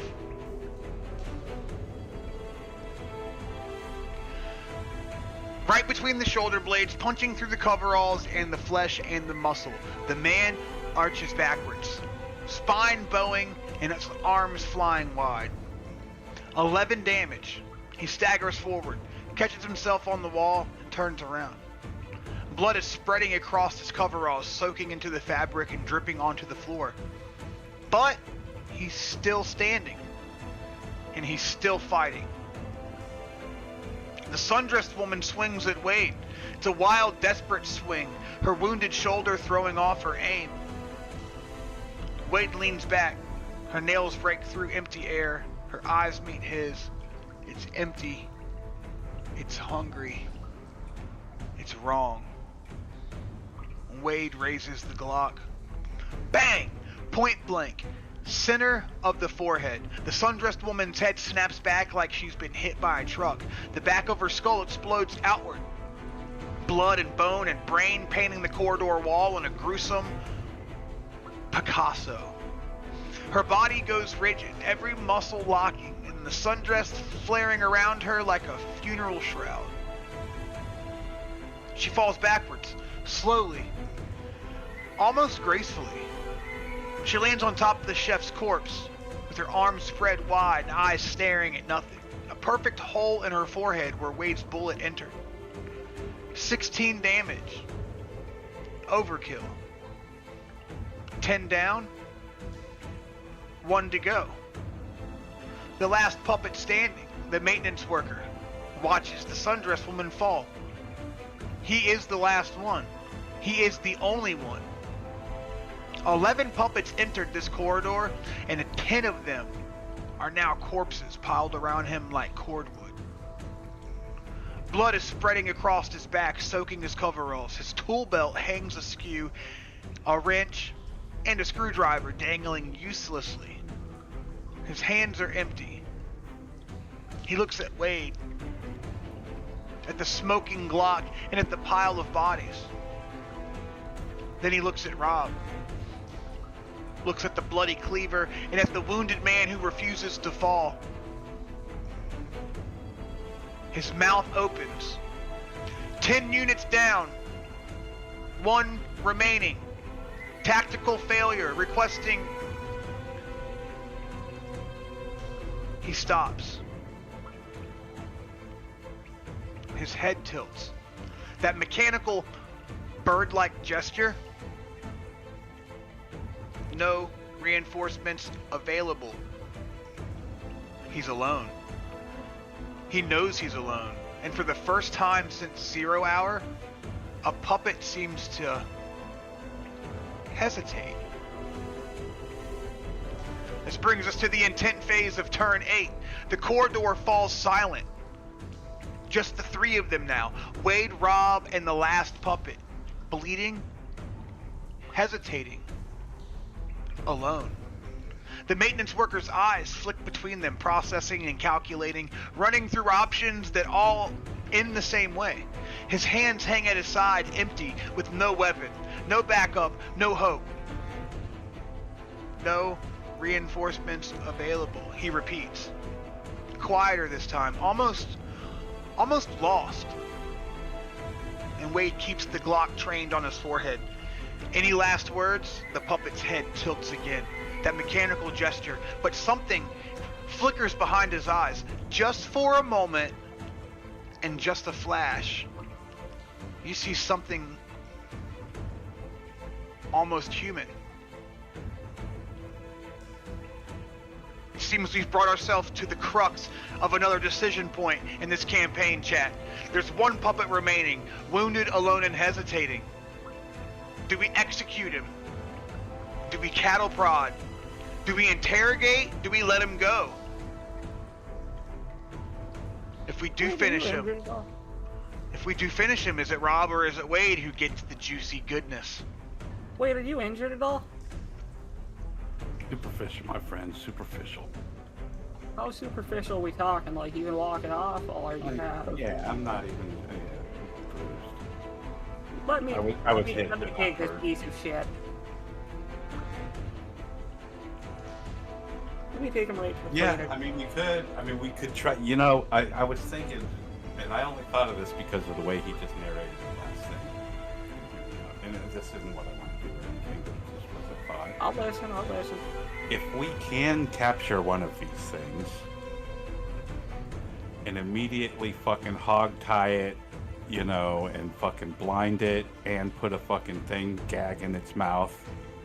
And then slowly reveal, maybe we can gain contact to Agent 3 and use that as a fucking radio to fucking Agent 3. My only issue with that idea is brilliant and almost every aspect.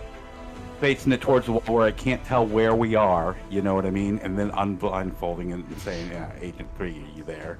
Fucking seeing if it can take. And then it wouldn't be able to identify where we're at, but we would be able to fucking talk to Agent 3 and maybe fucking, you know. How do you figure it's not going to be able to identify where we're at if we're using a radio?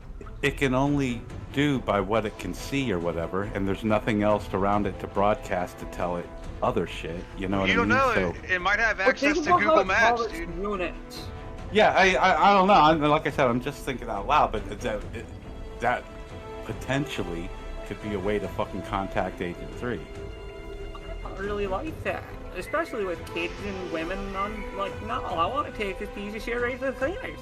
All right, do it. Shoot him in the head. Oh, no. I'm gonna stand on. I'm throwing him down the steps. Dude, don't fuck up at the last minute and get hit. Fair enough, fine. Fucking. Alright, what do you intend to do? I run up to the last one, flailing my arms and roll a one. Yeah. You know, yeah, I mean, exactly. I throw my gun down and pull my knife. Just off him right in the head and call it good. Yeah, I'm gonna shoot just in case he fucking misses. That's how fucking what time. Fuck yeah. Oh, 1 degree of failure. And you got 2 left. Speed 6. So now it's speed 6. Now this is the decision right here. Do I spend my last 2 fucking fortune to make this fucking hit on a speed 6, end this shit now, or do I save my fortune? Success 4 degrees, speed 4. No. And depend on Rob's fucking hit and defend himself here, right? You do it, dude. You blast him. It's the fucking last of the last, and you got 2 left, and if you need 2, and if you don't spend it and he doesn't kill in 1 shot, then y'all are getting a fucking poop shoot. I know. But I'm just saying that's what we're faced with here. Wait. 1 roll, 2 man into 1 man leave. 2 man into 1 man leave. Let me explain this to chat if they don't understand. He rolled and he failed by 1 degree. So that means he could use 2 fortune to turn his failure into a success. He's got 2 fortune left. So he would be using his last fortune to turn his failure into a success. But that success would allow him to deal damage to this last puppet. So it comes down to like some fucking butthole winking shit. Because I would have the speed roll, and then if I don't. No, you got the speed roll. You're sitting. No, I'm saying it. But if I don't use the fortune, you just explained what happens if I use fortune. Yeah. If I don't use the fortune, then it goes down to fucking Rob's gets a shot off before this fucking thing. You got him one-shotting this motherfucker. Before, you know what I mean? Before it gets an attack. Well, we can figure this out real quick. When it gets an attack, and then Rob is potentially, or one of us is potentially hit. You got 38 reflex? Oh, yeah. I got 38 reflex. You go first, because player advantage. So it's going to be you, the maintenance worker, and then Rob. So this, I'm going to save his ass. God damn it, I'm laughing. Shit on you, I'm Rob. saving your ass, so let's calm down here. Using his last 2 fortune. No, he's definitely saving your ass. He's definitely saving your ass. Don't make me prove a point here. Take my points back. Let's use some humility and shut the fuck up, shall we? Alright. 1-0. Deal your damage, Wade. This is it. This is the roll. 11 damage. Alright, here we go. I'm going to deal my damage. It said he didn't have a weapon, right? Correct. Alright, and Rob, you deal your damage. 13. Okay. Nice. Uh-huh. Have some faith in Rob.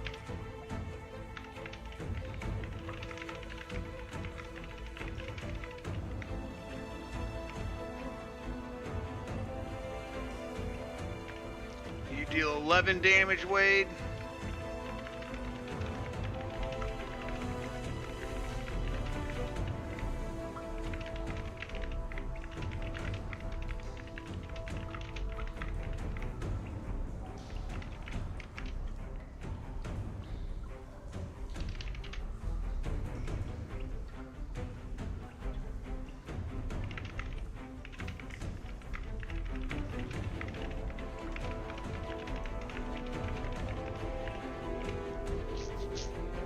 Did the maintenance worker hit that round? He did.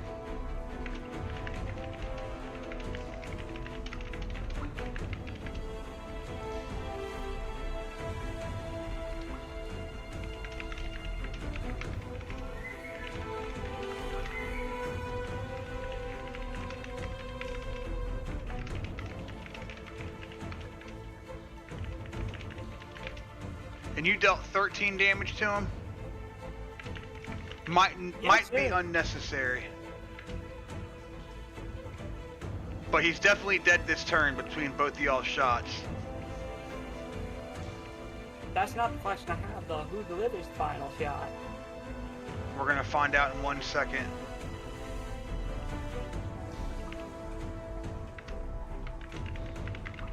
If he survives my 11 damage, then your 13 definitely is taking him out.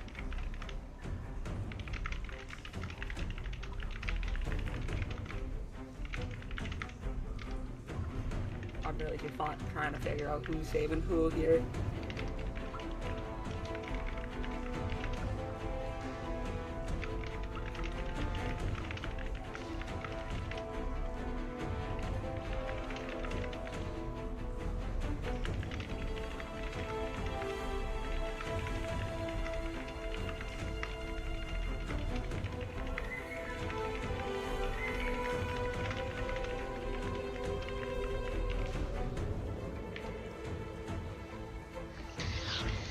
Alright guys, we're coming up on 5 hours.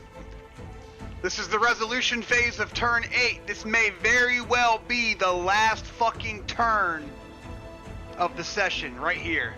This may very well be the last fucking turn of the session.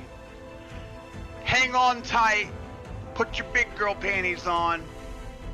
It's time to fucking play the Survival School RPG. I'm ready. Wade doesn't hesitate. The maintenance worker is still processing. It's still calculating and running through options that don't exist when Wade squeezes the trigger. The bullet enters through his left eye and time slows. The maintenance worker's head snaps back in a halo of red mist erupts behind him. It catches the emergency lighting like a bloody aura. His tool belt jangles one last time, the wrench and the screwdriver swinging uselessly at his hip. His hands, still empty and still reaching for nothing, they fly upward in a final, futile gesture. He falls, backwards, slow, almost peaceful. And he lands on the pile of bodies, on the chef, on the sundress woman, on all the others who came before him. And he doesn't move again. 11 damage and the last puppet is dead. Let's go! Hoorah! Chainsaw time! The last puppet is dead!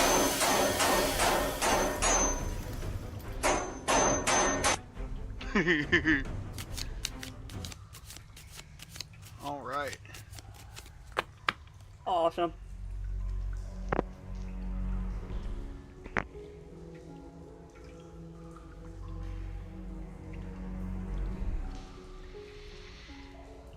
The gunshot echoes through the corridor.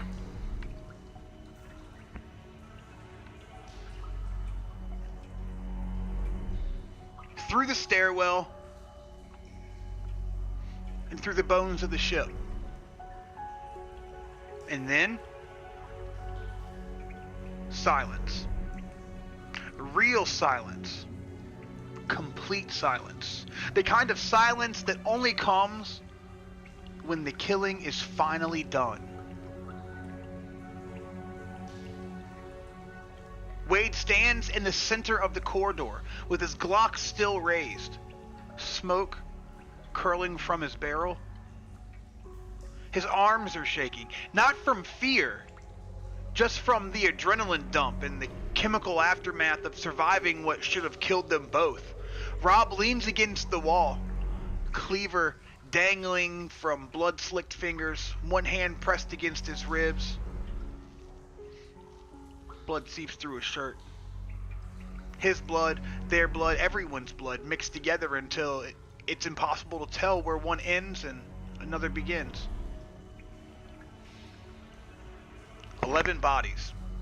11 puppets. 11 corpses piled in a corridor that will never be cleaned on a ship that may never sail again. In a world that will never be the same. Wade lowers his Glock. And the corridor looks like a slaughterhouse. Bodies everywhere. Sprawled across the floor, piled in the doorway, stacked on top of each other in a grotesque pyramid of flesh. Blood pools beneath them, spreading across the carpet, soaking into the fibers and turning the elegant cruise ship hallway into an abattoir. The teenager in his cruise ship t-shirt, the bathrobe man in his terry cloth robe, the yoga woman in her designer activewear, the bartender with his missing bow tie, the busboy in his ruined whites, the hostess with her scattered pearls, the housekeepers in their matching gray uniforms, the chef with his cleaver wound, the sundress woman with the hole in her forehead, the maintenance worker with his empty tool belt. 11 victims. 11 more names that will never be remembered, never be mourned, never be properly buried.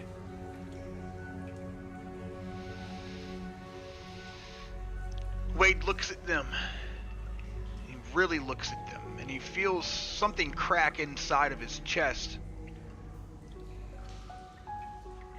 They were people once, he says quietly. Rob doesn't answer. He's staring at the bodies too, his cleaver forgotten in his hand, and his eyes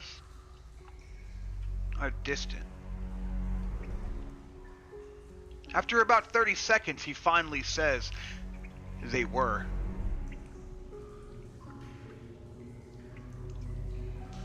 Rob slides down the wall and leaving a smear of blood on the paint and sits heavily on the floor. His face is pale. It's too pale. The color of old paper, the color of a man who's lost too much blood. I need to sit down for a minute. He swallows, and Wade crouches beside him, checking his wounds, the shoulder, the ribs. None of them are fatal.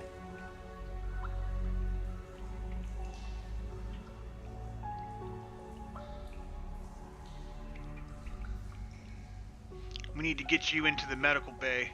Rob laughs. A wet, painful sound. The medical bay? You mean the place with no doctor? The place where Victor's dying and Sophia's burning up with fever and an old lady with a bad heart is waiting for help that isn't coming? Wade doesn't have an answer for any of that. Maria has supplies, he says instead. She could patch you up. Maria's a housekeeper. Wade? Not a nurse. Not a doctor. She could wrap a bandage, maybe stitch a wound if we talk to her, or talk her through it.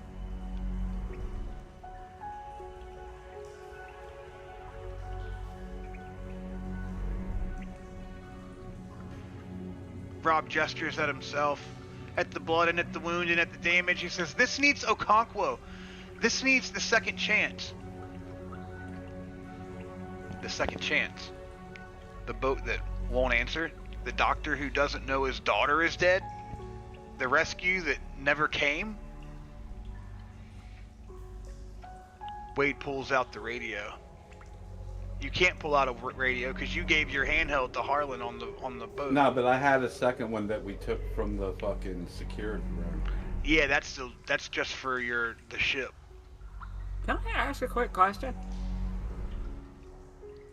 I feel like I missed something. How am I losing blood when all I have is a shoulder issue? Because you got hit with the cleaver. I thought that was superficial, like extremely fixable.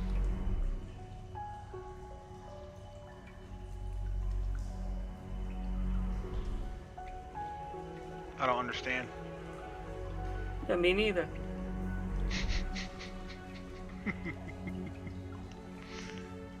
Cause it ain't superficial. It's a superficial abrasion. I don't know.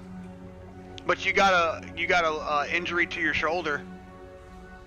Yeah. You get +5 to all your skill checks now. That's the only thing I would worry about.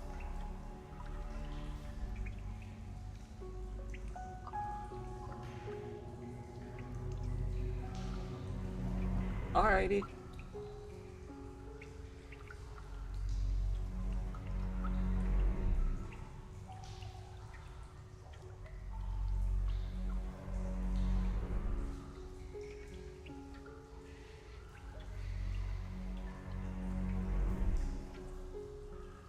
Yeah, actually, I'm glad I stopped reading because it had some information in here that the players shouldn't know. That's probably for the best. Hold on one second. I'm getting back on track.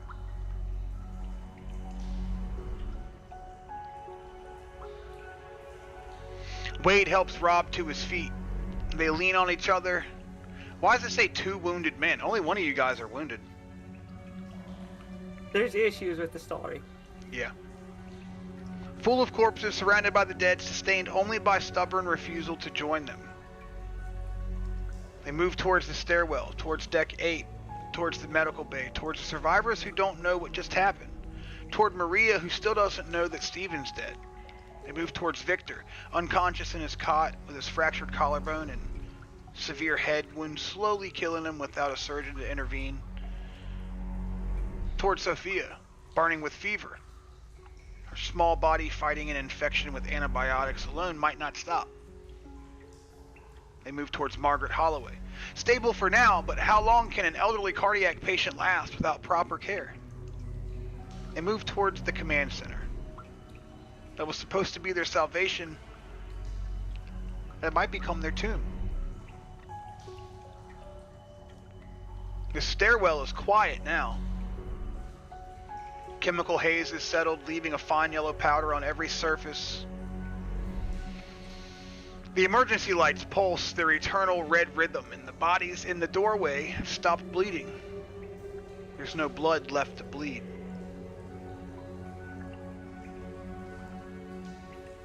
Rob's breathing is ragged and wet and labored. Wade can feel him weakening with every step. I don't know why it thinks you're always so injured. It always thinks Rob is just so injured all the time. I'm just chronically dying. Right? Can feel the moment approaching. Yeah, we're almost there. They reach the door to the medical bay corridor. The lights are red and the ship is still dying around them, but the banging is stopped and the puppets are gone, and somewhere behind that barricaded door the survivors are waiting.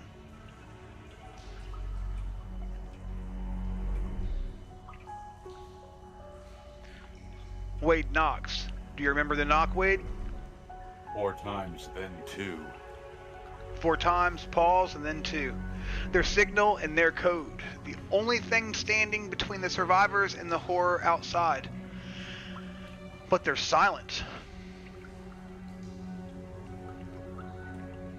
You knock again.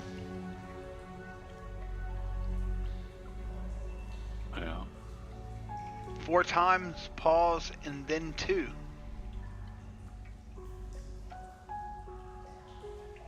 Then, scraping. Movement. The sound of furniture being dragged aside, from a barricade being dismantled, of hope overcoming fear, and the door opens. Maria stands in the gap, scalpel in hand with her eyes wide. Behind her, Wade can see the others. Sophia on her cot, still burning with a fever. Margaret Holloway sitting up, with her hand pressed to her chest, and Victor unconscious with an IV dripping. And in the corner, a shortwave radio, silent but waiting.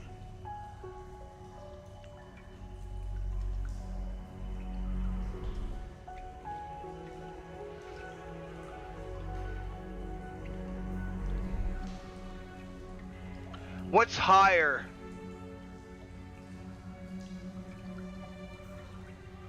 Spot, listen, or examine?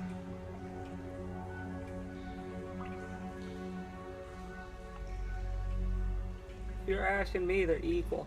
Mine Okay. are equal to 33. Okay. 29. Maria's eyes go to Rob first. To the blood, and the wounds, and the way he's leaning on Wade like a man about to fall. Oh God, what happened? Is he... We just need bandages and some antiseptic. Maria nods, and she's already moving, already grabbing supplies. And then she stops. She looks at Wade. And then to the empty doorway behind him. Where's Steven? Am I allowed to tell her or no? Yes. Sorry. he didn't How know. do you tell a mother that the man who saved her children is dead?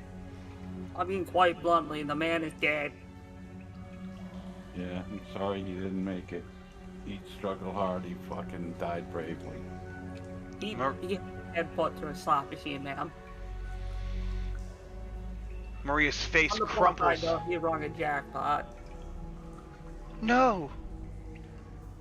No. No. No. She drops the scalpel. It clatters against the floor, spinning away into the shadows. He found us. He found us in the dark. He kept us safe. She can't finish her sentence, but she doesn't need to. Wade guides Rob over to a cot, gently and carefully laying him down like something precious and something fragile. Because Rob is chronically injured. Maria is crying, but she's still working, still pulling out bandages and antiseptic and sutures, still doing what needs to be done because that's all any of them can do anymore. Outside, the ship groans. The Celestial Majesty, 3,000 souls, 15 stories of steel and glass and shattered dreams, settles deeper into the water. Not sinking, not yet, but tired, wounded, and dying by inches. Just like the rest of them. Wade walks to the window. The sun is setting over Port Miami. In orange, red, and purple, and colors of fire, the colors of blood, the colors of a world that doesn't care if they live or die. And somewhere out there, the second chance is floating. Somewhere out there, Harland is screaming into a radio that no one can hear. Somewhere out there, Dr. Okonkwo is waiting to save lives, not knowing that his daughter is already dead. Somewhere out there, James is running out of time, and in here, in this floating tomb surrounded by the dying and the desperate, Wade stands alone with questions that have no answers. What are the puppets listening for? What was 0 Hour an invitation to? Why did the big one smile? Why did the dying puppet speak of something coming. And how many more will die before this is over? Wade turns away from the window. Rob is asleep now.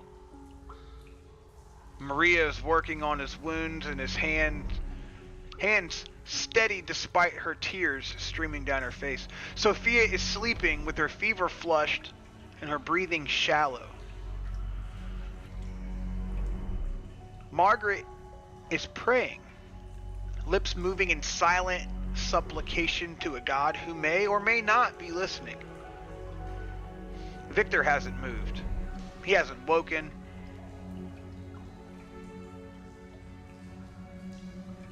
You wonder if he might even still be alive if it wasn't for the faint rise and fall of his chest. In the corner, the radio sits silent.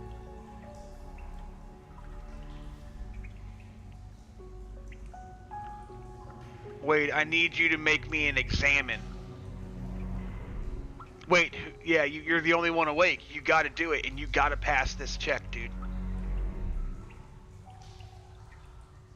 Straight examine.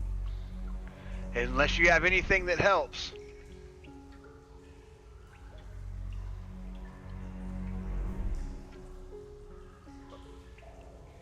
Nope.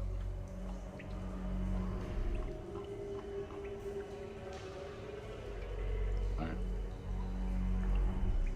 1 degree of failure. Oh, and that's the 2 fucking points! No, that's the 2 fortune! No, that's the 2 fortune! No, you failed by 1! And that's the 2 fortune you would need to do the fucking thing! No! Can Rob delegate his fortune over?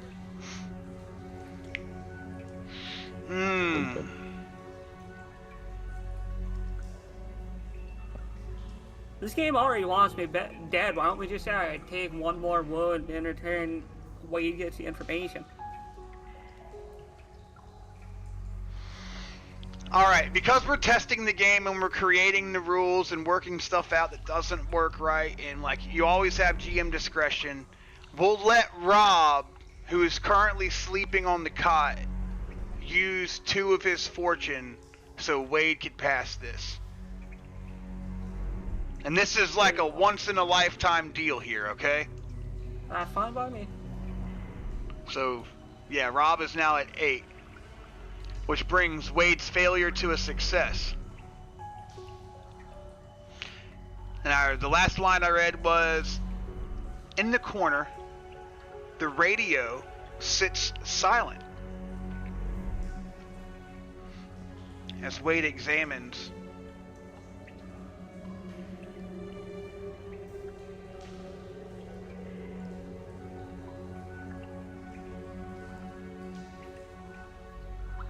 he sees a switch labeled local/DX.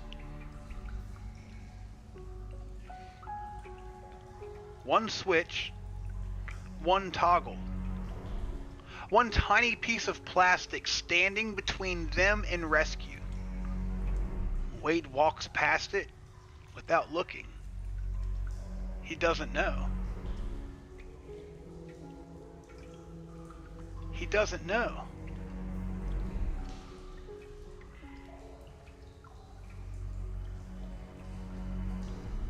Hold on 1 second, I gotta find the paragraph.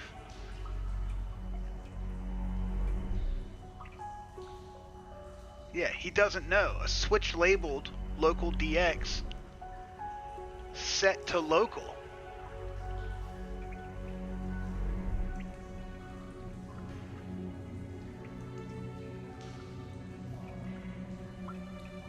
One tiny piece of plastic standing between them and rescue. He sits down in the chair beside the door, picks up his Glock, and begins to reload.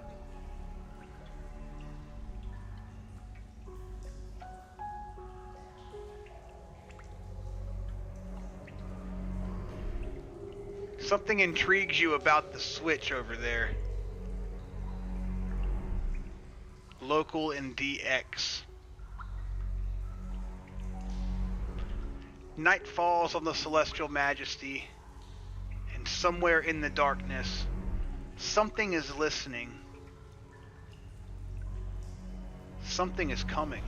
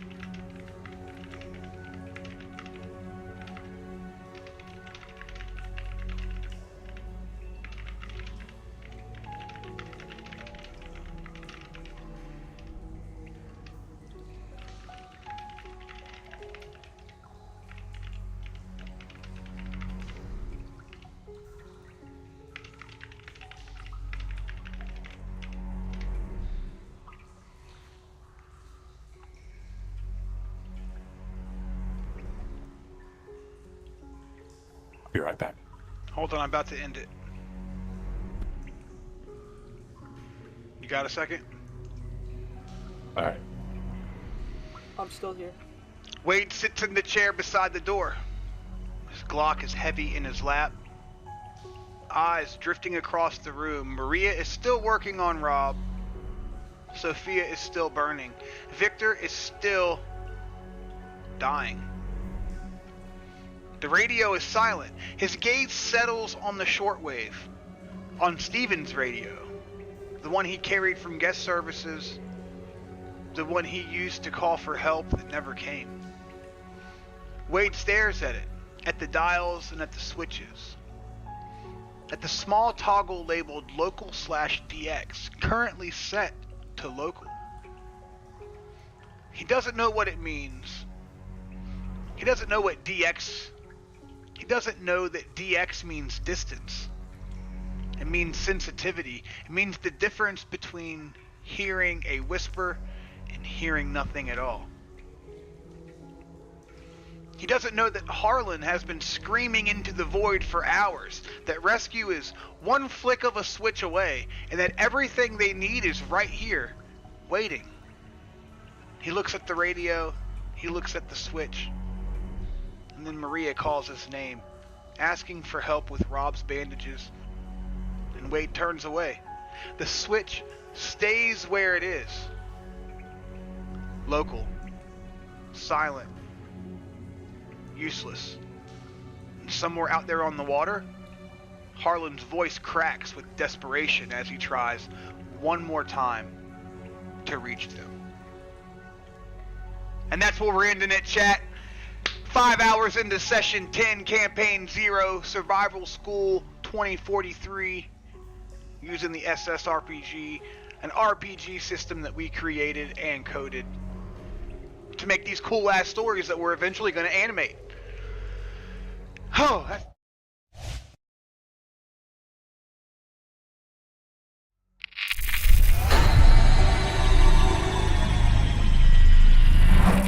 Shit, I hit the wrong fucking button and went to the starting soon screen.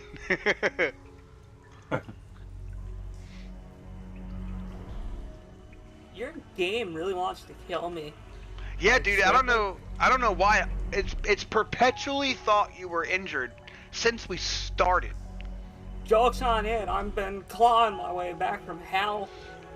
And look, this is session 10 and we missed 2 sessions, so that means we've been doing this shit for 12 weeks. And it's still been trying to kill my ass since the beginning. We've been doing this shit for 12 weeks.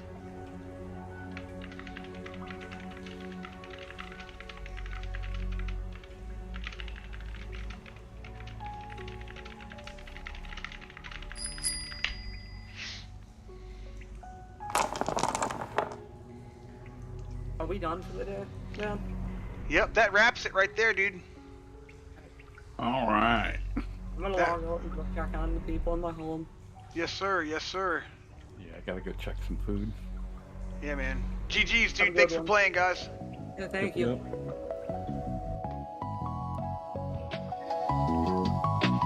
Oh!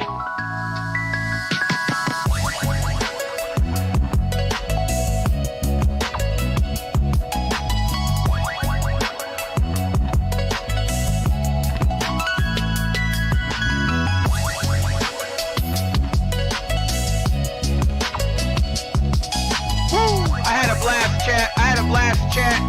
Look, I'm gonna deal your cards when I end the stream. I know I owe somebody some cards. I know I owe you all some cards. JD Crowbar.